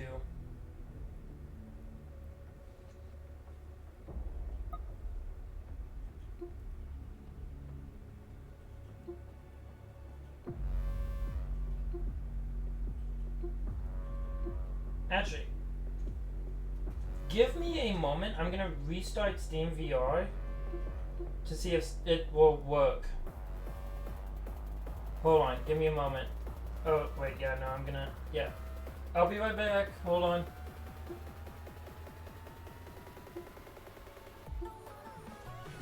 Okay, that button to restart Steam VR did not work. So what I'm going to do is I'm going to come over here real quick. Oh.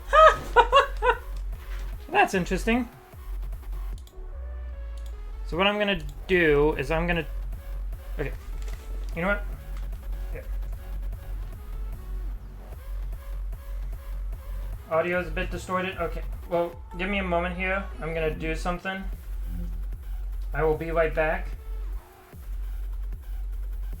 I'm going to exit in Discord.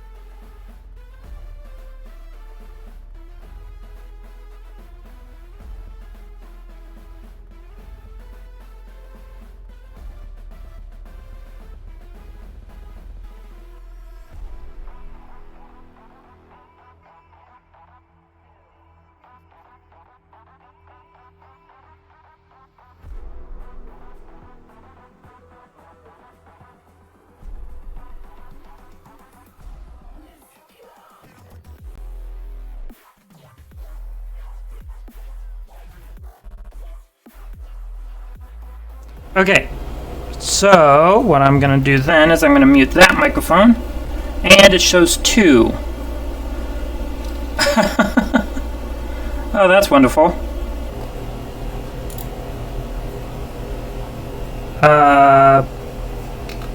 Mute mic. There we go. Okay. Now that says it's muted. But I'm probably coming up twice, so I'm just going to mute this one. Ha-wa-wa. Ha-wa-wa-wa. Ha-wa-wa-wa. Okay. Is that better now? Okay.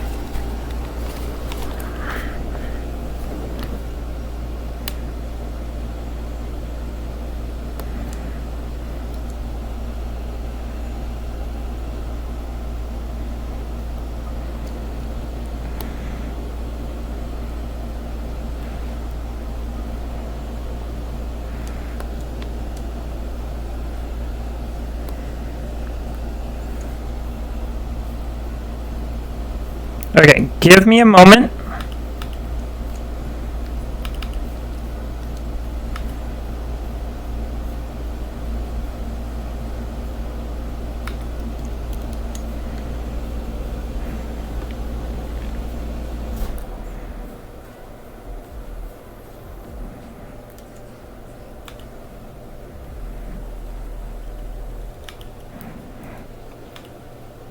Okay, now you guys can start chatting.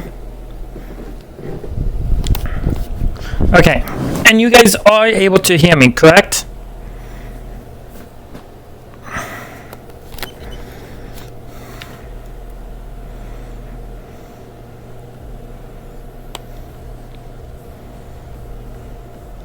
Okay, cool.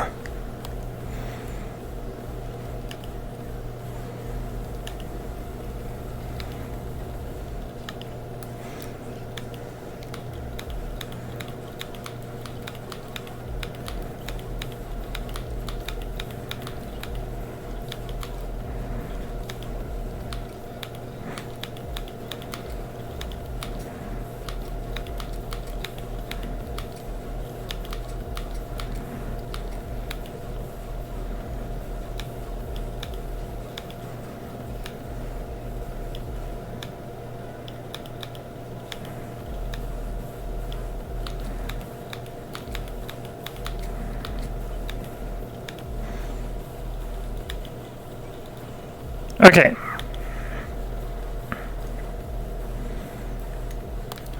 Holy fuck. You want to join into this, Gray? Holy fuck. And Resonate seems so smooth, although there's still some issues with it. But the probably issues I can fine tune later.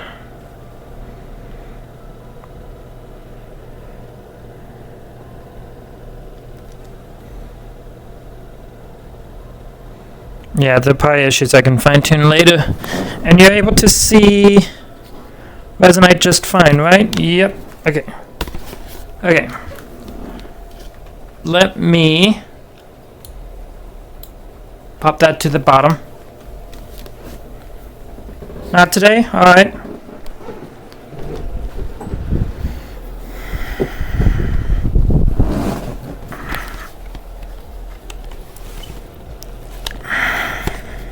Ha-wah-wah. But yeah, no. I need to, although I need to recalibrate. Hold on. Also, let me get the streaming camera out. Oh!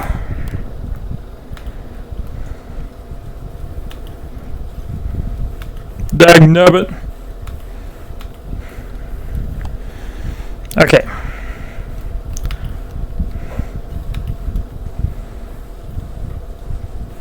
And then let me do full body calibration.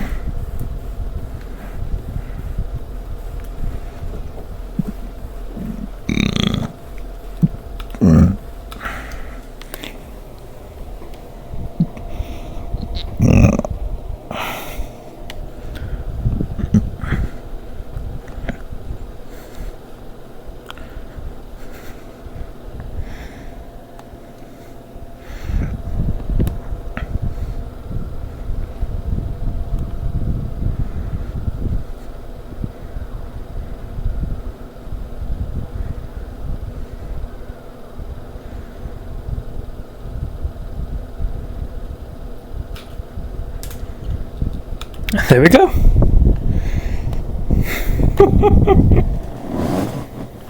Holy shit.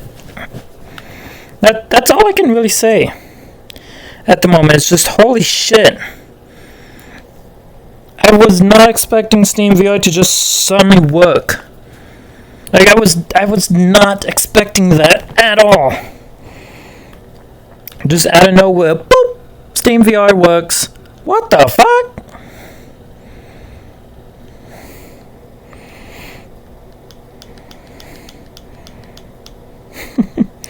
Like, goddamn.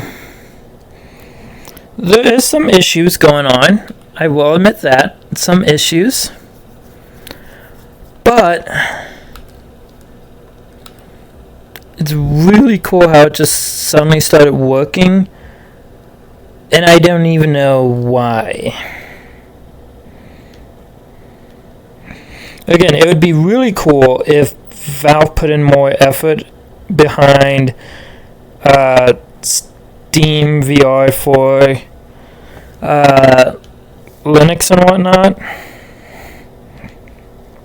because it needs a lot more polish than it is being given. Oh? Well, they're probably prepared for pickup.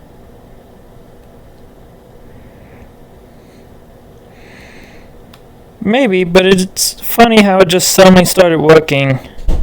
There was no update yesterday, so it's weird that it just suddenly started working. It might be that permission thing you were talking about, Open Skies. But it could. Like, I don't... I'm just so blown away by this. And Resonite. Like, okay. So, to those who play Resonite on Windows, you probably know that at some point Resonite just feels heavy and a bit sluggish at times on Windows. Like that's a thing I've noticed on Windows is Resonite will sometimes just suddenly start feeling sluggish at some point. But on Linux it hasn't. Like, I don't know if that's because Linux is, okay, the other thing I'll say is I've noticed that between Windows and Linux, Windows is bad at handling I.O. Linux is really good. Like, Linux takes I.O. to the top priority. Like, basically, when it comes to I.O., like, inputs, like, mouse inputs, and just out, like, yeah, you know what I mean, just general I.O. stuff. Linux is just like, yeah, dog, I'm going to prioritize I.O. stuff. Meanwhile, Windows will just be like, I prioritize processing, even if that means making things feel sluggish. Linux is just feel snappier. And in my honest to God opinion, is that the reason why people think Linux feels smoother, like you could bog down Linux, and the reason, and it will still feel snappy and smooth because of that snappiness, because Linux is just a lot more responsive, whereas Windows is slow and sluggish.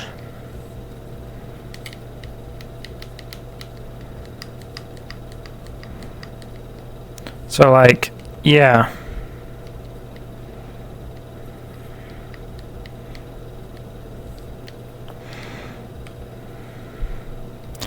But, like, I don't know. I just really love Linux. I think people should just give Linux a try. And I'm not saying, oh, give it a try for like an hour or so. No, I mean, give it an honest to God try. Don't just try it for a day or two. Don't try it for a week. No, go for an entire month. That's what I'm always like. I'm like, try Linux for an entire month. Do not switch over to Windows at all. Do not reboot into Windows. Try Linux for an entire month and see how you like it.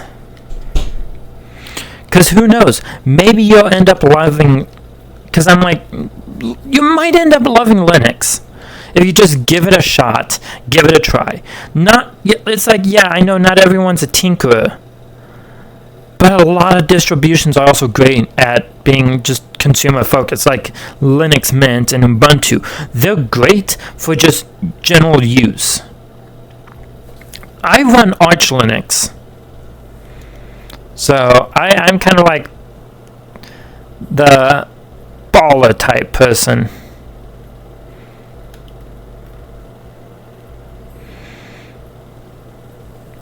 But I'm so impressed by this that just SteamVR decided I'm just gonna work now.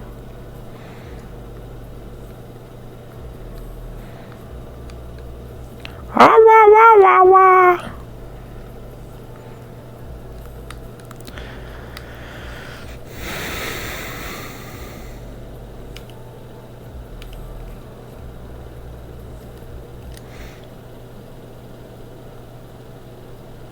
By the way, didn't Open Skies say they were going to join me?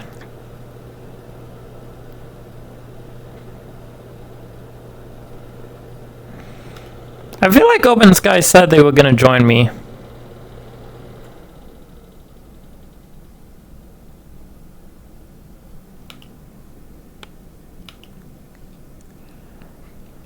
But yeah, no, I'm just impressed by this.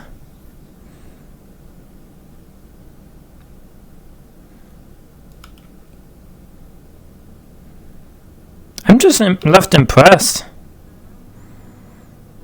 Like, Resonite feels like it's running smoother. It reports it's running at 62 frames, like 60, 65, between that range. I do hate how my headset jitters a lot. Like, I might need to figure out a way to fix that. But I'm just generally surprised by this. Hold on, let me see something over here on the desktop.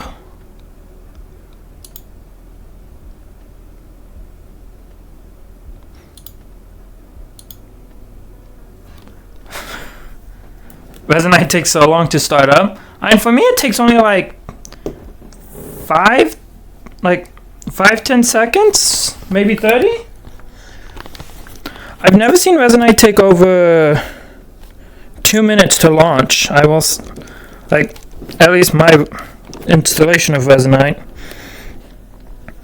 And I have a modded version.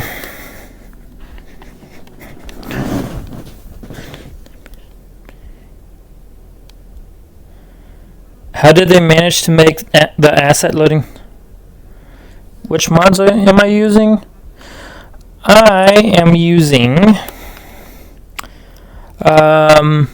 Cache Get Clapped, Color Dropped, Dynamic Bone Wrangler, GIF Importer, Privacy Shield, Reference Finder Wizard, Refract, Resonite IK Calling, Resonite Platform Spoof,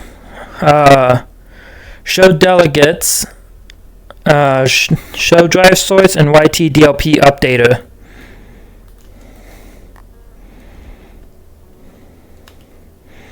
Like I said, Resonite doesn't take too long to load for me.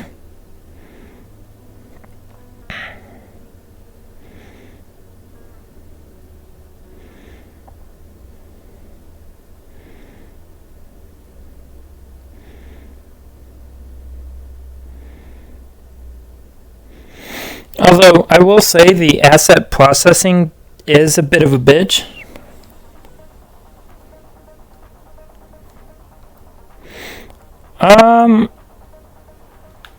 Yeah.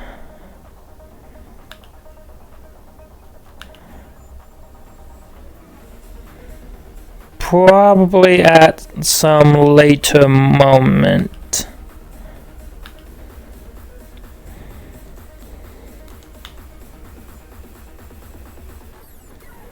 Does that work? I don't know. I don't think that works. Shit.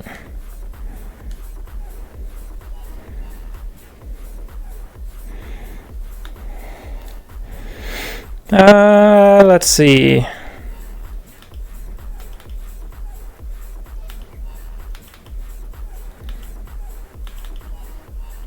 See. Program files, Sims 86, Steam apps.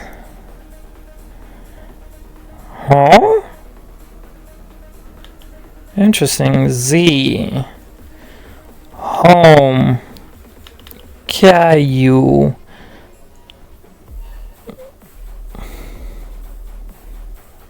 I still think .net should have just, for their folder thing, should have just done dot and then net. Like the period and then net. That would have been way cooler. What would have been also nice is if fucking programs didn't put all their dot folders in fucking the home directory.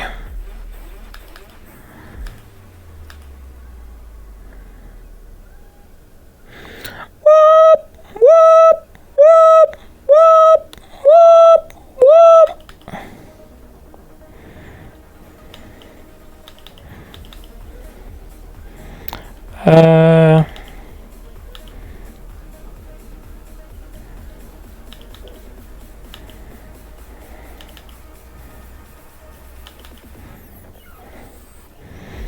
Actually, I could probably just do this. Oh yeah, I forgot. I also have that one.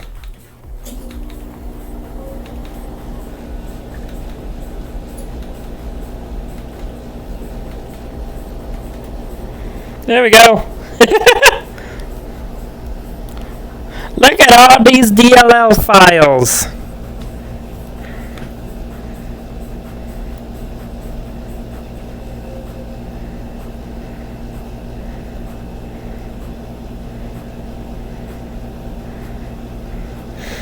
Seriously though, look at Jesus fucking Christ.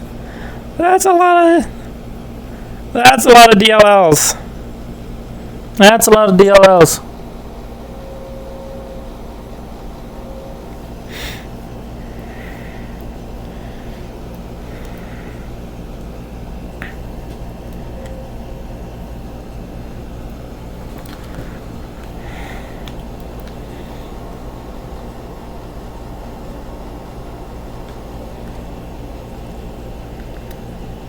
I should look up those tools.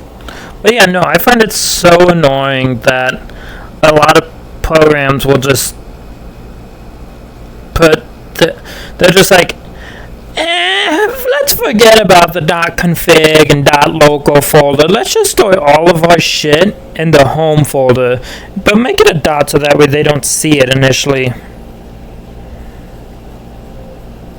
Like, I'm fine with .config, .local, .var, and .ssh all being in the home folder. That's fine to me. And even then, .ssh is kind of because I feel like a lot of SSH stuff should be just put into the config, but whatever. But yeah, no, it's still way better than fucking Windows, though. I will take the Linux bullshit any day over Windows bullshit. Wah! Wah! I am so surprised. I do feel like Resonite is a lot snappier in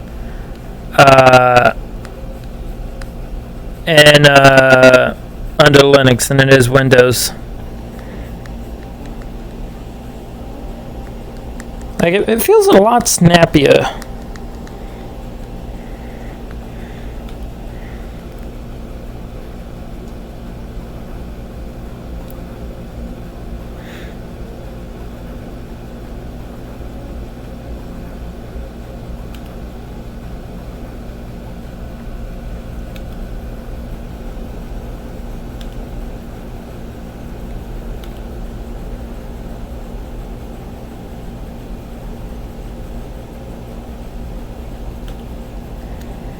And those open skies.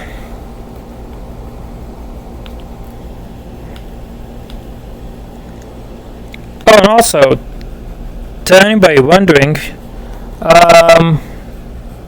where is it? Here it is.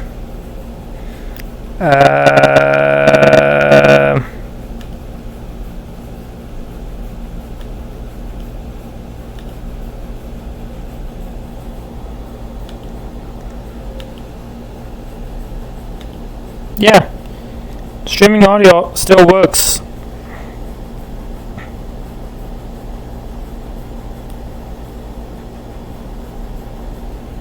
It still works. Still works.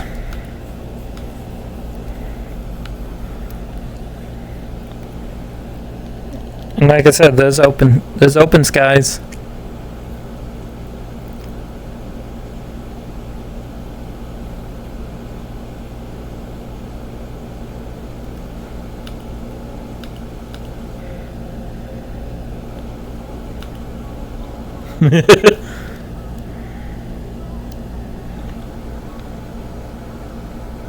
Whoa, they just got yeeted. What the fuck did...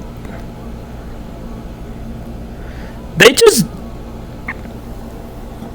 What the fuck happened to you?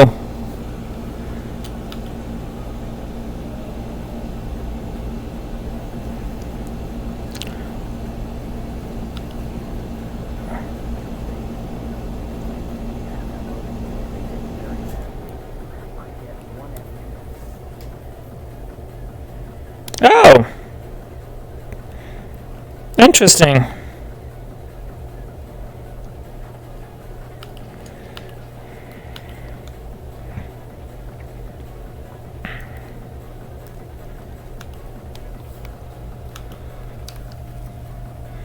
Smoothing out now?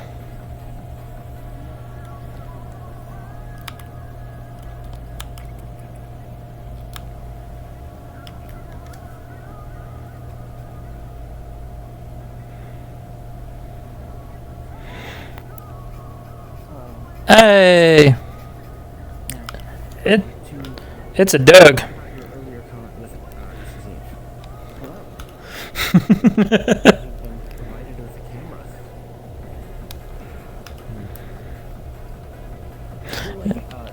.ssh might be better off being renamed to like .keys, since the primary purpose is to store keys, and any SSH config should be moved to .config.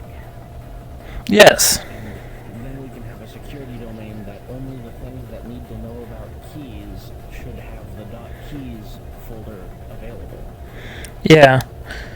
I mean, that's something that should be brought up with the,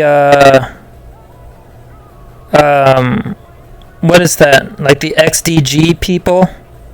Also, Doug has no sound? What? Can you guys not hear Doug?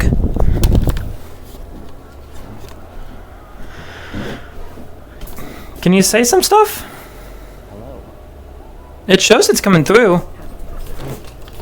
I think I know what's going on. I bet you it's fucking Monster Cat.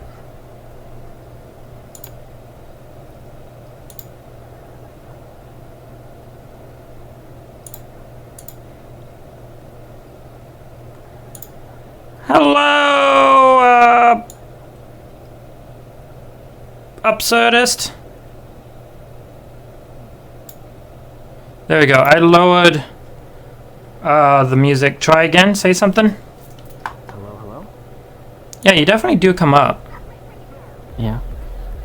Yeah, I'll just crank up the volume now. Alright. That should probably help.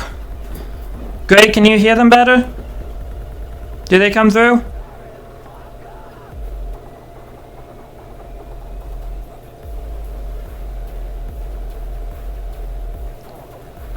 I don't see anyone. Like I say, I do see on the.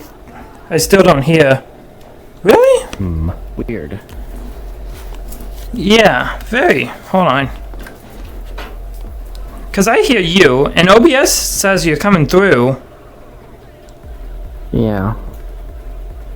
Let me pull up my stream on my phone. An echo. You heard an echo? Yeah, I heard an echo of myself. I think your music stream Yes. might have cross-polluted. Yes, I still need to make separate channels for everything. Ah, okay. So, Now, okay, Gray says now they can hear you.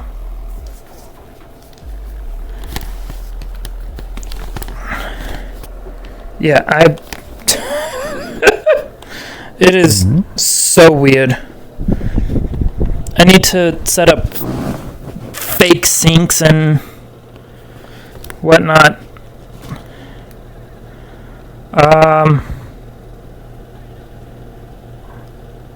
Actually, no, that would fuck up OBS. But low. They're on max. See, okay, the other issue I will say is that I also use easy effects, but OBS does not like easy effects. Oh, yeah. So let me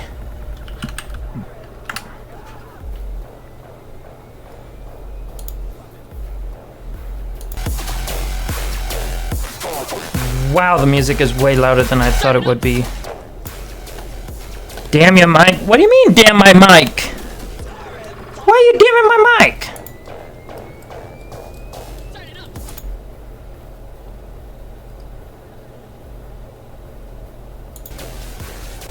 Okay.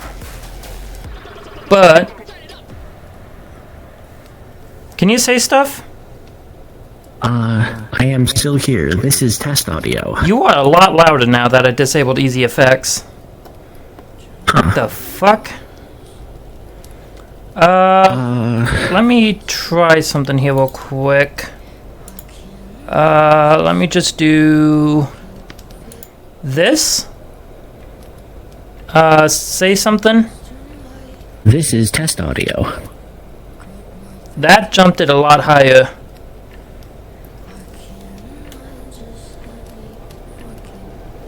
I have no idea what the fuck that means, Story. I have no idea. Oh shit, I am peeking my mic. Alright. So, as you guys can tell, the VR side is...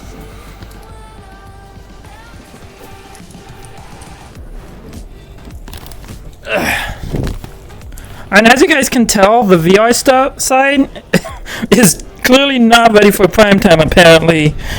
Yeah. Holy shit, you are loud now. Also, I'm getting rid of this. Hey. Holy shit.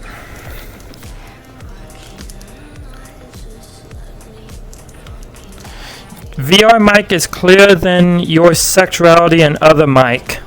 What do you mean it's clearer than my sexuality? What do you mean it's clearer than my sexuality?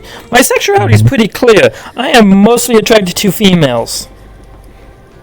And hermaphrodites. Nice. And also, Story, I will remind you, I am technically gender fluid. Woohoo. Yeah. How are you still incredibly loud? Good question. Lesbian. Okay, that's kind of hot. Yeah. You look good and glowy. I like it. Good and glowy. Yeah. I just realized I keep messing with my avatar stuff. This one shouldn't have... Hold on. I need to check something on this one. Because like I said, I've been messing with my avatar a lot, and Okay, cool. It's not. Woo! Making sure that it's not lewd before you go on stream. Yes, because I've been messing with my lewd avatar so much that I'm like, wait, did I save this in the wrong spot? Yeah. I'm feeling Mood. sharp today. Wow, Story. You say you're feeling sharp, but yet it's as if someone's trying to stab me with a butter knife going at 1 kilometer an hour. Which, to put probably more accurately, like 1 kilometer a day. Yeah. Yeah, I'm not really feeling that sharp edge.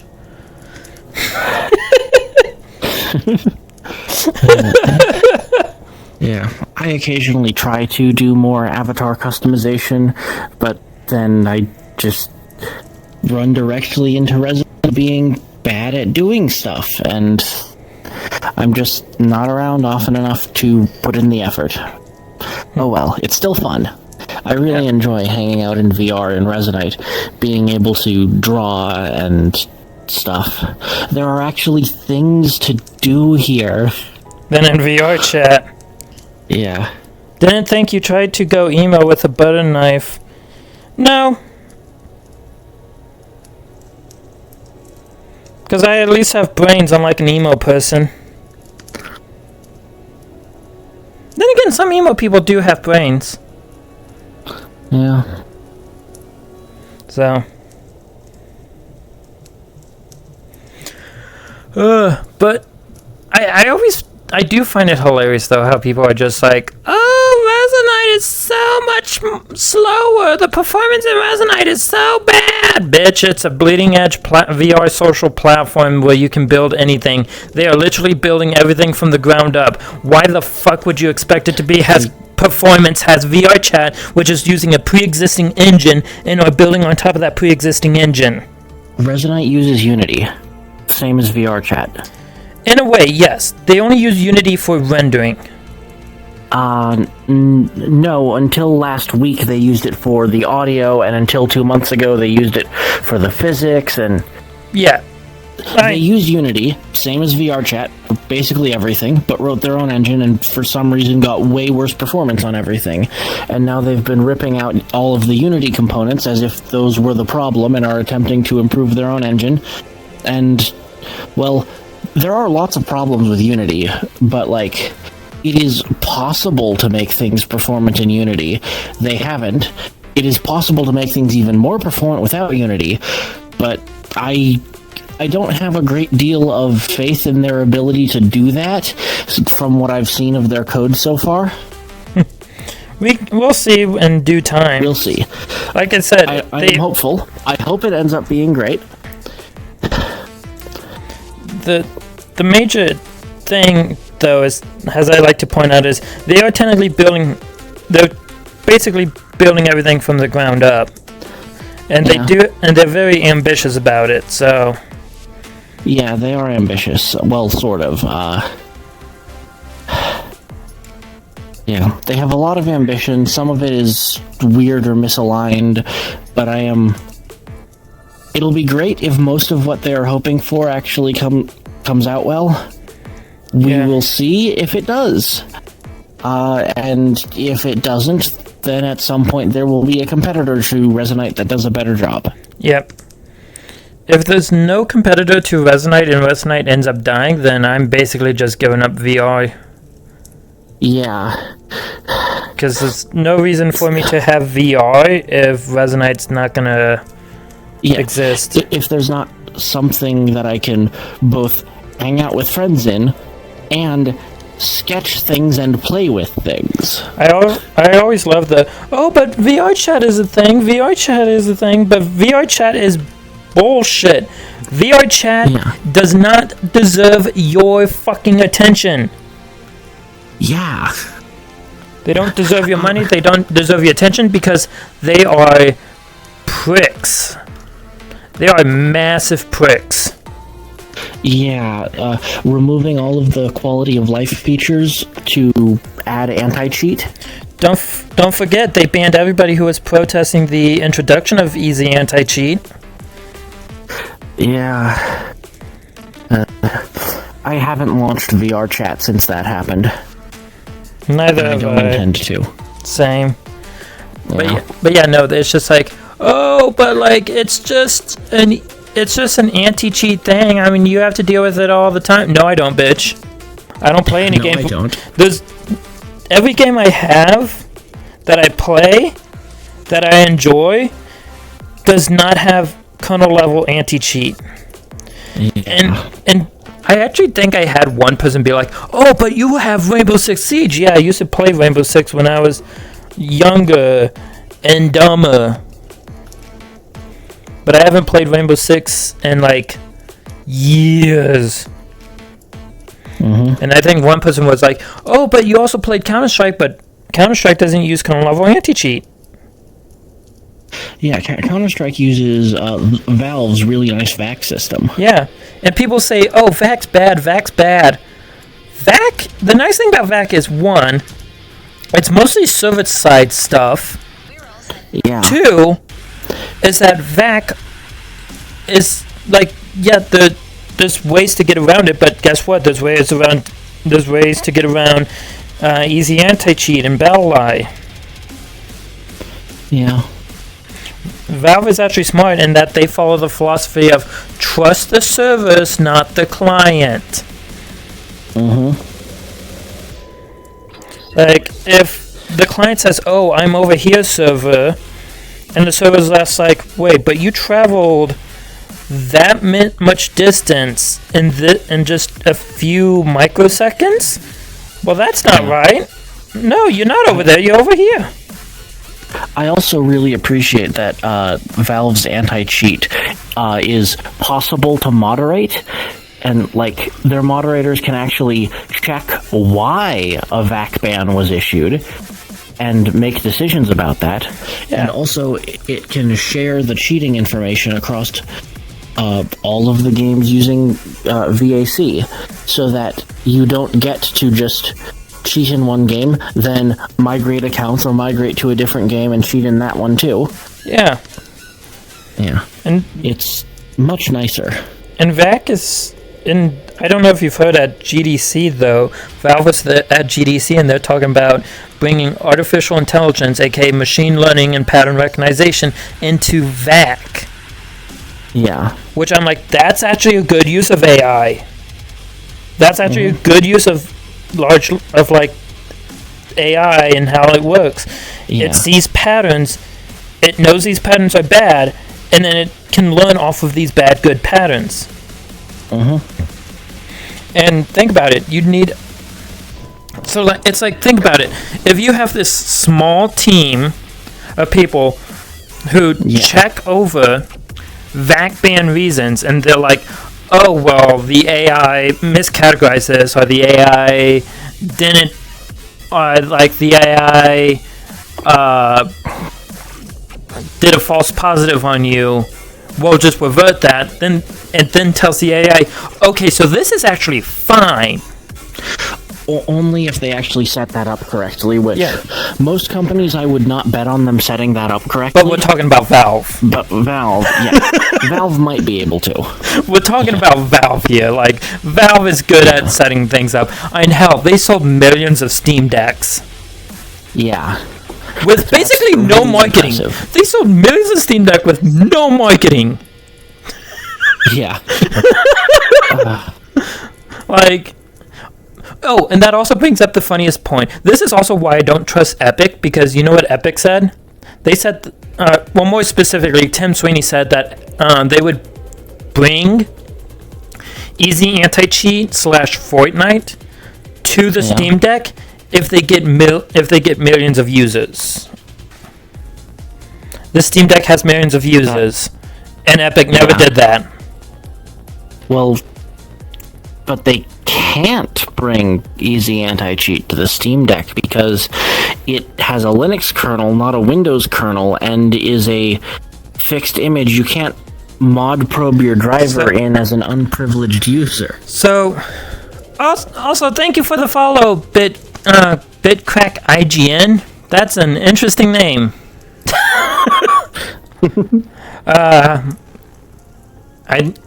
I don't know when that happened. I am sorry for still working on the audio stuff for my stream setup, so some stuff just gets past. Why am I on fire? I don't know. Why are you on fire? Should I be on fire? Hi, Grand! How are you? It was a command! Ah. That's why I was on fire. But, Yeah, so it's just the thing is that technically speaking, though, because like Easy Anti-Cheat technically does already have a Linux support. It doesn't embed itself into the kernel. It once has a program alongside the other one. So Yeah. that's what well, I get for picking my name at 12.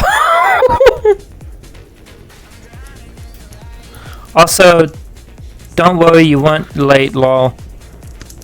But yeah, no, it's just like that's one of the things where it's just like technically Easy Anti-Cheat already exists for Linux. It doesn't embed itself into the kernel, but it technically does exist. I wish to join the discussion. Well, I see you loading in. It already exists, but the main issue isn't so much that it isn't supported in Linux. The main issue is that it basically doesn't do anything under Linux. yeah. Which, well, good question mark? Yeah, like there is a difference in how the Linux version of it runs compared to the Windows version. Yeah. And it's something that has been abused by cheat devs on Windows, I'll have you know, that they've basically abused the fact that Linux has a technically lighter version of the anti-cheat. They've abused that, loaded it in Windows, and then cheated. Yeah. At lessened amount, which has then come up as a false positive to be like, oh, it's a Linux user cheating. We knew they were cheaters all along. And it's just like, but they're running Windows. Yeah, and that's the thing is that like, and it's like I was talking to someone about this on the Resonite Discord. You know, like, okay, well now what they need to do is just try and detect which is Windows subsystem for Linux. They load the user space anti-cheat into that, trick it into making it work, and then point it towards the Windows version game. That's how they do it. And obviously the main thing there would be, okay, just check if you're running on WSL, and apparently Microsoft says no. It's Well, I mean, I see where Microsoft's coming from. If they make it easy to check if you're running on WSL, a bunch of random people who hate Windows for various reasons, some of them good, will add lines in their software that checks if they're on WSL and says no. I'll be honest that there's, like, for the most part, like, there's no real reason to do that, because that's just stopping people from starting to, like, although I hate WSL and Windows in general, it is a way to try and get people used to, like, terminal and Linux commands. Yeah. Which is good. I like WSL. I like it too. It has enabled... It enabled collaborating using my really fancy, powerful Linux dev tools with the people on my team who are who are Windows users and will not switch to a Linux daily driver. And admittedly, the experiences they have had trying to use Linux in the past makes that very understandable. But like, it's great that I get to use Nix in the projects together with them. Yeah. I will say one thing is that, on its side tangent, Nix is great for businesses. But I find trying to daily drive Nix so infuriating. I daily drive Nix. I find it awesome. I've been using it on my laptop, and it's good. Oh, there you go. Yeah. Sorry. There are absolutely some problems with it. Lakes are awesome, but they fucked up the schemas and did a bad job, and the leadership has not done a good job historically, but hopefully this improves, and there's a variety of pieces of sharp edges in the ecosystem that resulted from that. But I really appreciate being able to use different dependencies for my different projects and not having to worry about one of them breaking because I updated a system-wide shared thing to make an update to a different project. And I also really appreciate my configuration just continuing to work when I am not touching it. Yeah, like that's a good thing as well. And like the main thing I like Nix is declarative. Yeah. And I can have like rollbacks of the system. Like yeah, I can the just atomic rollbacks. Yeah, are the great. atomic rollbacks is great. The thing I'm a little bit less on is the fact that tools like Envision, which I'm using now, just don't really work. I've been told that like, oh no, don't use just use Nix itself. Like Envision has no place when you have Nix already there. I present you profiles in Envision where I can change like the slight version of Monado I'm using, or OpenComposite or Xorizer. I can just mix and match them very quickly. I don't actually use Envision. I am just using Nix directly to configure my Monado and OpenComposite. And I have a little bit of infrastructure that does something similar to that, but it's definitely not as sleek of a GUI and requires more work for me. But I just found Envision's approach of, we run this GUI, we will download source code and then invoke a global C compiler to produce a binary under your home directory and then launch that, to be something that hits every one of my buttons for this will break catastrophically the moment I look away from it. I mean, that kind of happened to me today. I will say that yes, when you update like the dependencies, like sometimes like when it builds it dynamic links them. Sometimes that can go wrong, or static link. I can't remember how it builds it. I think it's static linking rather than it does static linking. Static. Because so when you update stuff, it will then need you to rebuild it, and you can rebuild it without updating. There is that functionality in Envision, which I usually go for. It's a Zephyr in the chat. Hi, Zephyr. Hello. But it's a tiny little thing that's stopping me from putting Nix onto my desktop. It's just I want to have that profile so I can like do a bit of development on stuff, because like I've got my Vive ones, and I had to write a different version to have it working. Yeah. And that was OpenComposite, and then in Monado, like I want to jump between just normal Monado and the version that allows slime linkers. Yeah, I know. Two things. Yeah. First off, one for me, I was going to try and mess with Monado to try and get it to where my index controls would work, because every time I would do this, not grab anything, it would trigger as a grab. And that was it pissing me off so much, because I would grab every little thing when I didn't want to. Second off, have fun on your way to work. I hope you have a good time. There's a question about Nixos I would like to answer in the chat. Yeah, let's see. Yeah, Nix does in fact fix this, because in Nix there is an immutable file system, the Nix store, where all everything you build or configure with Nix lives. So when you install a program or an application or a game server on Nix, all of its binaries live in the Nix store.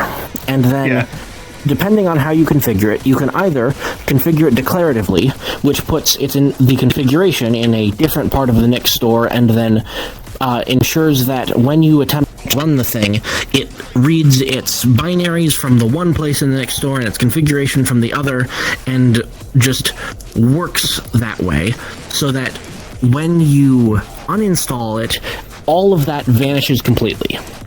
Yeah, and when you reinstall it, it comes back, and if you change the configuration, there is no trace of the old configuration left, and the application cannot write random shit into its configuration directory and cause things to break.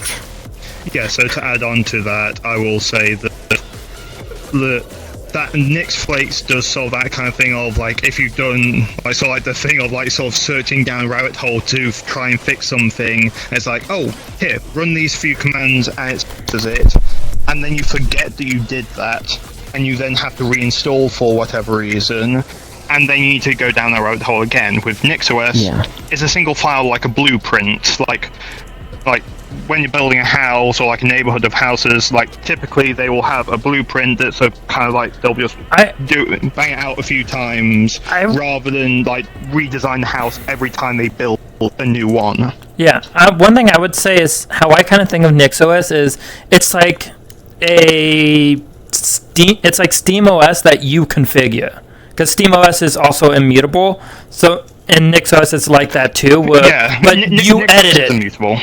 NixOS is immutable, and so it's like the Steam Deck in that regard, except you configure it to how you want it.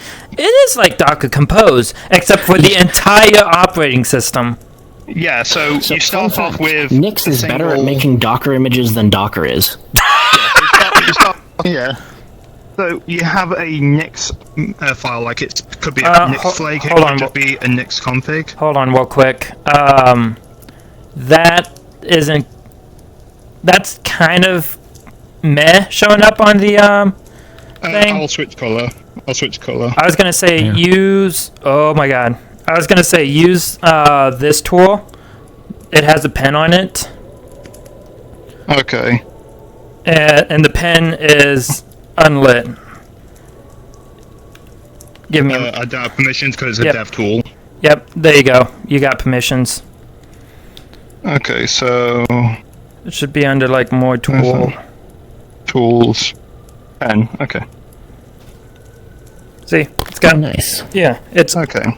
It uses unlit, so yeah. So you have a file which is your Nix flake. Well, Nix flake can be one of them, but it can also be just the standard NixOS configuration file. This will then make your mutable distribution. Like this will like download files, put them in the right place in Nix store, and then when you want to load something, it'll like find where all the things it needs and put it in the environment so you have everything you need there. So it's immutable, but you can. This is a describing file. As I said, it's a blueprint. This describes how you make it, and then when you update it, like it'll make like a configuration. And if you like make changes in here, it'll make a new configuration. But the previous one is still valid. So this one, let's call it 1, and this one 2. It'll automatically go to the bigger generation, that's what these are called. And you can always boot back to this one at any time, as long as it's still, the files are still there. Like, if you get like a few too many of these, you might want to clean it up. But until it gets to that point, you can go back. Nope. Well. They call me Linux the stream. Yes. Also, I think something happened to Grand. Decoy. Oh, yep, there they go. They just disappeared. Aye. So. Q, may I give you head pats? Sure. Yeah.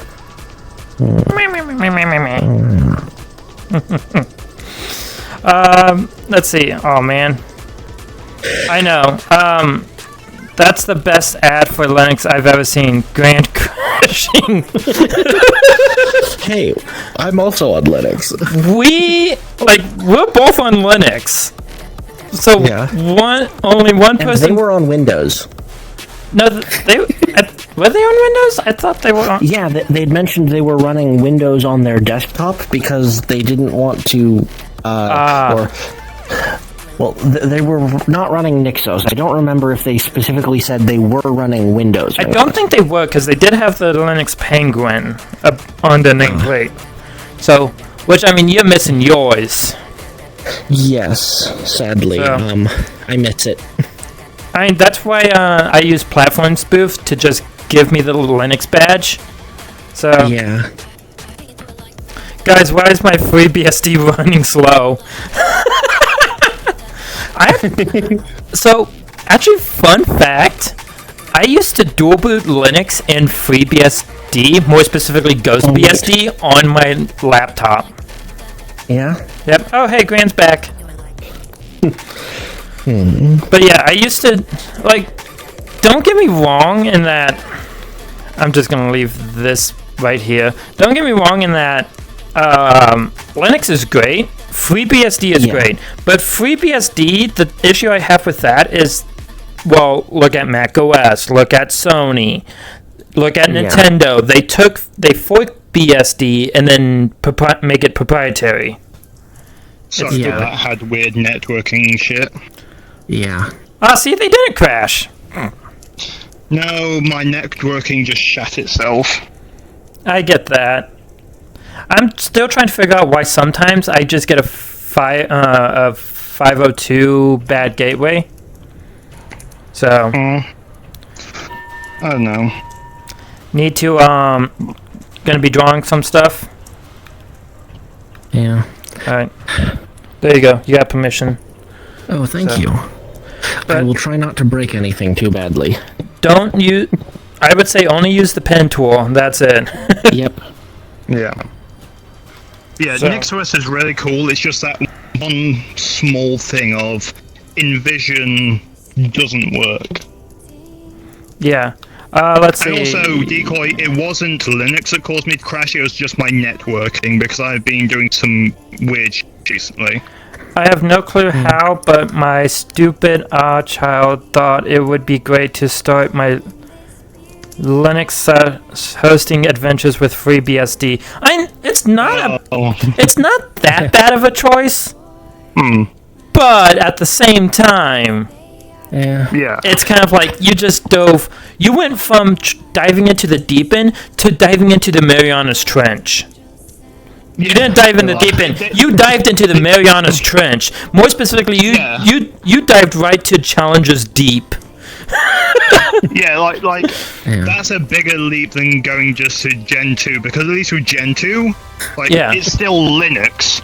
BSD is not. It is a Unix operating system. Yeah.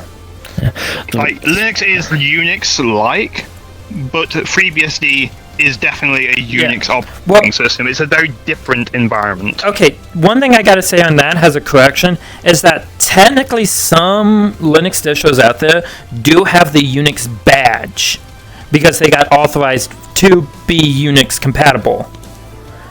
Okay. So, but BSD is Unix is Unix because it has code from the original Unix. Yes. Whereas Linux is literally built from the ground up to be It's meant to be Unix-like. compatible. It's meant to be Unix-like and compatible with it. Yeah. That's how Linus Torvalds made it. Yeah, now there are some Linux distros out there that are branded as being Unix because they went through the verification process and got that certificate.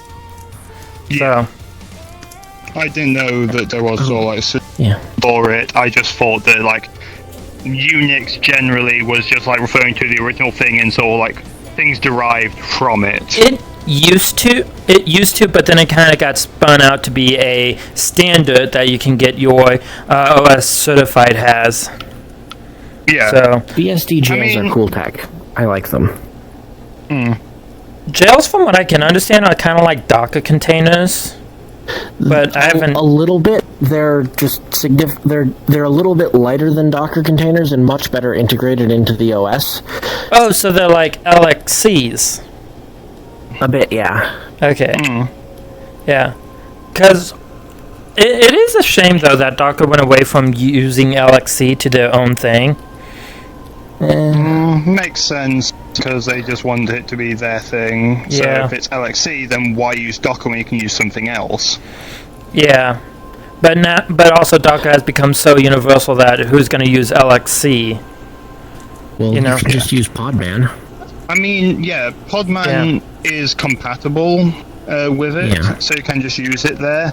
And I know for LXC usage, I know Proxmox uses LXC Yeah. for its containers. Yeah. And I use that on my server.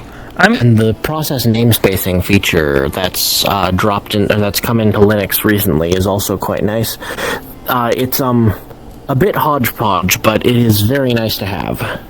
What is that? Because I don't know about that. Okay, so in Linux you have your global file system, your ability to enumerate other processes on the system, etc., etc. Namespaces says, okay, now those global state is just one namespace. You can create a new namespace that has a different root mount, and when you ask to list all processes on the system, you only get processes in the same namespace. And so it's still the same kernel. Everything can still share Unix sockets, communicate via IPC as appropriate, but it's just a way of like splitting them open, so like compartmentalizing them. My controller's finally showing its age! Oh? And abuse! Yeah, the thumbstick is jiggly. It's jiggly now. Meanwhile, this one is still rock solid. This one's still rock solid, but this one's jiggly now. This one's finally showing its age. To be fair, this one also got the most abuse. Yeah. I literally smacked it against the wall. I am really looking forward to Arcan, and I hope that distros will hop aboard Arcan with as much enthusiasm as they've hopped aboard Wayland. What is Arcan? What's Arcan? It is a significantly better designed display server. So, like, you can consider it as something that fits into the same niche as X and Wayland, but it just does a lot better job of, one, being secure, and two, actually doing the task. Like, it actually has an accessibility feature built in as part of the display server protocol, so that everything can have accessibility features, rather than Wayland, which just forbade being accessible entirely, and X, which routes their accessibility features over a separate channel on dbus and makes a mess for everyone. I mean, there's pros and cons to everything. Honestly, I think for general use, like desktop use, Wayland is going to be perfectly fine. But I think something like maybe Arcan would be best for probably like enterprise stuff. I disagree. So, well, okay, Arcan does explicitly have the philosophy of prioritize power users and pro users over for making features for first, but Arcan is optimized for integrations between systems, so that you can write tiny snippets of applications and have them work together to present the whole interface. So, like, one of the examples that's shown in Arcan is opening up a GDB style debugger, capturing some information from it, and then moving it directly into a spreadsheet in the structured form captured by the debugger to do spreadsheet operations on while debugging. They also have Pipe World, which is sort of like, which is like a spreadsheet, but each cell can store an entire graphical application, math expressions, command line pipelines, and you can reference the output of one command line pipeline in another cell by name. So you can just do the things that would require writing a dedicated node graph application in other operating systems or windowing environments by just directly doing it inside of your desktop environment. I will say, like, what support is there for, like, sort of graphics drivers? Because it's all good, like, saying it's all great and all that, but the big two of NVIDIA and AMD, and then the third of Intel, like, if there's no drivers for it, it doesn't matter how great it is. Like, if it only runs in QEMU, then it can use the existing drivers. Okay, there's at least for it. It also has support for using existing X and Wayland applications inside of it. There are limitations. They cannot use all of the features of Arcan, and it is definitely still in development. So I cannot promise that it will work first try. It certainly did not work first try for me, but it is cool, and it is being designed in a way that I am actually confident that it can actually deliver on what it is trying to do. So I am hopeful. yeah, so by the sounds of things, it sounds like it go kind of like we started with X11, which was great for the time, but has completely, like, the times have outgrown it completely, and we've transitioned. We transitioned to Wayland, which is a lot better. It's a lot smoother, a lot snappier, and all that. It doesn't work. Wayland, I cannot use Wayland on my system because it does not work. It constantly crashes. It loses track of windows. That's funny because I'm using Wayland right now. For me. I am on X right now. I tried switching to Wayland last month, and it did not work. I'm also on Wayland myself, so it might be a weird edge case with how... with what you're using. It could just be a weird glitch that's happening on your system, or a configuration thing. Yeah. I don't know. Because I literally just installed Plasma Wayland, and it just worked out of the box for me. So... I mean, Plasma switched to, like, Wayland from default, and...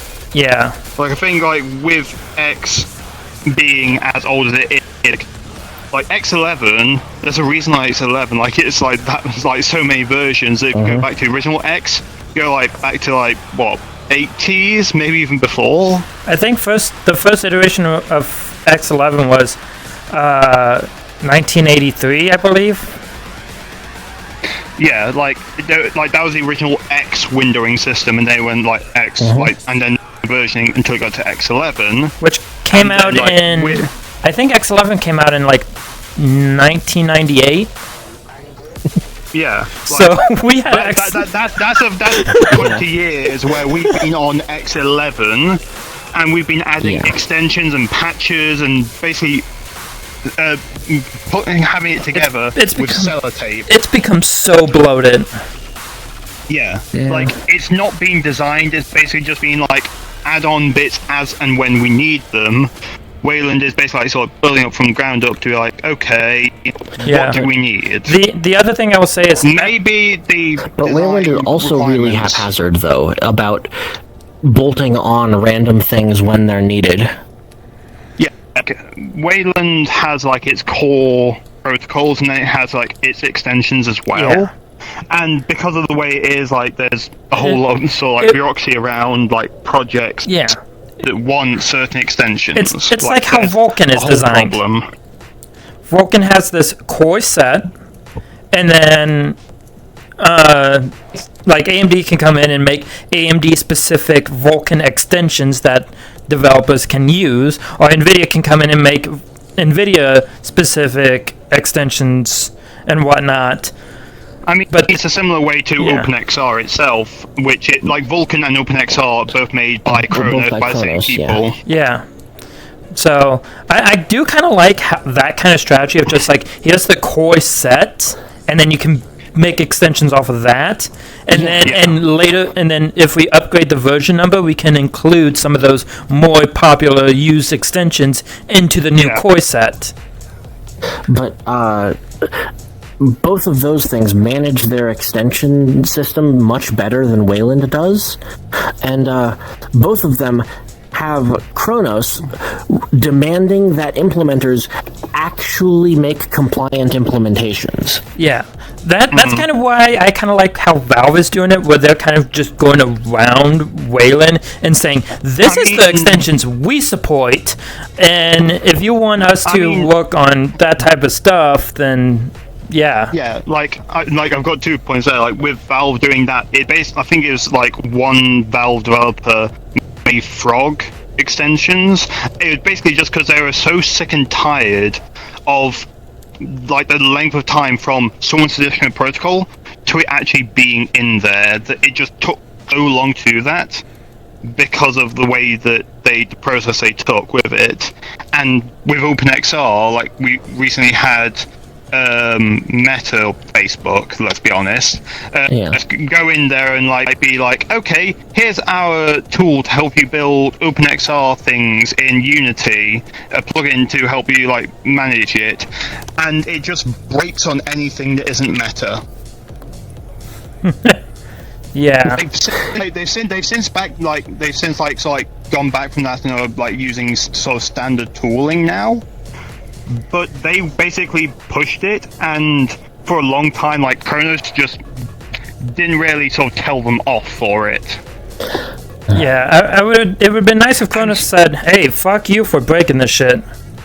And it got to a point where one of the original people that was part of like making OpenXR requested that their name be removed because they didn't feel like Kronos was like actively trying to defend it. Yeah. Like, that's how bad it got.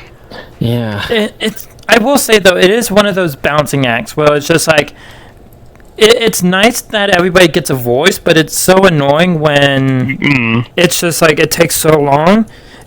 But yeah, then like like that's like GNOME that's has the like positive side is like.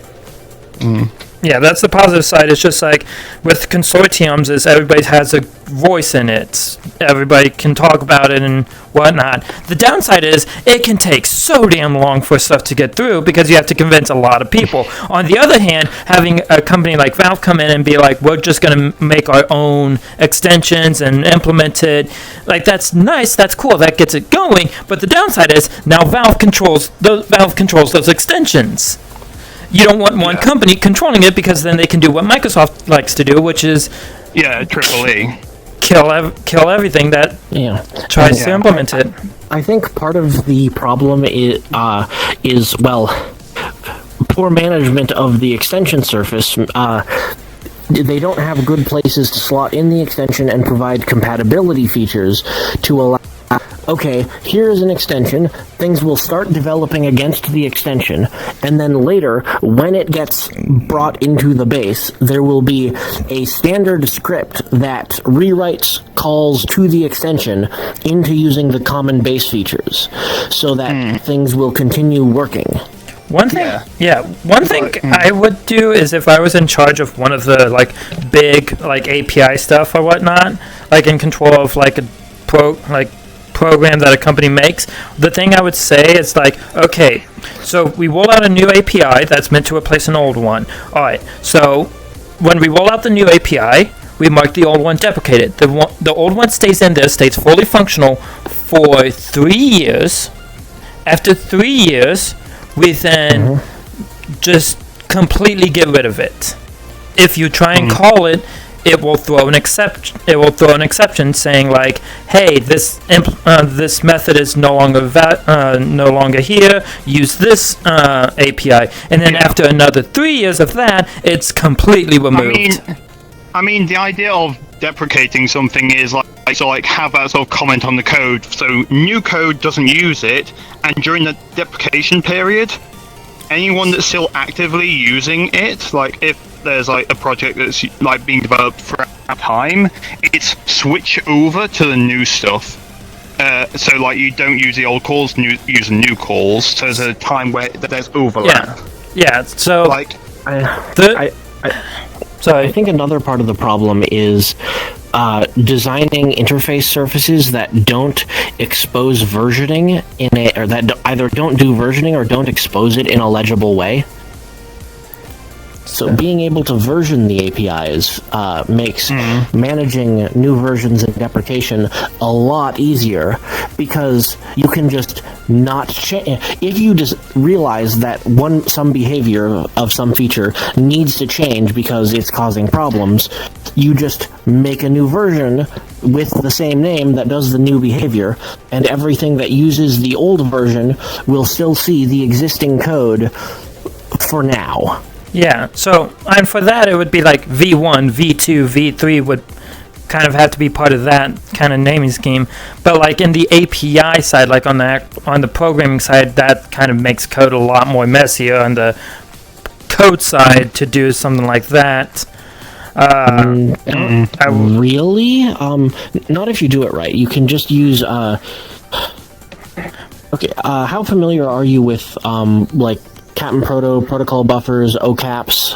I'm not too familiar with that. I mostly write my programs to be command line only. Okay, so, in Captain Proto, it is an OCAP-based RPC and serialization system. When calling methods over these OCAPs, you specify the method by a pair of a short, unique identifier for what interface you are calling it on, and a 16-bit code for which method in that interface you are calling. And so, you can write one object that implements interface v1, v2, v3, and so on, and each of those can have overlapping names, and you can extend existing interfaces by adding new methods that don't change the behavior of existing methods. And the wire protocol and the ABI will just handle that. Everything that was compiled using an old version of the definition will not see new messages or new methods, and it will call the interfaces it knows about in the versions it knows about that behave the way it expects. But then you can just generate a new ID for the new version of your interface when you're doing a compatibility breaking thing, and publish that as the primary/only version of the interface, and when something grabs the new version of your dependencies, it will start using the new GUID and start using the new methods for everything. I see. And since it's a single object that implements all of these things, you can actually pass the reference to it back and forth between multiple modules that were built against different versions, and they will each use their own version appropriately. I think I see what you're saying. The thing for me, though, is that I mostly deal with, like, linking stuff, and like usually with that, when it comes to versioning, it can kind of get messy when like you deprecate. That's because no one has tried. Ever since GCC introduced their versioned identifiers standard that doesn't do any of the things you actually want that to do, no one has tried again to make a better version. Yeah. And well, also part of the problem is that linking is extremely C-brained and doesn't use any of the ontology introduced by later languages that makes it easier to do this stuff. And to be fair, my favorite programming language, and it's like, yes, this is coming from a Linux. Rust, I'm gonna slap. Yeah. This is coming from a Linux user, but my favorite programming language is C#. Oh yeah, C# does do a lot of stuff right. Yeah, it's really... I love C#. There are some annoyances I have, like, for one, the top, like, I think it's called, like, the top level namespace. God, that pisses me off, because I'm like, what? It confuses the shit out of my brain, because it's just like, I'm used to seeing, if it's not in a namespace, if it's not within, like, a namespace bracket, it's in the root namespace. Yeah. And I also hate that they're just like, oh, but there's also nullable types. Why? Oh, because, like, if you give a null type, like, if you give a reference type and it's null, then, like, you have a safe way of checking it. Bitch, we had a safe way. It's if reference equals null. Okay, I disagree with you there. Nullable types are very important so that you can say, this reference can't be null. It will not produce a null pointer exception. That is, null has... Meanwhile. Yeah, being able to mark a nullable reference is convenient because it lets you integrate an option into the same pointer storage, and it's nice for optimization, and sometimes you do need to provide a reference. But It is really important to have non-nullable types so that you don't need to if equals null defensively everywhere or have null pointer exceptions. Meanwhile, in Rust, you don't have none at all. It just doesn't exist. If you need to say there's nothing here, you have an option. It's either something or it's nothing. It's not Rust's option is effectively the same thing as a nullable type because they implemented the exact same optimization where if you have a pointer where it knows statically that all zeros is invalid, it will coalesce option of the reference or pointer type into a null check, which means it does everything that you would want a nullable reference or a nullable thing to do, but it phrases the type in a way that's much nicer to work with. I think for me, though, it's just I'm so used to references can be null, whereas values cannot. So for me, instinctively, I'm always checking if a reference is null. So, but you don't need to do that if the type system asserts it. And it cleans up your code. The funniest thing is, though, is that I have gotten the whole, like, I have once had a code that used an nullable type, and supposedly it's only supposed to return, was supposed to do something graceful, like return you an empty object, but when I ran the code, no reference exception. And it's just like, the fucking feature doesn't even work. It still gave me a null reference exception. How is this? Microsoft, explain. I like I'm not like you said like you like C#. Like I like Rust because like the sort of like how they built up the language was like, okay, we aren't going to do things that make other languages horrible, like null. Like it's been called the $1 billion mistake to have like null be a thing, so let's not do null. So what happens if we need to pass the person who invented nullable references in Java called it the $1 billion mistake. Yeah, so he realized after he made it that he'd opened Pandora's box. So Rust just like goes, okay, we're not going to do that box at all. We're just going to do something else, which is the option, which is something or it's nothing. If it's something, the value is inside it. Like you have to handle it. The Rust compiler will typically not let you do it. You can unwrap it if you want to be like messy, but that will crash at runtime. If you handle it, then you're doing it the proper way for Rust, where if you do it right, then there is zero chance of like weirdness with like nulls because they don't exist. Like you're not gonna have any uncertainty at runtime. Like it's going to work the way you picked it. Can I add something real quick? I just love how ADHD brain we all are, because we went from talking about Linux, Resonate, like VR on Linux, to Linux distributions, to Docker and jail, to programming languages. I blame autism. I blame I have both autism. Yep, ADHD. Yeah. I have an autism diagnosis, so I can't join in that little club. I have autism and ADHD, so I have two neurotypes fighting each other. Yeah. It's like one of my. That's great. Yeah, I love it. It's funny because it's just like I can like whenever I get hyperactive, I'm like, I can sense part of my brain is just like, God damn, no, I want to rest, and the other part being like, let's fucking go. Like I can literally feel one half of my brain being like, let's fucking go, and the other half being like, God damn you. Not again! Yeah, like it's like one half of my brain is autism, the other half is ADHD, and they just can't decide who's in control.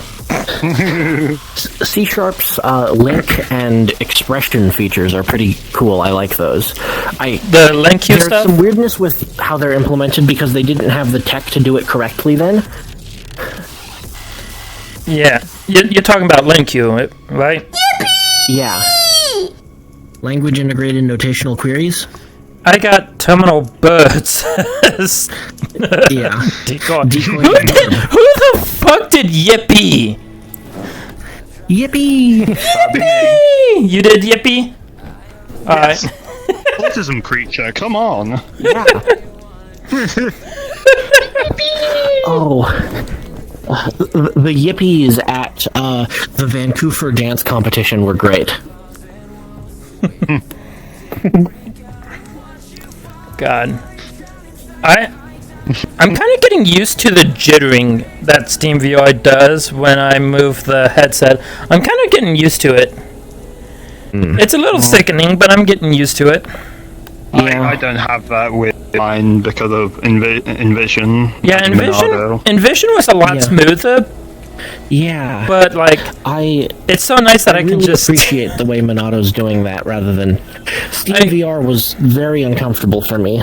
Yeah, like like my controller can turn off like right there, and then I can just re-enable the controller, and it will just pop. Like that's a nice Yeah. thing. So I miss Hot Plug in Monato. Yeah, that is definitely one thing that I don't like too much about Monado, is that if I forget to turn my controllers on, or if I don't like put trackers on when I have the Slime VR version of Monado, then it just won't be there. Yeah. And I hate it. yeah, Like, okay, so now I need to restart this whole thing because I didn't realise the left control wasn't turned on because I had it plugged in, and it was showing a different light compared to just on. So it's like, okay. And also the restart. lighthouses. Lighthouses. I wish I could control the lighthouses. The Steam VR lighthouses in Monado will not turn them on like Steam VR will. So I need to use a separate app, the Lighthouse Power Management app, to turn the lighthouses on, and then I turn on my controllers before I before I launch Monado. I think I've just been leaving mine running or just turning I off try the to do plug that, socket. but other people get bothered by the hum and turn them off for me. See, I'm just like I don't want to wear down the motors, because like when they're on all the time, the motor's constantly rolling, and some people would argue that it's better to leave it running all the time than constantly turning it off and on. But like I'm with that, it's in like sorry. VR once a week, if that. Like maybe once a week, once bi-weekly. Yeah. So in my case, it is actually better to just kill it, so that way it doesn't burn out. Yeah, it's like with light bulbs, like having a light bulb on for a long time won't kill it. It's turning it off and on that kills it. Yeah. Yeah. But like if you're barely using that light bulb, it's arguably better to just keep it off for the long periods of time. Yeah, like for energy consumption, like if you're only using it like not too often, then yeah, it makes sense.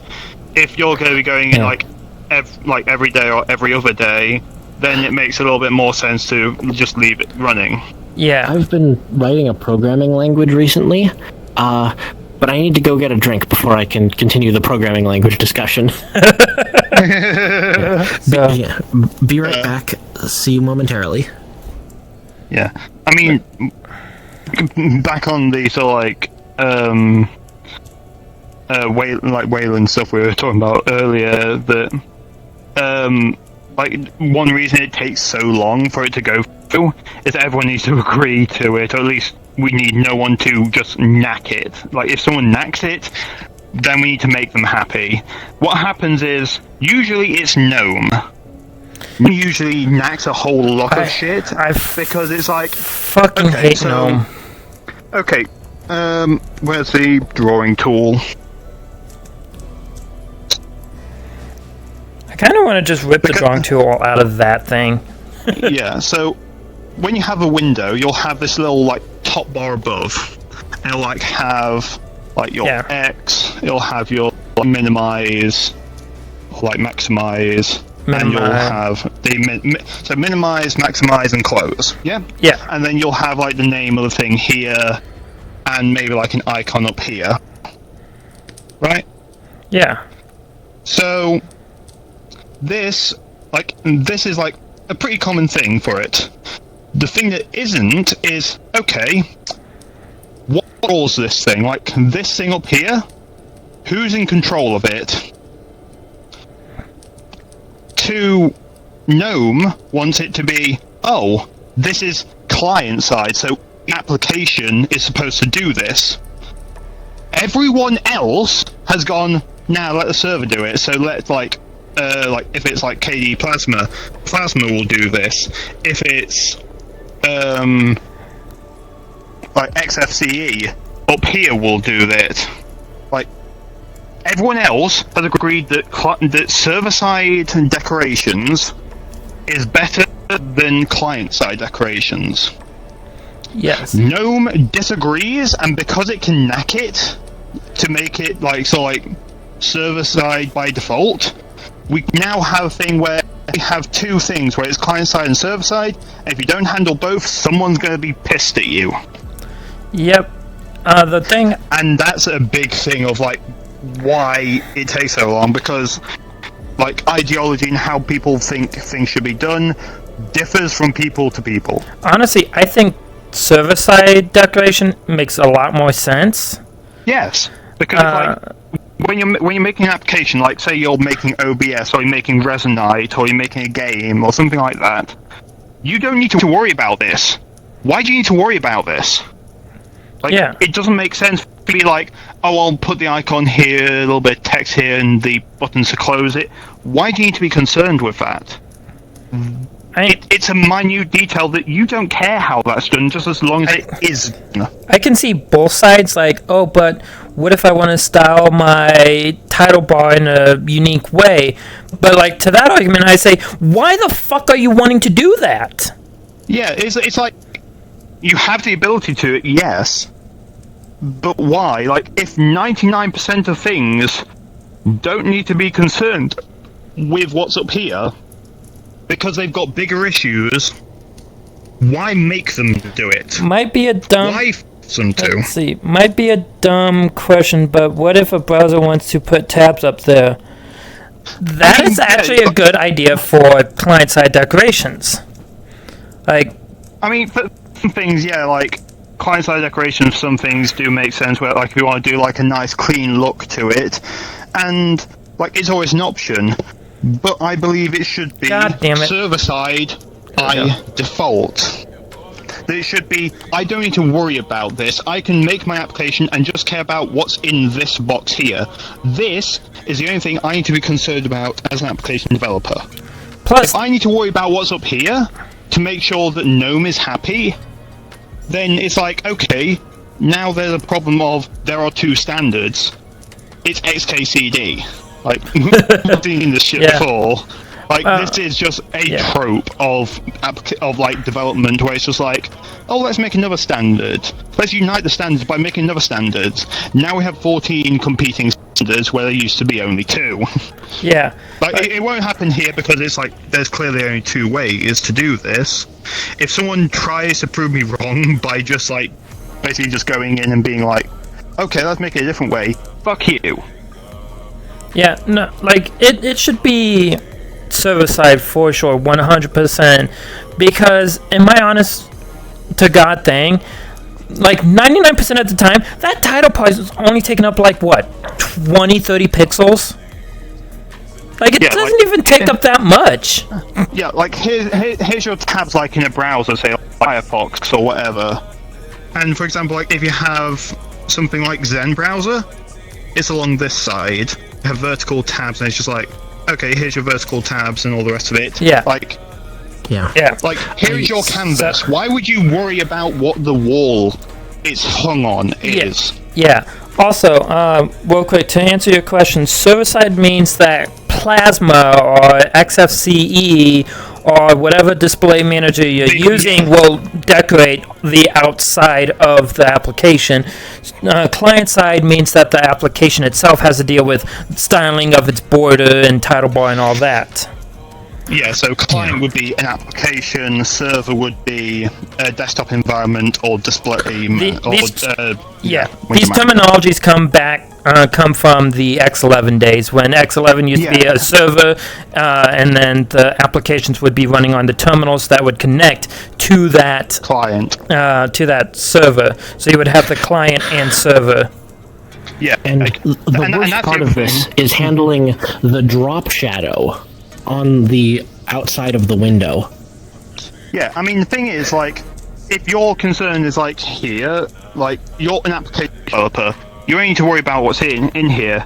It doesn't matter, like, if there's a drop shadow, you don't need to be concerned about it. If there's, like, weirdness going on up here, you don't need to worry about it. If you ask a painter, like, how they want the wall their painting will be hung on to be painted, they will look at you like you've grown a head. Because it doesn't matter. As long as their name is there and the name of the piece is there, they don't care.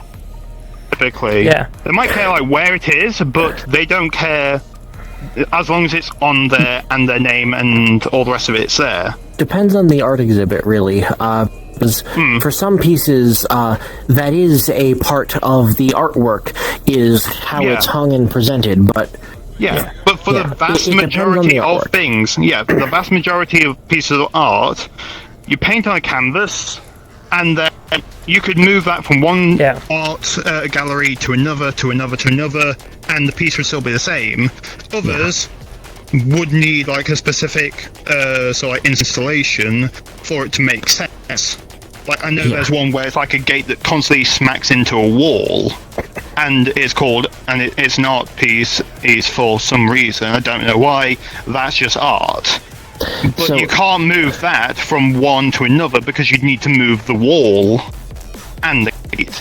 So it doesn't make sense. So the trouble with allowing both is if you allow both, most of the GUI toolkits that currently exist, Qt, GTK, Enlightenment Foundation libraries, WX, etc., have all decided, in order to ensure stylistic coherency of our toolkit, we will use the client-side decorations whenever possible and make them match the styling of our toolkit. So now if you launch 3 applications side by side, they will all have a different window bar, even though the application doesn't care, because the application just used a pre-existing windowing toolkit that chose to use the client side, even though it really shouldn't have. Yeah, like, and we can all pretty much thank GNOME for doing that.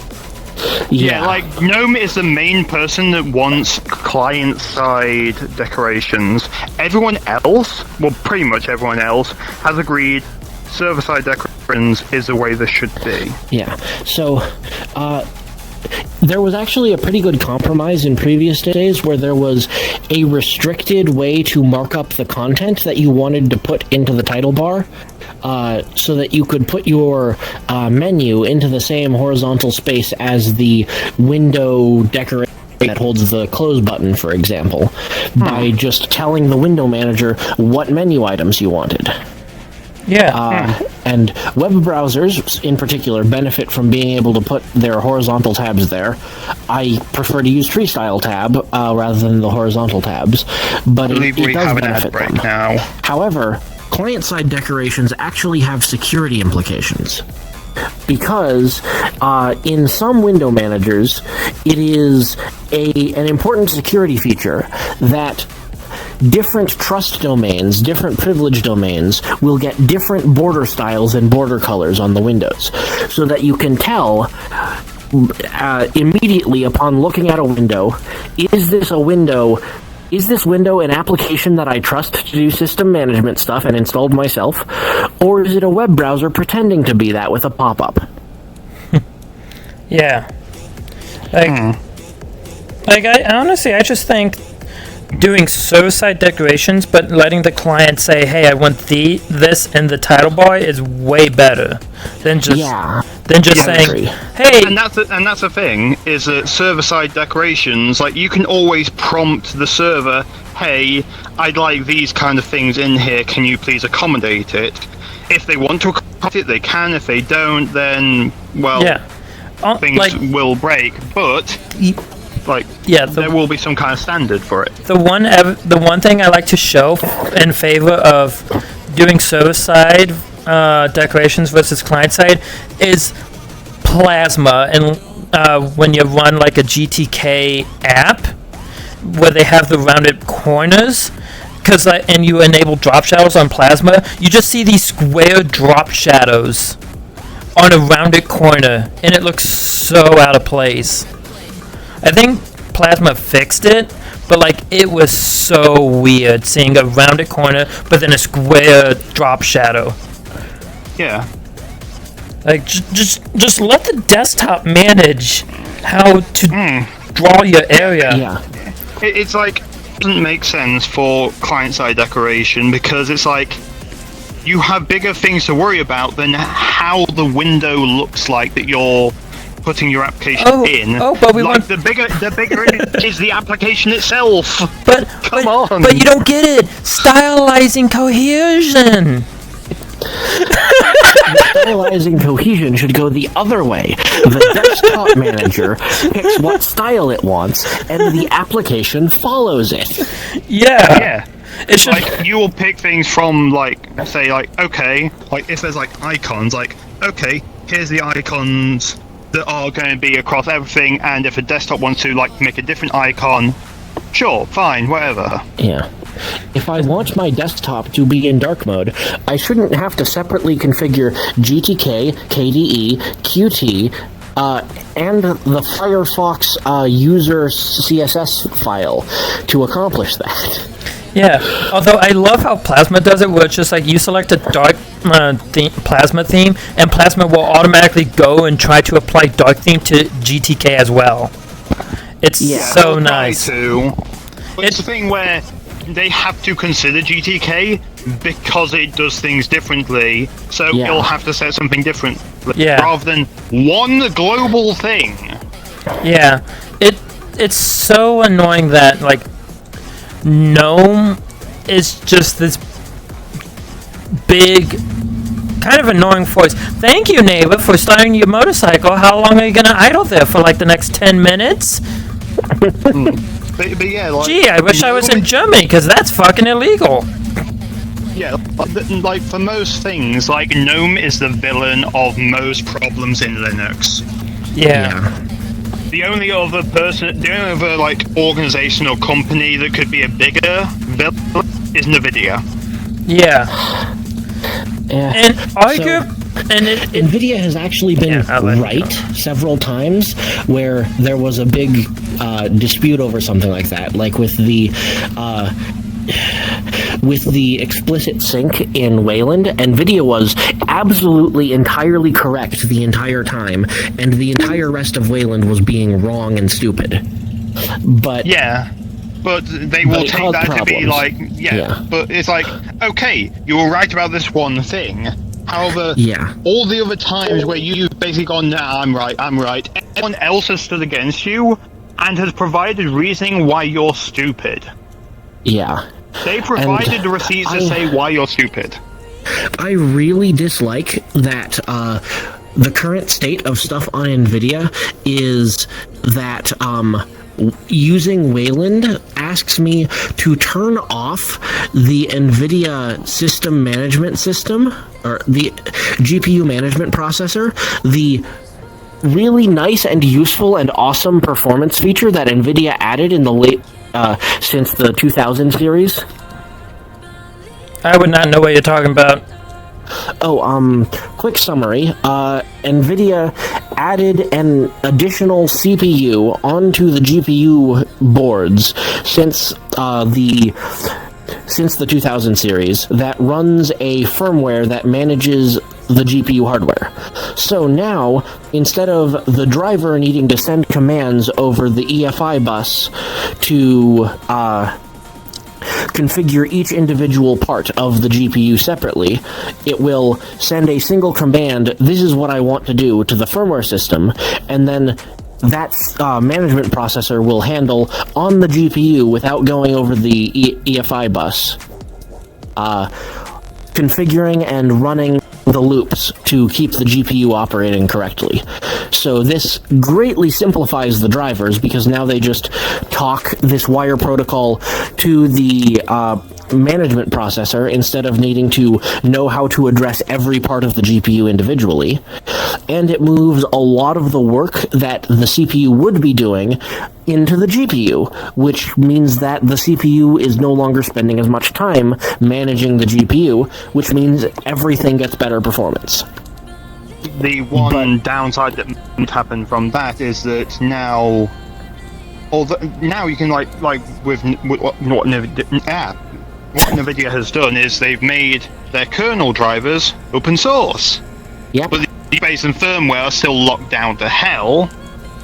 Yeah, which and they're never going to do that. Really different. Which isn't really different because if the core thing about how your GPU works is still locked behind proprietary stuff, it doesn't matter how open the rest of it is. If there's like a core thing in the middle that is, if there's a core thing in the middle that is locked down to hell, it doesn't matter how open the rest is. Like, you'll never be able to make like a competing driver that's any good. There's a reason why Nouveau, the open source driver, has struggled recently because they like basically locked down like how the GPU will work. I think it's a big improvement actually, because this means that all OSs now share the same GPU management firmware blob that doesn't need to talk to any other OS, which greatly improves the reliability of that, and now you can just write an open driver that talks to that protocol. And this is a much smaller piece of code that is much easier to audit and work with, that belongs to each OS individually. And so I think it improves the situation with being able to write open drivers.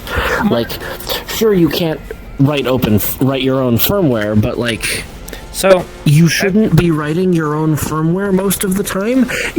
You would need a lot of time and energy and skill to write your own firmware to manage something as big as a GPU. And there aren't projects that can do that. Like, even before all of these changes, Nouveau was really, really bad because they were effectively writing their own firmware for the old versions of the GPU, and it just did not work. It was missing 3/4 of the features of everything less than 10 years old, and half the features of everything older than that. Yeah, the one thing I will say though is that I don't this is like the GPU. Like, for as long as it can't tell like the CPU, and I know this is backward for you guys, for as long as it can't tell the CPU to go out to the fucking cloud and send data that way, out to the cloud, I'm fine with that being proprietary. I'm fine with that. As soon as a GPU can do this, a device can do this, I'm like, no. Fuck no. Right. Yeah, it's meant to be my computer, not yours. There's a link to delete to your drums in the tool. Yeah, there it is. I keep forgetting that feature's there. But yeah, no. I did as well. For as long as a PCIe device, or just a piece of hardware in general, can't do that unless it's a, network device, or like the CPU tells the network device to send it. Like, for as long as the GPU is not telling the CPU, hey, send this data off to NVIDIA or AMD or anything like that, or this, or like the Intel SCSI driver doesn't tell the CPU, hey, send this SCSI telemetry data off to Intel. Like, I'm fine. I'm fine with it having proprietary firmware. Yeah, and that's like one thing with like anti-cheat that most people would probably be fine with running like a kernel level anti-cheat.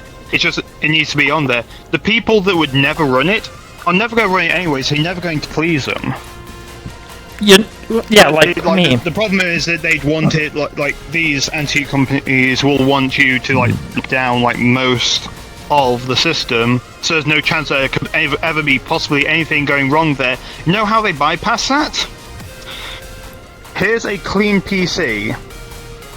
Here's a dirty PC that has the cheat software running on it. You have a capture card, and you have another cable that fakes keyboard mouse input. And you have this network isolated, so this can never be detected by this. You've now just beaten the anti-cheat game. There's been exact proof of concept of this, where like this one, which is a sort of cheat PC, like it can like whatever you fucking want, it gets video data in, and it sends like things back. Yes, you can't as easily like access memory and do certain kinds of cheats, but it still gives you an edge. You know, You're not going to win. I A year remember. or so ago, someone actually advertised doing that in a monitor as a commercial product. You know, I remember reading about somebody who made a device that is like that, except it plugs into your PCIe port, Yeah. and it can read what's in RAM using I forget what DMA? it. Yeah, DMA. Using DMA, it can read whatever it is in RAM, and to the PC, it just looks like a generic USB hub to the PC. Yeah. But Yeah. it can send, but it sends like keyboard and mouse inputs and can read the RAM, and it's just like that bypassed easy anti-cheat and BattleEye. Like the thing is that like you have like a clean PC and you have a capture card.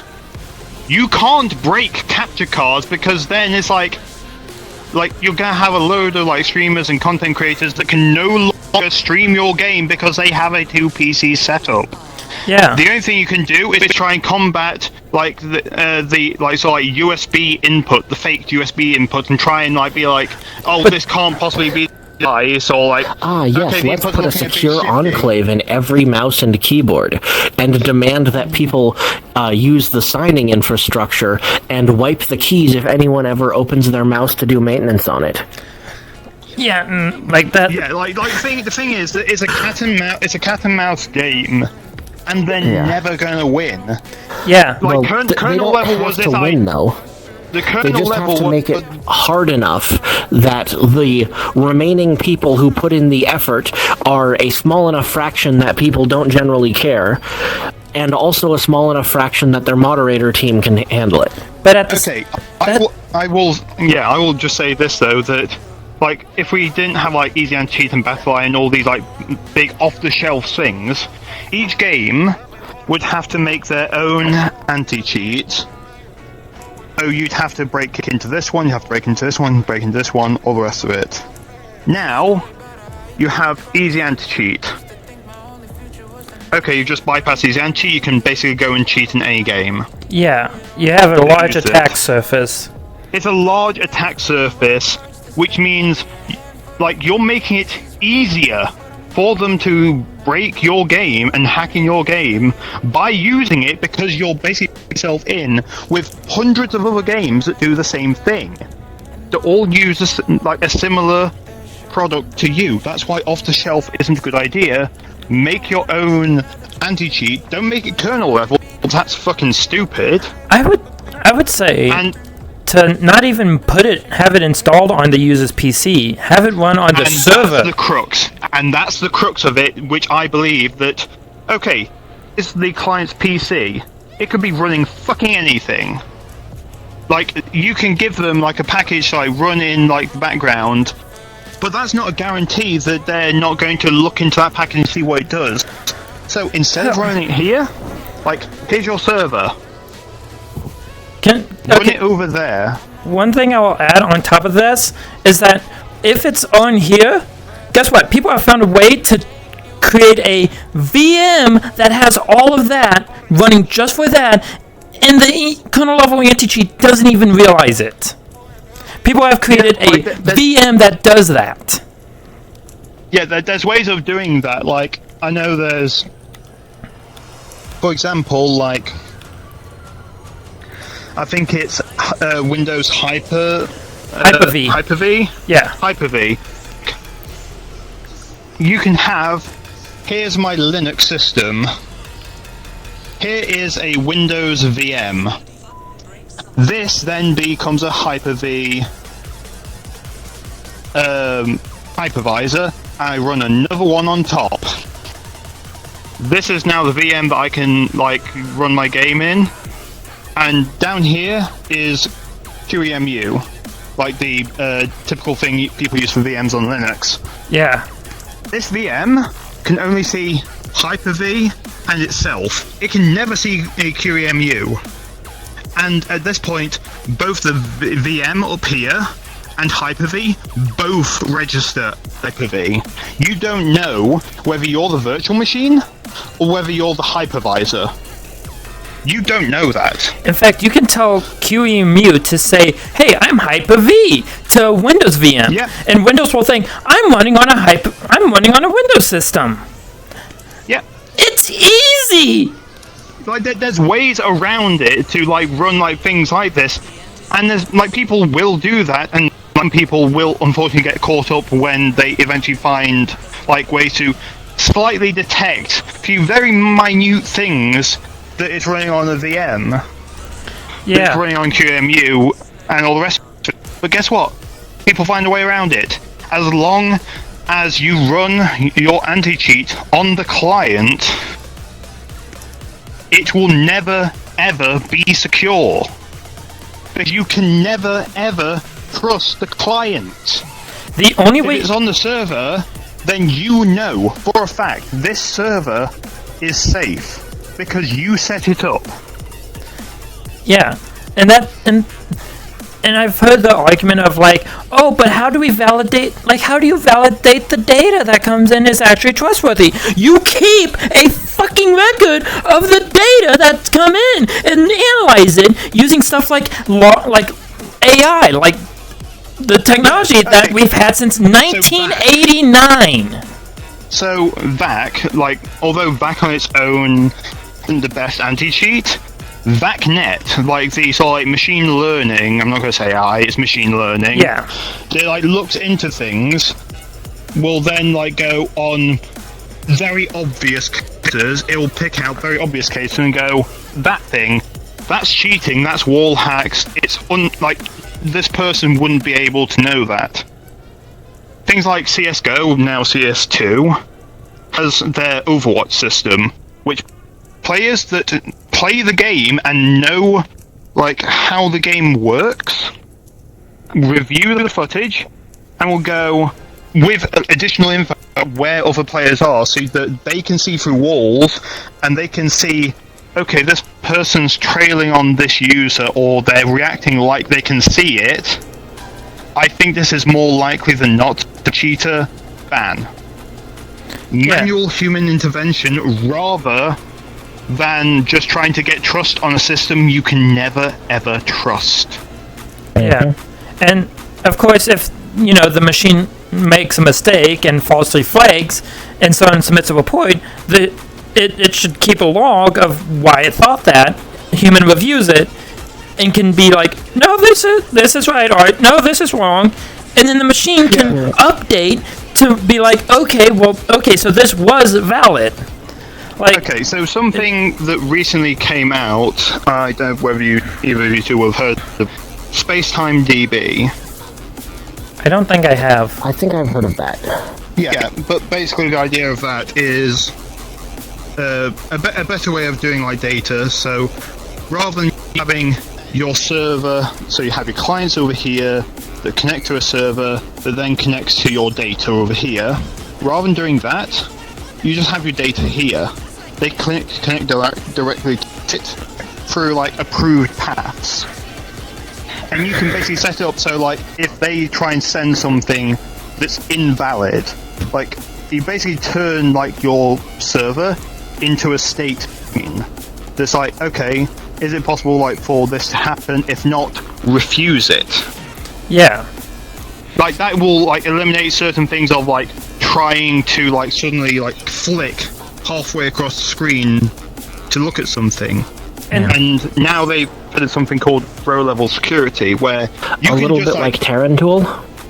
Not too sure, but like for example, like if you have a list of players in the table, in the database, like okay, this player is here, there is here, this player is here, like you have a couple of players in there, and it'd be basically like, okay, only like send the data to the client for players that you can see or are on your team.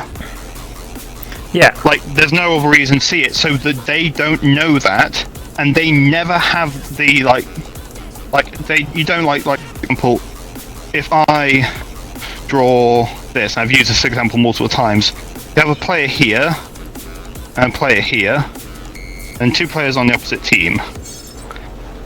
Let's say that you have this player here. This player is never ever visible. This player, like, if I move, like, this one over to here, where it's got a almost line of sight, then there should be, like, enough of a thing here. So it's like, okay, I'm going to tell you about this, but you're not supposed to render it. But at no point should you be able to know this guy's here to be able to shoot him through the wall. Yeah. And that's what row-level security does, where this guy doesn't exist. This guy you have to know about because he could pop around the corner at any time, so you have to know about him. It's fog of war. Yeah. But this guy here, you know about, so the only information you have is these people. You don't know this guy's here, he could be anywhere else, you don't know. And your computer doesn't know because it doesn't send you that data.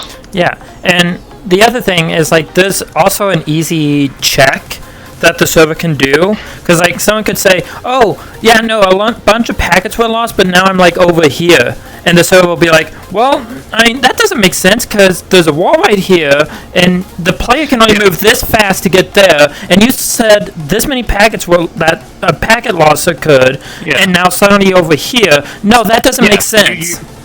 This is why you game knowledge. For example, like I said, this is a wall. Like, if a person tries to, like, just walk this way and try and walk through the wall, the server will then go, like, okay, they want to walk this way, oh, there's a wall there, reject.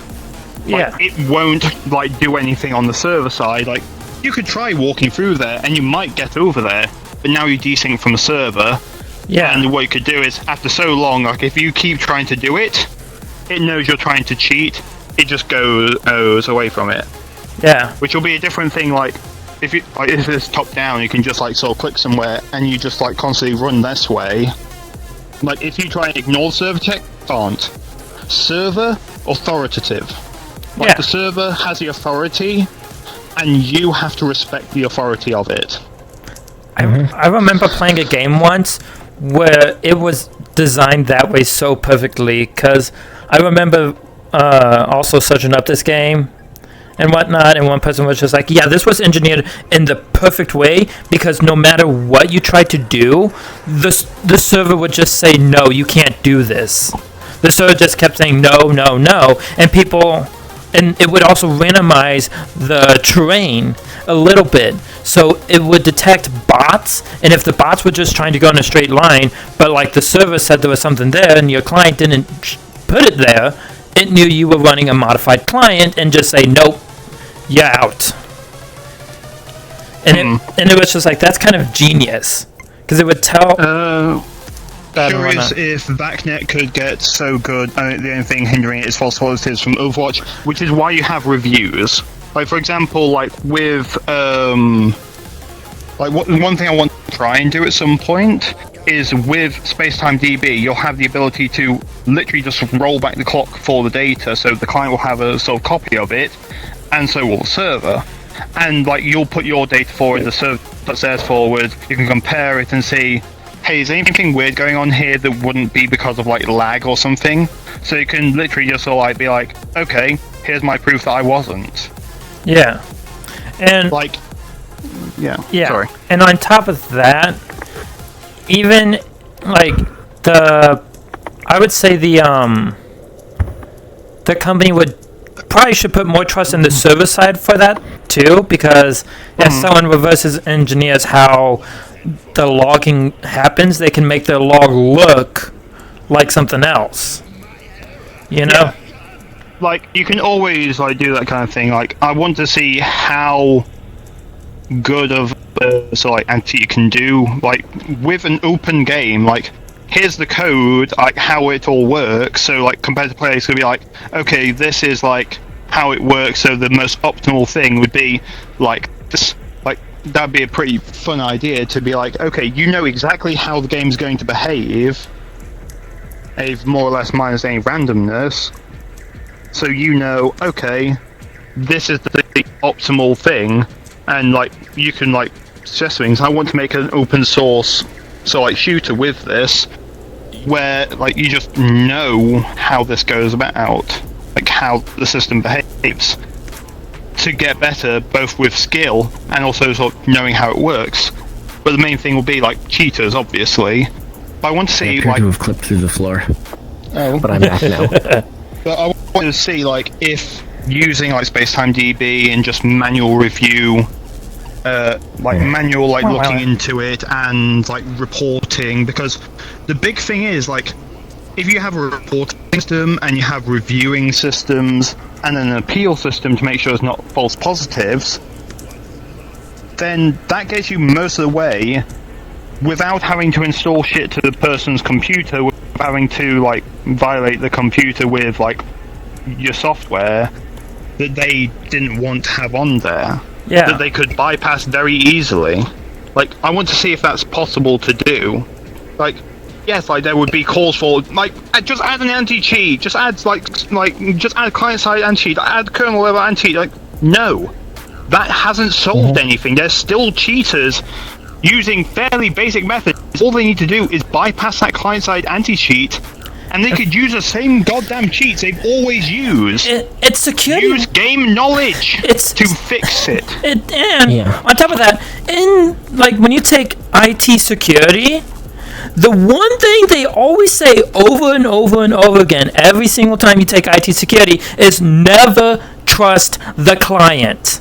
Never. Yeah. Never trust the client, you never trust the user. The user could be an idiot, they could like put something in wrong, all the rest of it, just don't.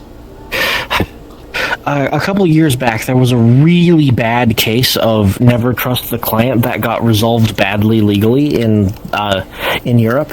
Oh. Do you want to hear about it? Go for it. Okay, so there was a company that provided a network service to other companies that did shared tenancy and only allowed the company to access their own data. They provided a custom client for accessing these services. One of the companies that contracted with them hired a pen tester to check if the services they're using are actually secure. You know, the services on their own hardware that they are paying for and own. A reasonable thing to want. Yes. So this pen tester opened up the client they were provided and discovered it was doing the authentication client side. Oh no! All of the company's data. All of the other company's data. Why? Why? What the? So wait, hold on. Not just that company's, but other companies as well. Other companies' data was accessible by just calling at the endpoint that the custom client was using. No! How do you fuck up this badly? What the fuck? Wait, it gets worse. It gets worse. It gets worse? It gets worse.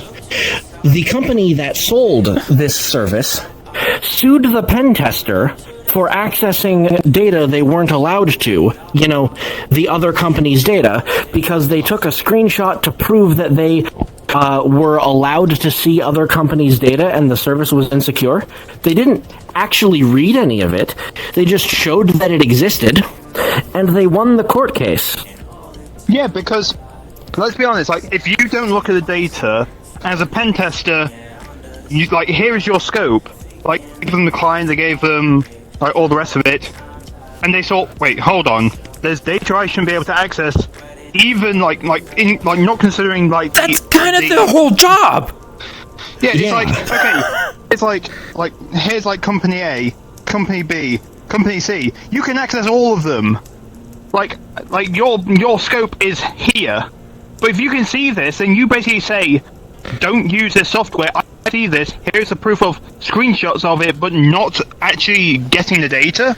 That pen tester did the right thing of, like, providing receipts, but not looking at the data. They could have, like, leaked all them secrets to the hide them. The one thing I would say is, if the pen tester is only able to see here, that's okay, that's cool. It is secure. That's the thing. Yeah. But that's not their job. Their job is to see, can I access this, or can I access this from my enclave? If they can do that, they did an amazing job.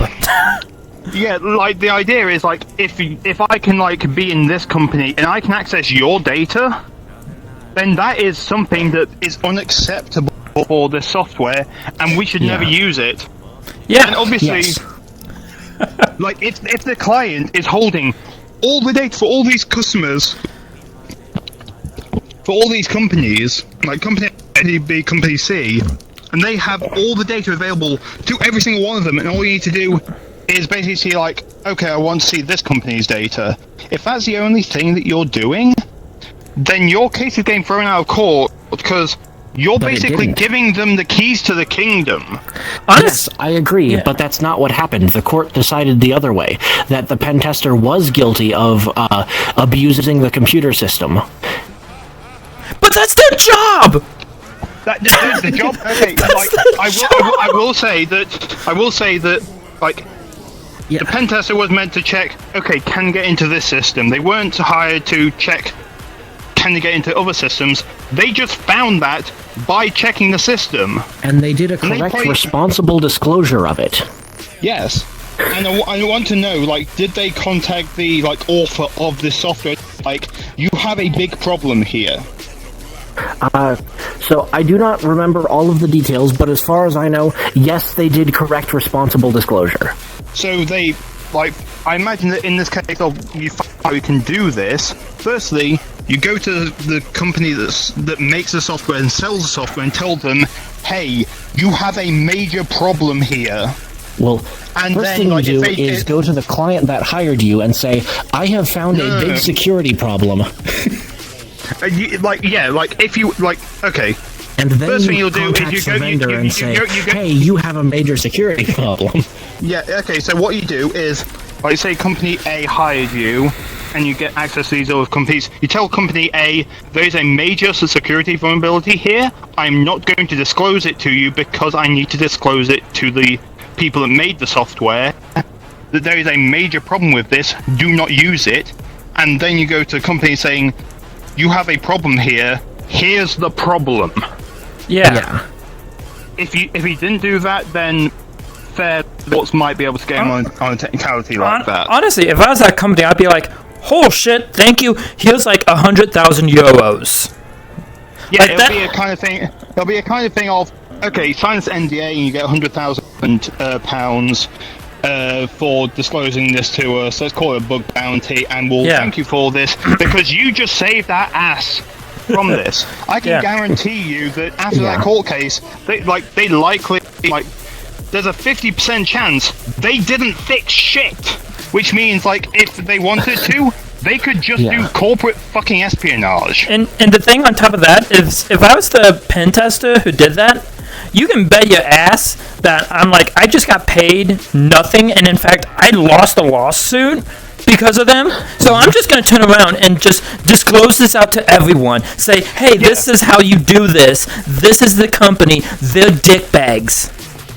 Yeah, like, in that case, like, if you're already being taken to court for something, and they're going to, like do it, and it's going to be, like, a fine or something, just disclose the fucking thing at that point. Like, they're choosing, like, if the law's deciding to do that to you, and the company that made software deciding to sue you for, properly disclosing their bug to them, then fucking just, put it out in the open. Nothing will get it fixed faster than bug in the wild. And nothing will change a company's mind than looking bad. If a company looks bad, that won't change their mind. Matter. But It's with money. That doesn't matter. That doesn't matter. Like, if they can be sued, as I said, like, you've got, like, these three companies. Like, if these three companies then come under attack because of the software they use, these three companies sue the person that made the software because they gave them insecure software, and they sue them, and they don't want to deal with that shit because that's a lawsuit, and you don't want to deal with that. Exactly, it makes the company look bad. No, it's not about making them look bad. It's about those lawsuits. If these companies don't file lawsuits, then they don't fix a bug. They just deal with the PR and like say like they're gonna fix it. Don't fix it. Just leave it the same as it is. And like if you put the bug into the wild, then people will use it for exploitative reasons so that it gets fixed. Yeah. Yeah. So, it's Another fun security story is breaking DRM on a train. So, a train manufacturer did something really unethical. Oh, I think I know this. Yeah, they put software in their locomotive engine control system that, yes, someone in chat recognizes it. That would the GPS that was involved in other systems, and if the train stayed stationary for more than a couple of days in some specific geo-fenced regions that coincidentally were competitors' repair shops, then the engine would refuse to start.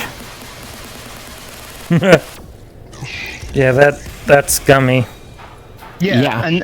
And so there's a really cool story of the repair shop that got bitten by this and would have needed to pay contract penalties and pay to have the locomotive shipped to the manufacturer's repair shop and pay the manufacturer to repair the locomotive. Instead hired a security firm to take a look at it, and they debugged and broke the DRM on the train to patch the software and bypass the geofence. Yeah, which is awesome. It was so cool. God damn it.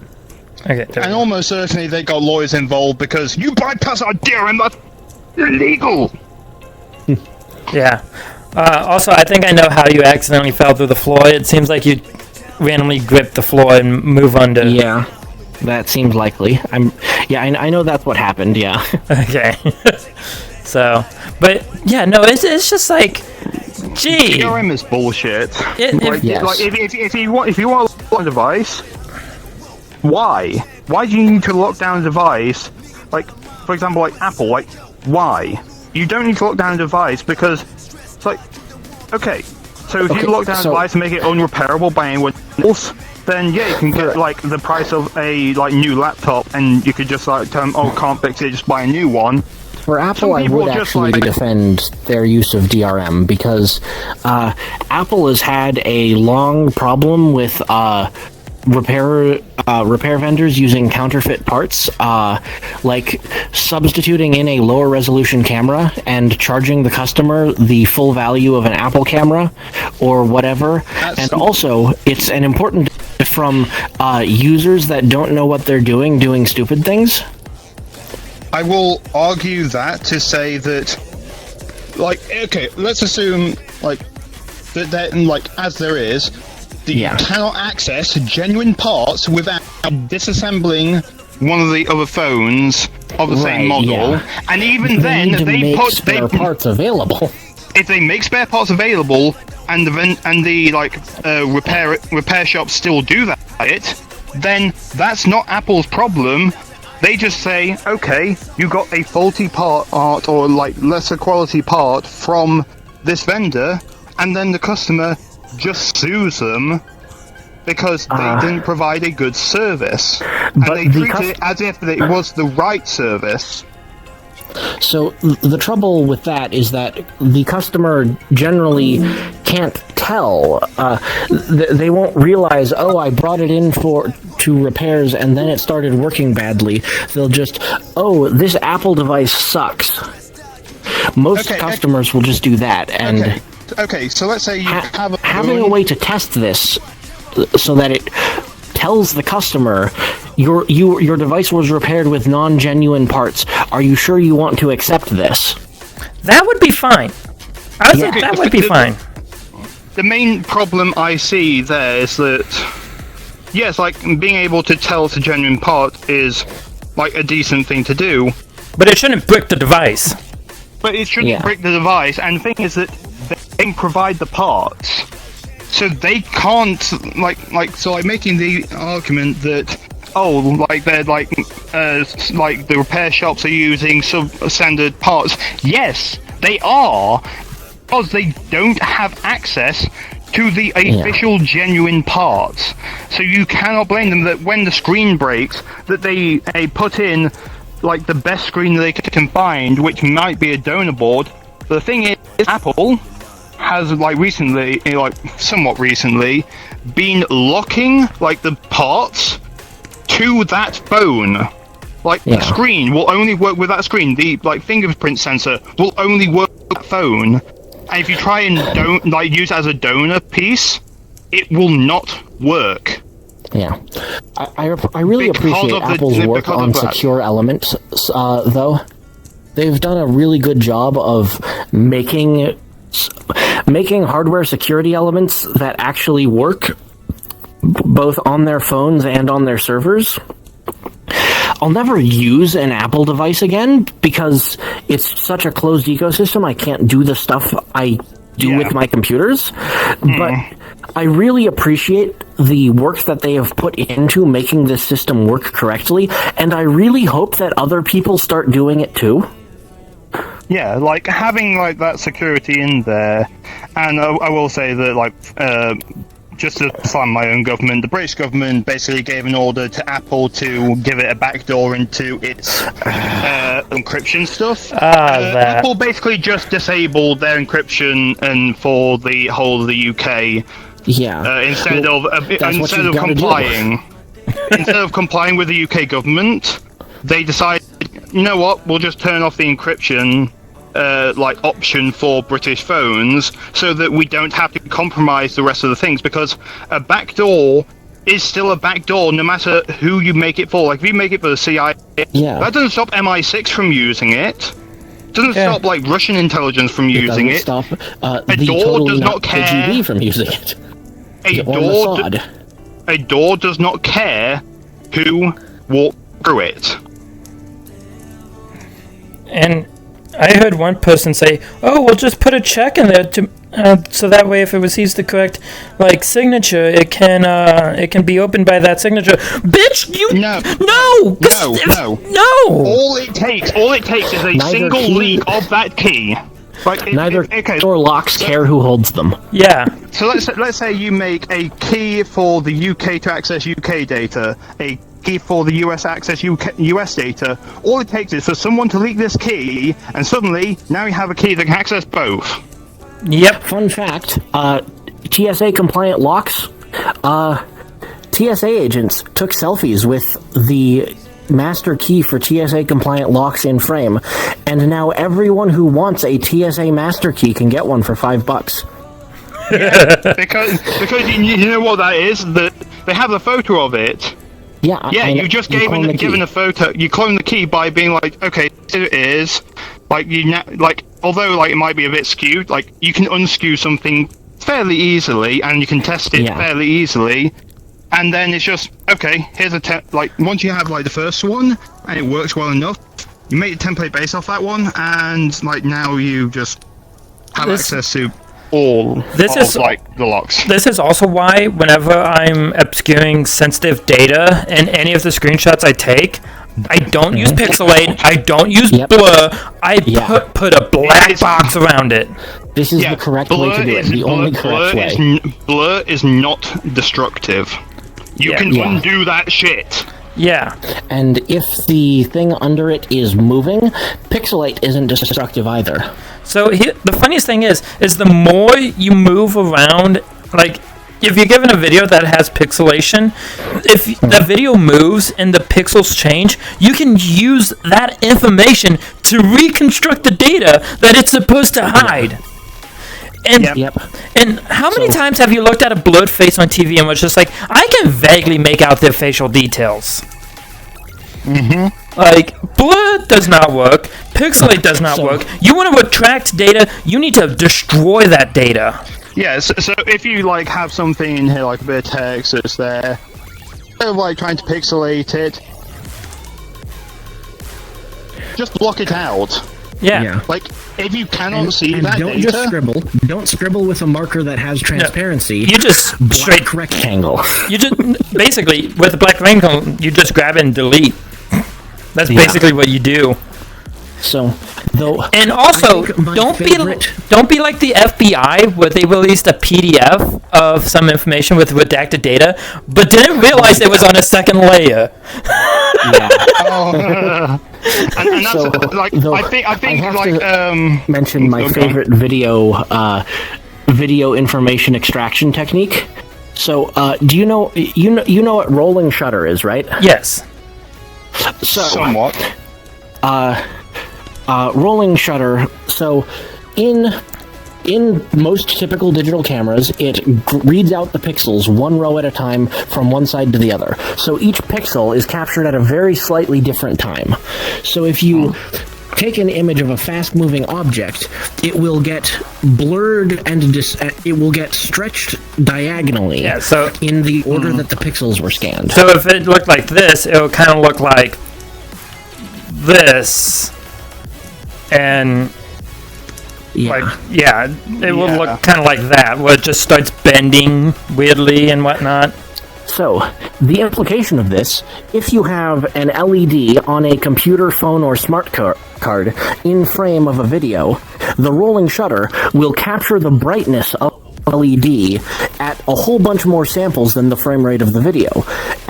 If it's like 10 by 10 pixels, the glow of the LED, you get 100 samples per frame, which gets you thousands of samples per second, which is enough to do a side channel attack on the power usage. You can extract information from the CPU of the device the power LED is on by taking a video of the power LED. You can extract cryptographic keys from a internet-connected security camera that has the smart card reader in frame. Oh boy. Yeah. And then you can clone the smart card remotely and walk right through the secure door. Or if you get invited on a tour of a secure facility and take a quick video of one of their server racks, now you have a random sampling of their private keys that are being used to host the website on those servers. Honestly, this is why it's just like, if I ever work for an agency that needs to do stuff like, or a company that needs to do stuff secretly, and they bring anybody, like a popular YouTuber or anything like that in, and they're like, hey, can I take a picture of this? I'm like, if they're like, hey, can I take a picture of myself in front of your servers? I'm like, yeah, just give me a moment. Let me just relegate all of their turn all of them off, and relegate all of the processes to a different service. Be like, everything else is going to go on different service. Going to shut this down so you can't get any information. I mean, like, typically with that kind of thing, it'll be like, okay, if you want a photo, we'll take it and we'll provide you with the photos after we've made sure that there is absolutely nothing that can be in that could like compromise our security. And videos would be basically no. Yeah, because as I said before, don't. If you want to do a video in like front of all that, they won't be running any data at all. They'll just either be idling or off completely. Like if you want to shot up in front of servers, here's a like sort of fake rack that you can be in front of. Yeah, and you can basically like I'm here at whatever, like, these aren't the real servers, they won't let me near them, sorry, can't do that. These are just a sample of what they look like. They don't hold anything that's, they won't let me actually touch any of the actual hardware. This is just the old generation hardware. Fairly standard stuff. Yeah. Another fun side channel is many laptops have ground plane connections between the CPU power and the microphone. So if you're in a voice over IP call with someone, the baseline hum noise coming through the microphone is a side channel attack that lets you extract information from the CPU. And this information survives audio compression in most current, or in all of the current VoIP applications. Well, that makes me glad that I have an XLR microphone. Yeah. Yeah, I just have one that plugs in via USB. So... yeah. I don't know if they've evaluated external USB microphones, but yeah, things are not great. So yeah, it's like, wait, like, you think some things are secure? Really, they're not. They're just well enough to stop most people. The thing I like to tell people is that security is nothing but layers of Swiss cheese. The more Swiss cheese you have, the more Swiss cheeses you have, the harder it becomes, but it's still penetrable. So there's actually a that is not entirely accurate because you need to account for the sum versus product effect. Because sometimes when you add more security layers, you are not increasing the number of layers, you are adding alternate paths that the exploit could happen, and thereby increasing the width, not increasing the depth, which makes a hole more likely. Yeah, so that's kind of like how I describe the Swiss cheese model as I envision it. I do it in a kind of general purpose. This is good for a lot of people. Well, generally, it's just the more layers of security you have, the better it is. But when we're talking for like stuff that needs security, you want to try and make the Swiss cheese as small as possible and with as many layers while minimizing the holes. Defense in depth. Yeah. So.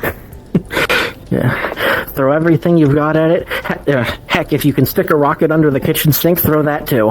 And the other thing I also tell people is security is inconvenient by design. Yeah, because okay, for example, like a password, like you have to type password in, it gets annoying. Don't write it down because then you just like completely invalidate the security. Yeah. Security isn't inconvenient by design. Security is inconvenient by necessity of some particular implementation, where there is a limit to how much convenience you can provide without compromising the security in a particular security model. Yeah. There are ways to improve convenience. You can change the security model to retain security while being more convenient, but that requires a lot more work. Yeah. Yeah. It's being inconvenient will be a lot easier for implementing it and to keep it secure, because then you have to, like, if someone wants to get through, they have to go through a similar thing to you, where they break through one thing, break through the next thing, break through the next thing, and at some point, hopefully, they're caught. But also, convenience is a security issue. The more inconvenient your security makes using your tool, the more of an incentive you give legitimate users to compromise your security. Yeah. So it's a balancing act. Yeah. Be right back. I need to attend to something. I mean, it's like, for example, like when I was at university, like I'd already been burned by like doing something before, so I made a random password using a method that basically meant like this password is not going to get guessed. Like there was seeds to make the password, and I went for it by hand and probably made some mistakes along the way. So I now have a solid password. I have a password manager for it. And my university, so I had a password generated for that. Then in my second year, it's like, okay, we need a new password from you. You have no idea how many times you'll find in things like this where someone will just add a number or a special character to the end of their password and call it a day. So that's what I did at university. I did the same thing when I working at the previous company I did, because they were like, you need, like, we were commission based, so we had to, you know, make, every time we did a sale or something like that, we made money, which means I could not spend time making sure my system was properly secured down. So what did I just do? I just changed the number in my password every time they requested it, so that way it was just super quick, easy for me to just type it in. Yeah. And for example, if you're okay, I'm just gonna say right now, if your password is anything that contains password or like something like that, like if you like password 123, like all it takes is like, okay, if you need to change password 1234, like that increase the security. That's just made it easier for someone to be like, okay, I've got two passwords from someone. Let's see. Okay, so like run these. Like it'll just be an extra character on the end. But now they can do a thing of they've got two different versions of like the hash of it. Like if they get both password hashes. Yeah. So now they have a hash of both, and they know that more likely than not, the last character will be the only thing that's added differently. Oh, and on top of that, they also had it to where the computers would lock super quickly, and that would piss me off because then I would have to type in my password again to unlock it, even though I was still at the bench. And so what I just did was I put a mouse jiggler program on the computer because they didn't lock down you couldn't run programs that required admin privileges, but you could run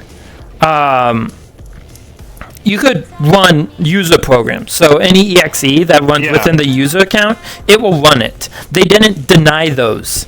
So I just ran a mouse jiggler to keep the computer from locking.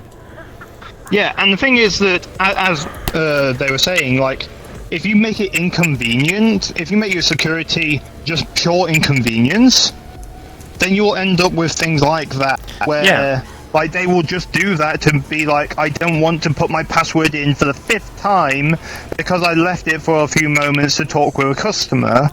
I'm just going to install this program that jiggles the mouse. They walk away, they put that on there so their computer doesn't go to sleep. All it takes is one person walking up and realizing they've now got access through your information. And here's the other thing is that, I'm not even talking about walking away and to talk to a customer. No, I would literally, I would be at my bench.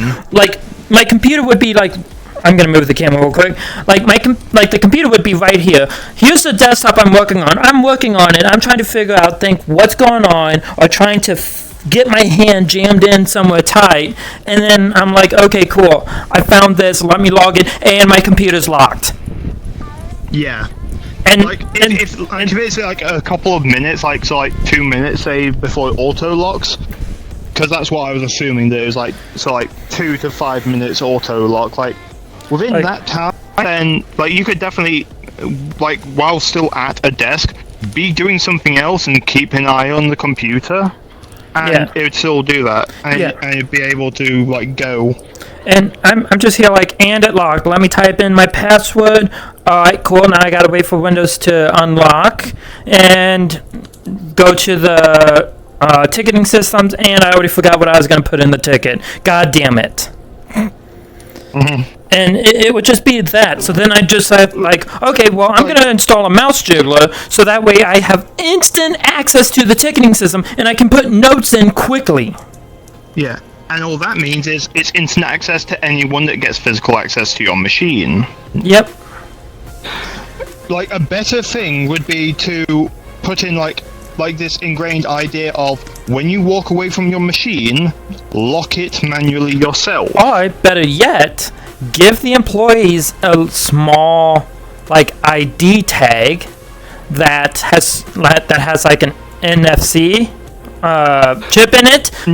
Hold on, just listen. Where they can unlock the computer that way, and not that way. I mean, with a password. They unlock it with a password, and then for as long as the computer detects that NFC chip nearby, it then will keep the computer unlocked up until say 15 minutes, up to maybe 10-15 minutes.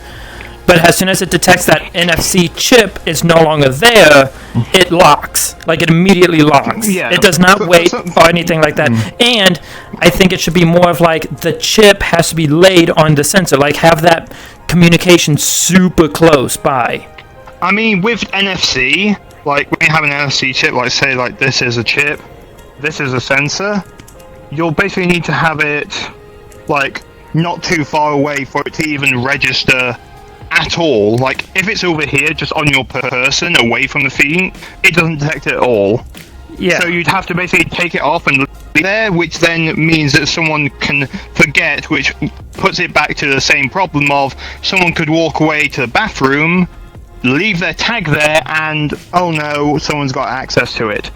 Instead of that, make them form a habit of locking their machine.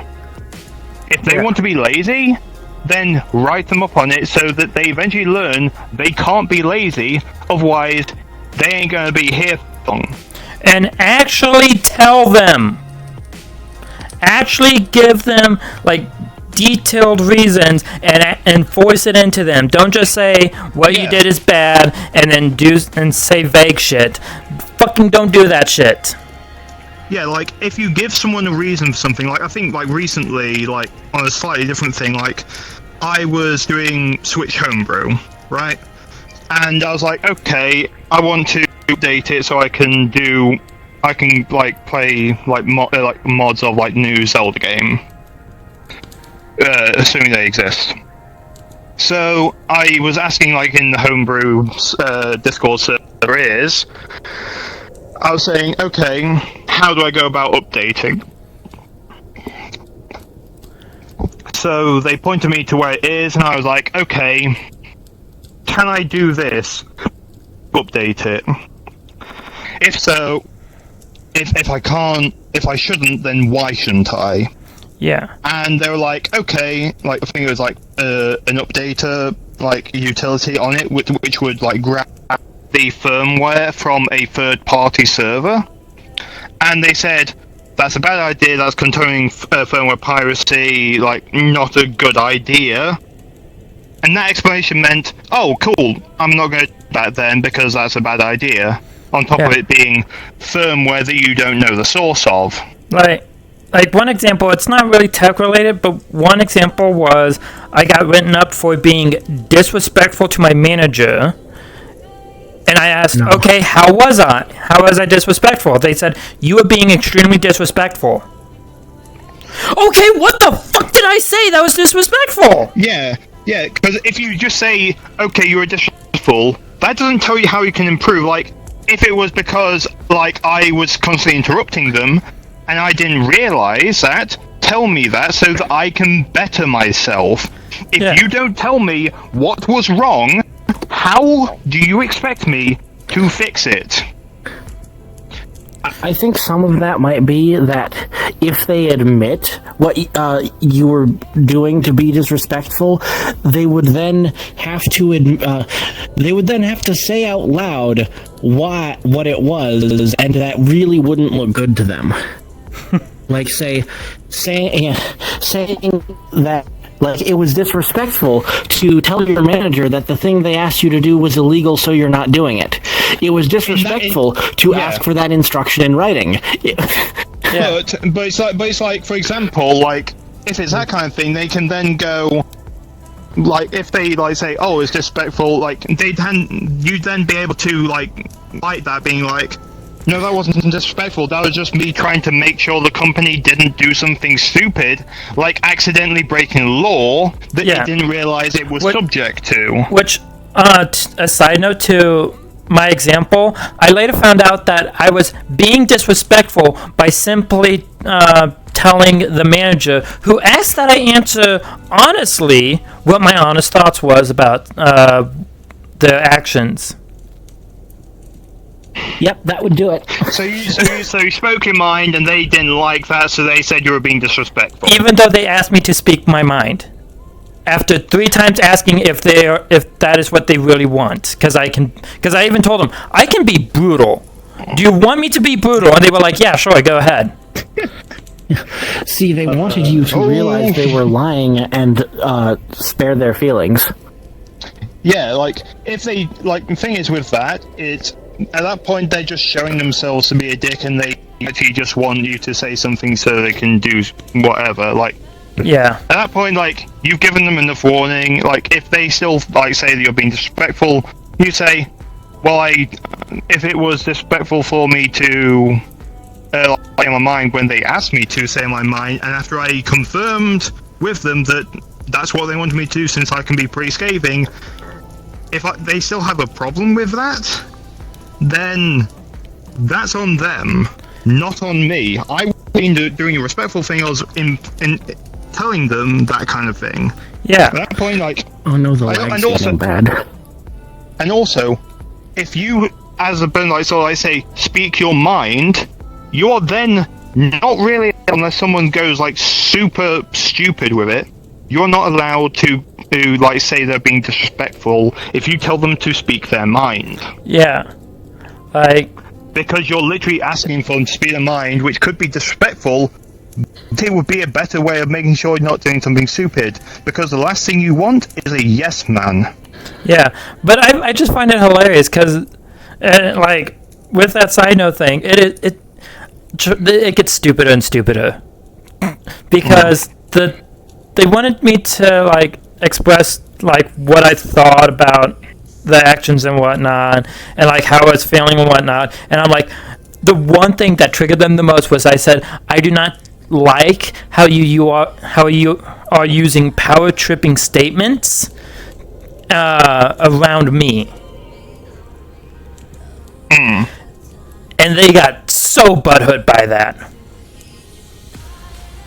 Yeah, because it's like when you call someone out on something that, okay, like there's a 50% chance they don't know what they're doing, and they've just always done it, and it's something accident, like, and they likely will be like a little bit mad at first, but then they'll be like, okay, yeah, I kind of was. Yeah. On the other 50% is they know they're doing it like that, and it's like you saying that is like you're calling them out on it, and they don't like that because, like, calling you out on it, like that's what they don't want. Yeah. The funniest thing is though is that once the entire shop got heard that I'd said that to them, and that they got extremely hurt, we just called that manager Bussy Boy. Oh my god. Like we just started calling that manager Bussy Boy, and we kept asking them if the bussy got hurt.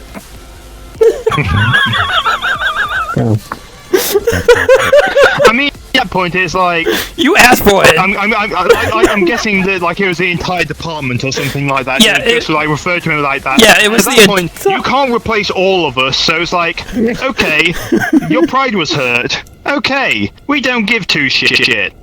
Yeah, everybody just kept being like, hey, when he wasn't around though, because like he could make our lives absolute hell. But we would just like, but whenever he wasn't around, we would just call him Bussy Boy. Like, yeah, it was hilarious after that. Just, hey, because you got hurt over a sentence somebody said? You're now Bussy Boy. Yeah, because like if you like listen to like all the questions and all the rest of it, then your employers will treat you whether you're in the room. Well, they'll treat you well whether you're in the room or not. Yeah. If you give them reason to like talk shit about you behind your back, they will. The best part is the supervisor supported us doing that. Funny. So it's just like, yeah, like if they're gonna make your life hell, if they're not going to be able to take criticism and things like that, well, then yeah, like a supervisor like doing that, great. Yeah, the supervisor was just like, I approve of this. In fact, they're the one that started the whole Bussy Boy thing.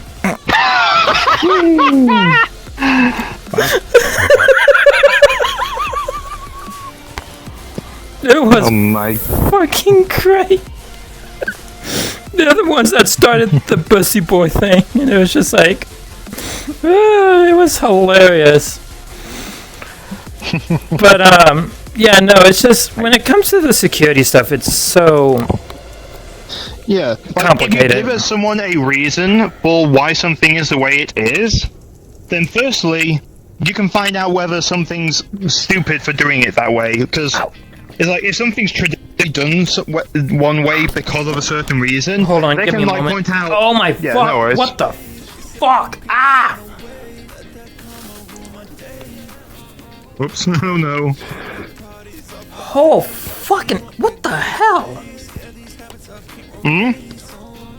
You're gonna have to explain what's going on. Yeah, you'll have to explain what's going on in a moment.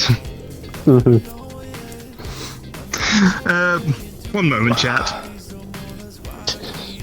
Technical difficulties. Oh my god. Technical difficulties. What's going on? We don't know yet. We don't know yet. Oh my god. Okay, I think it's good now. Fucking hell! What was that? I I have no idea. Just all of a sudden, like, my eyes started tearing up and it started burning like the billion suns. Oh yeah, I've had that before. That's fun. Yeah, just out of nowhere. VR related. Yeah, just out of nowhere, my eye just decided to do that, and it's just like, ah! Fun. Yeah. But yeah, like if they have like a policy in place and they give you the reason for it, and you're like, that reasoning doesn't make sense. Like, things have changed since that was put in place, or that reasoning was never valid at all. Why are we still doing it that way? That's a way where you can basically either remove or replace outdated policies with something that makes sense. Like, if you give a reasoning for it, or it could be a completely valid reason, like, oh yeah, we're asking you to change your passwords every time so that we don't have any problem, like if the passwords get, like the hash passwords get leaked, because that could cause a problem where they could just look for the most common one and get access to someone's account. Yeah. By just comparing the hashes. And on top of that, like, you gotta make sure that you actually have good fucking security. Yeah. Because, like, for instance, where I worked, user-land programs can run. Do you know how fucking easy it is to bypass Windows security if you can let any user-land programs run? Like, it's so easy. And no, an antivirus, anti-malware isn't going to help when it's super sophisticated. Thank you, audio, for fucking randomly going out. But yeah, no, it just would no matter what security software you're using, security suite you're using, it's like, it will help to a degree, but you know what's better? Making sure users cannot run executables. Yeah, like okay, so the biggest thing will be people running stuff on computer that they shouldn't, people clicking on things they shouldn't, and it's like, if you can stop them from doing that, then your security goes up. Yes, they might complain that they can't do certain things, but you can be like, okay, why were you trying to do that? Yeah. It's like, if, like, for your example, like, if you install a mouse jiggler to make sure it didn't go off, then it's like, okay, why do you want to run that thing? Oh, it's to do that? Then that's against the that breaks the security, and then you can explain that, well, it's a short of a time period, that when you're in the middle of doing something, it logs out and causes, like the whole thing you were saying earlier of, now you need to put a password in, and I've forgotten what I was going to enter into there. Great. Yeah. And on top of that, it's also just one of those things where, like,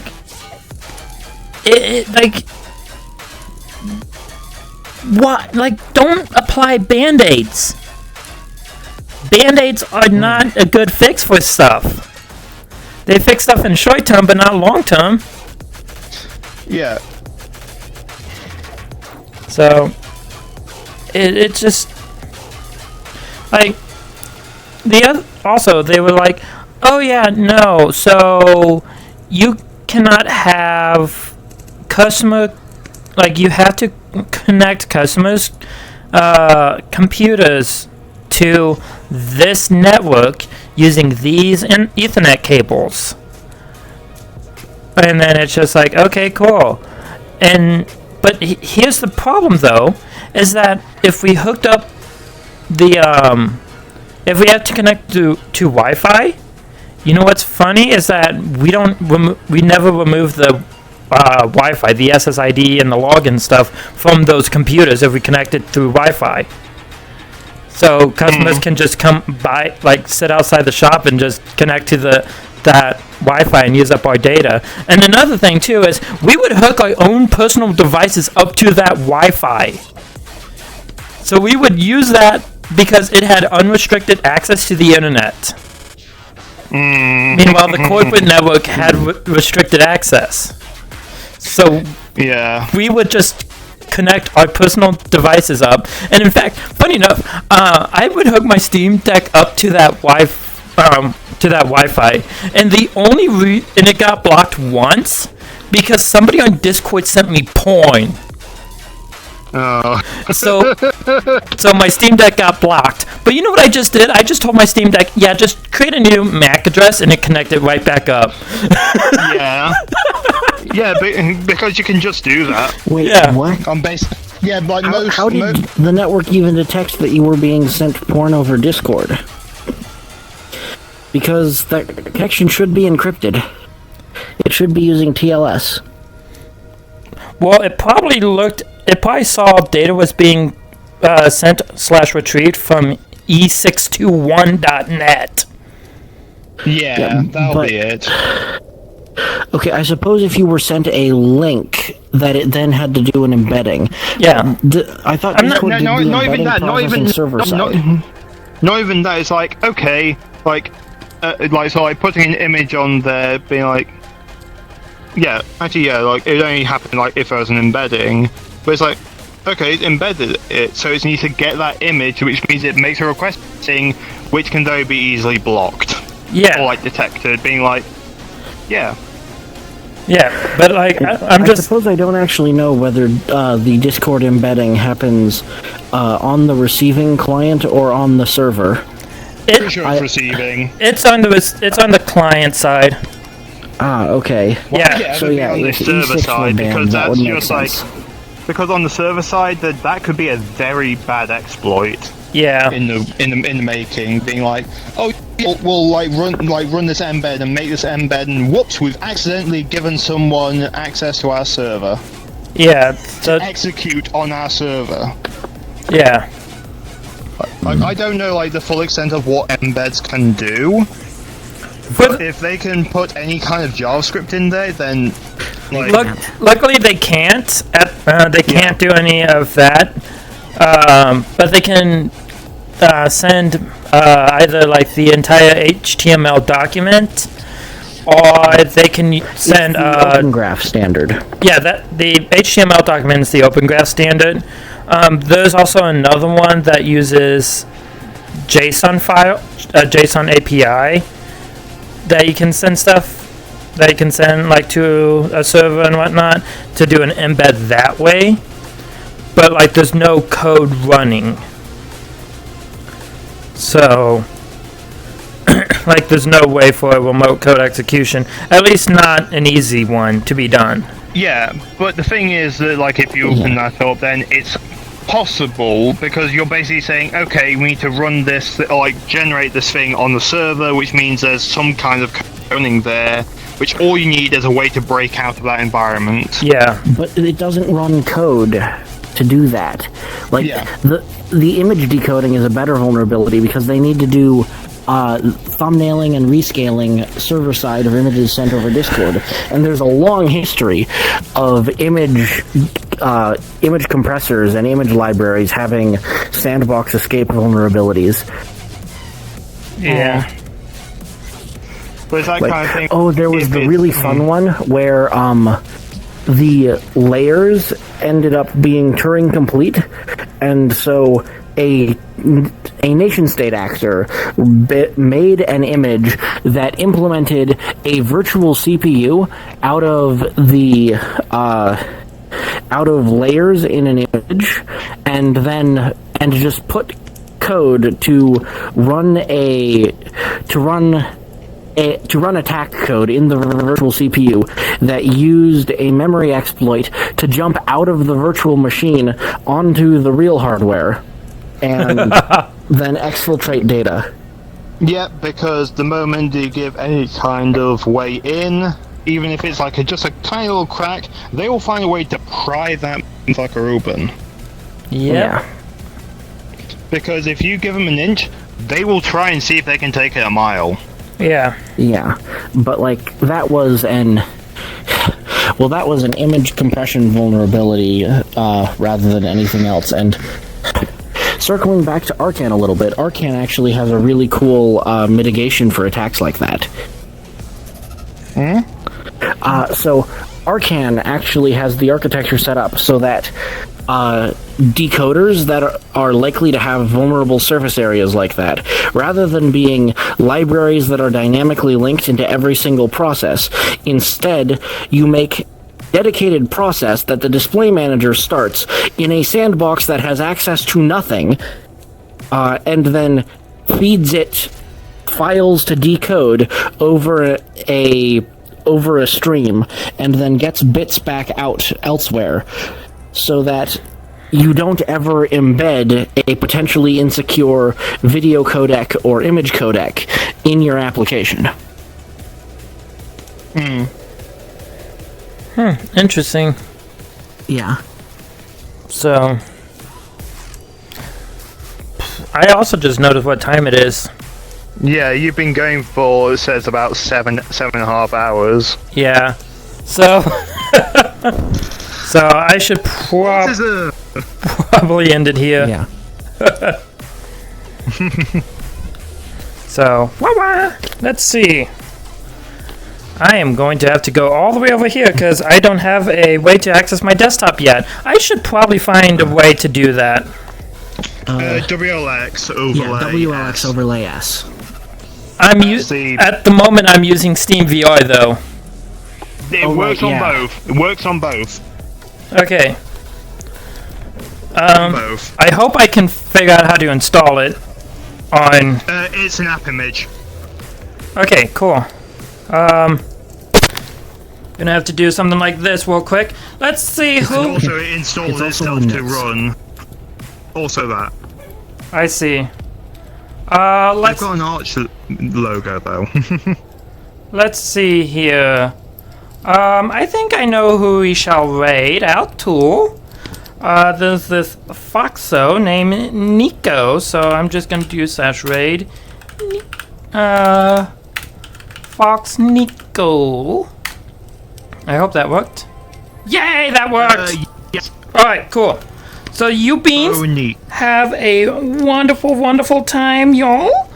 I'm actually gonna put my headset on real quick. Back on. So I hope you beans have a wonderful, wonderful time. Make sure you take good care of yourselves. Where's my control panel? There it is. So yeah, whoa. I get it, Steam. You're not happy that I'm sitting in a chair. But you all have to deal with it. Anyways, I hope you beans have a wonderful, wonderful time. I will see you Sunday while I'm doing some Cosmetia. I might actually make Fridays just like a technical discussion day. Because I actually like talking technology. I love it. Podcast time. Yes. I will come back. Fox Tech. The Fox, weekly Fox Tech. There, so I have so much tech to talk about. yeah, I love talking about technology. I love about talking about technology and whatnot. Anyways, make sure you tell Nico that it's an Imperial raid. And yeah, I'll see you guys Sunday. Bye-bye. Oh, I need my headset up real quick. Bye-bye. Bye-bye. Bye-bye. And hopefully I can get audio stuff more situated and better. Bye-bye. Bye-bye.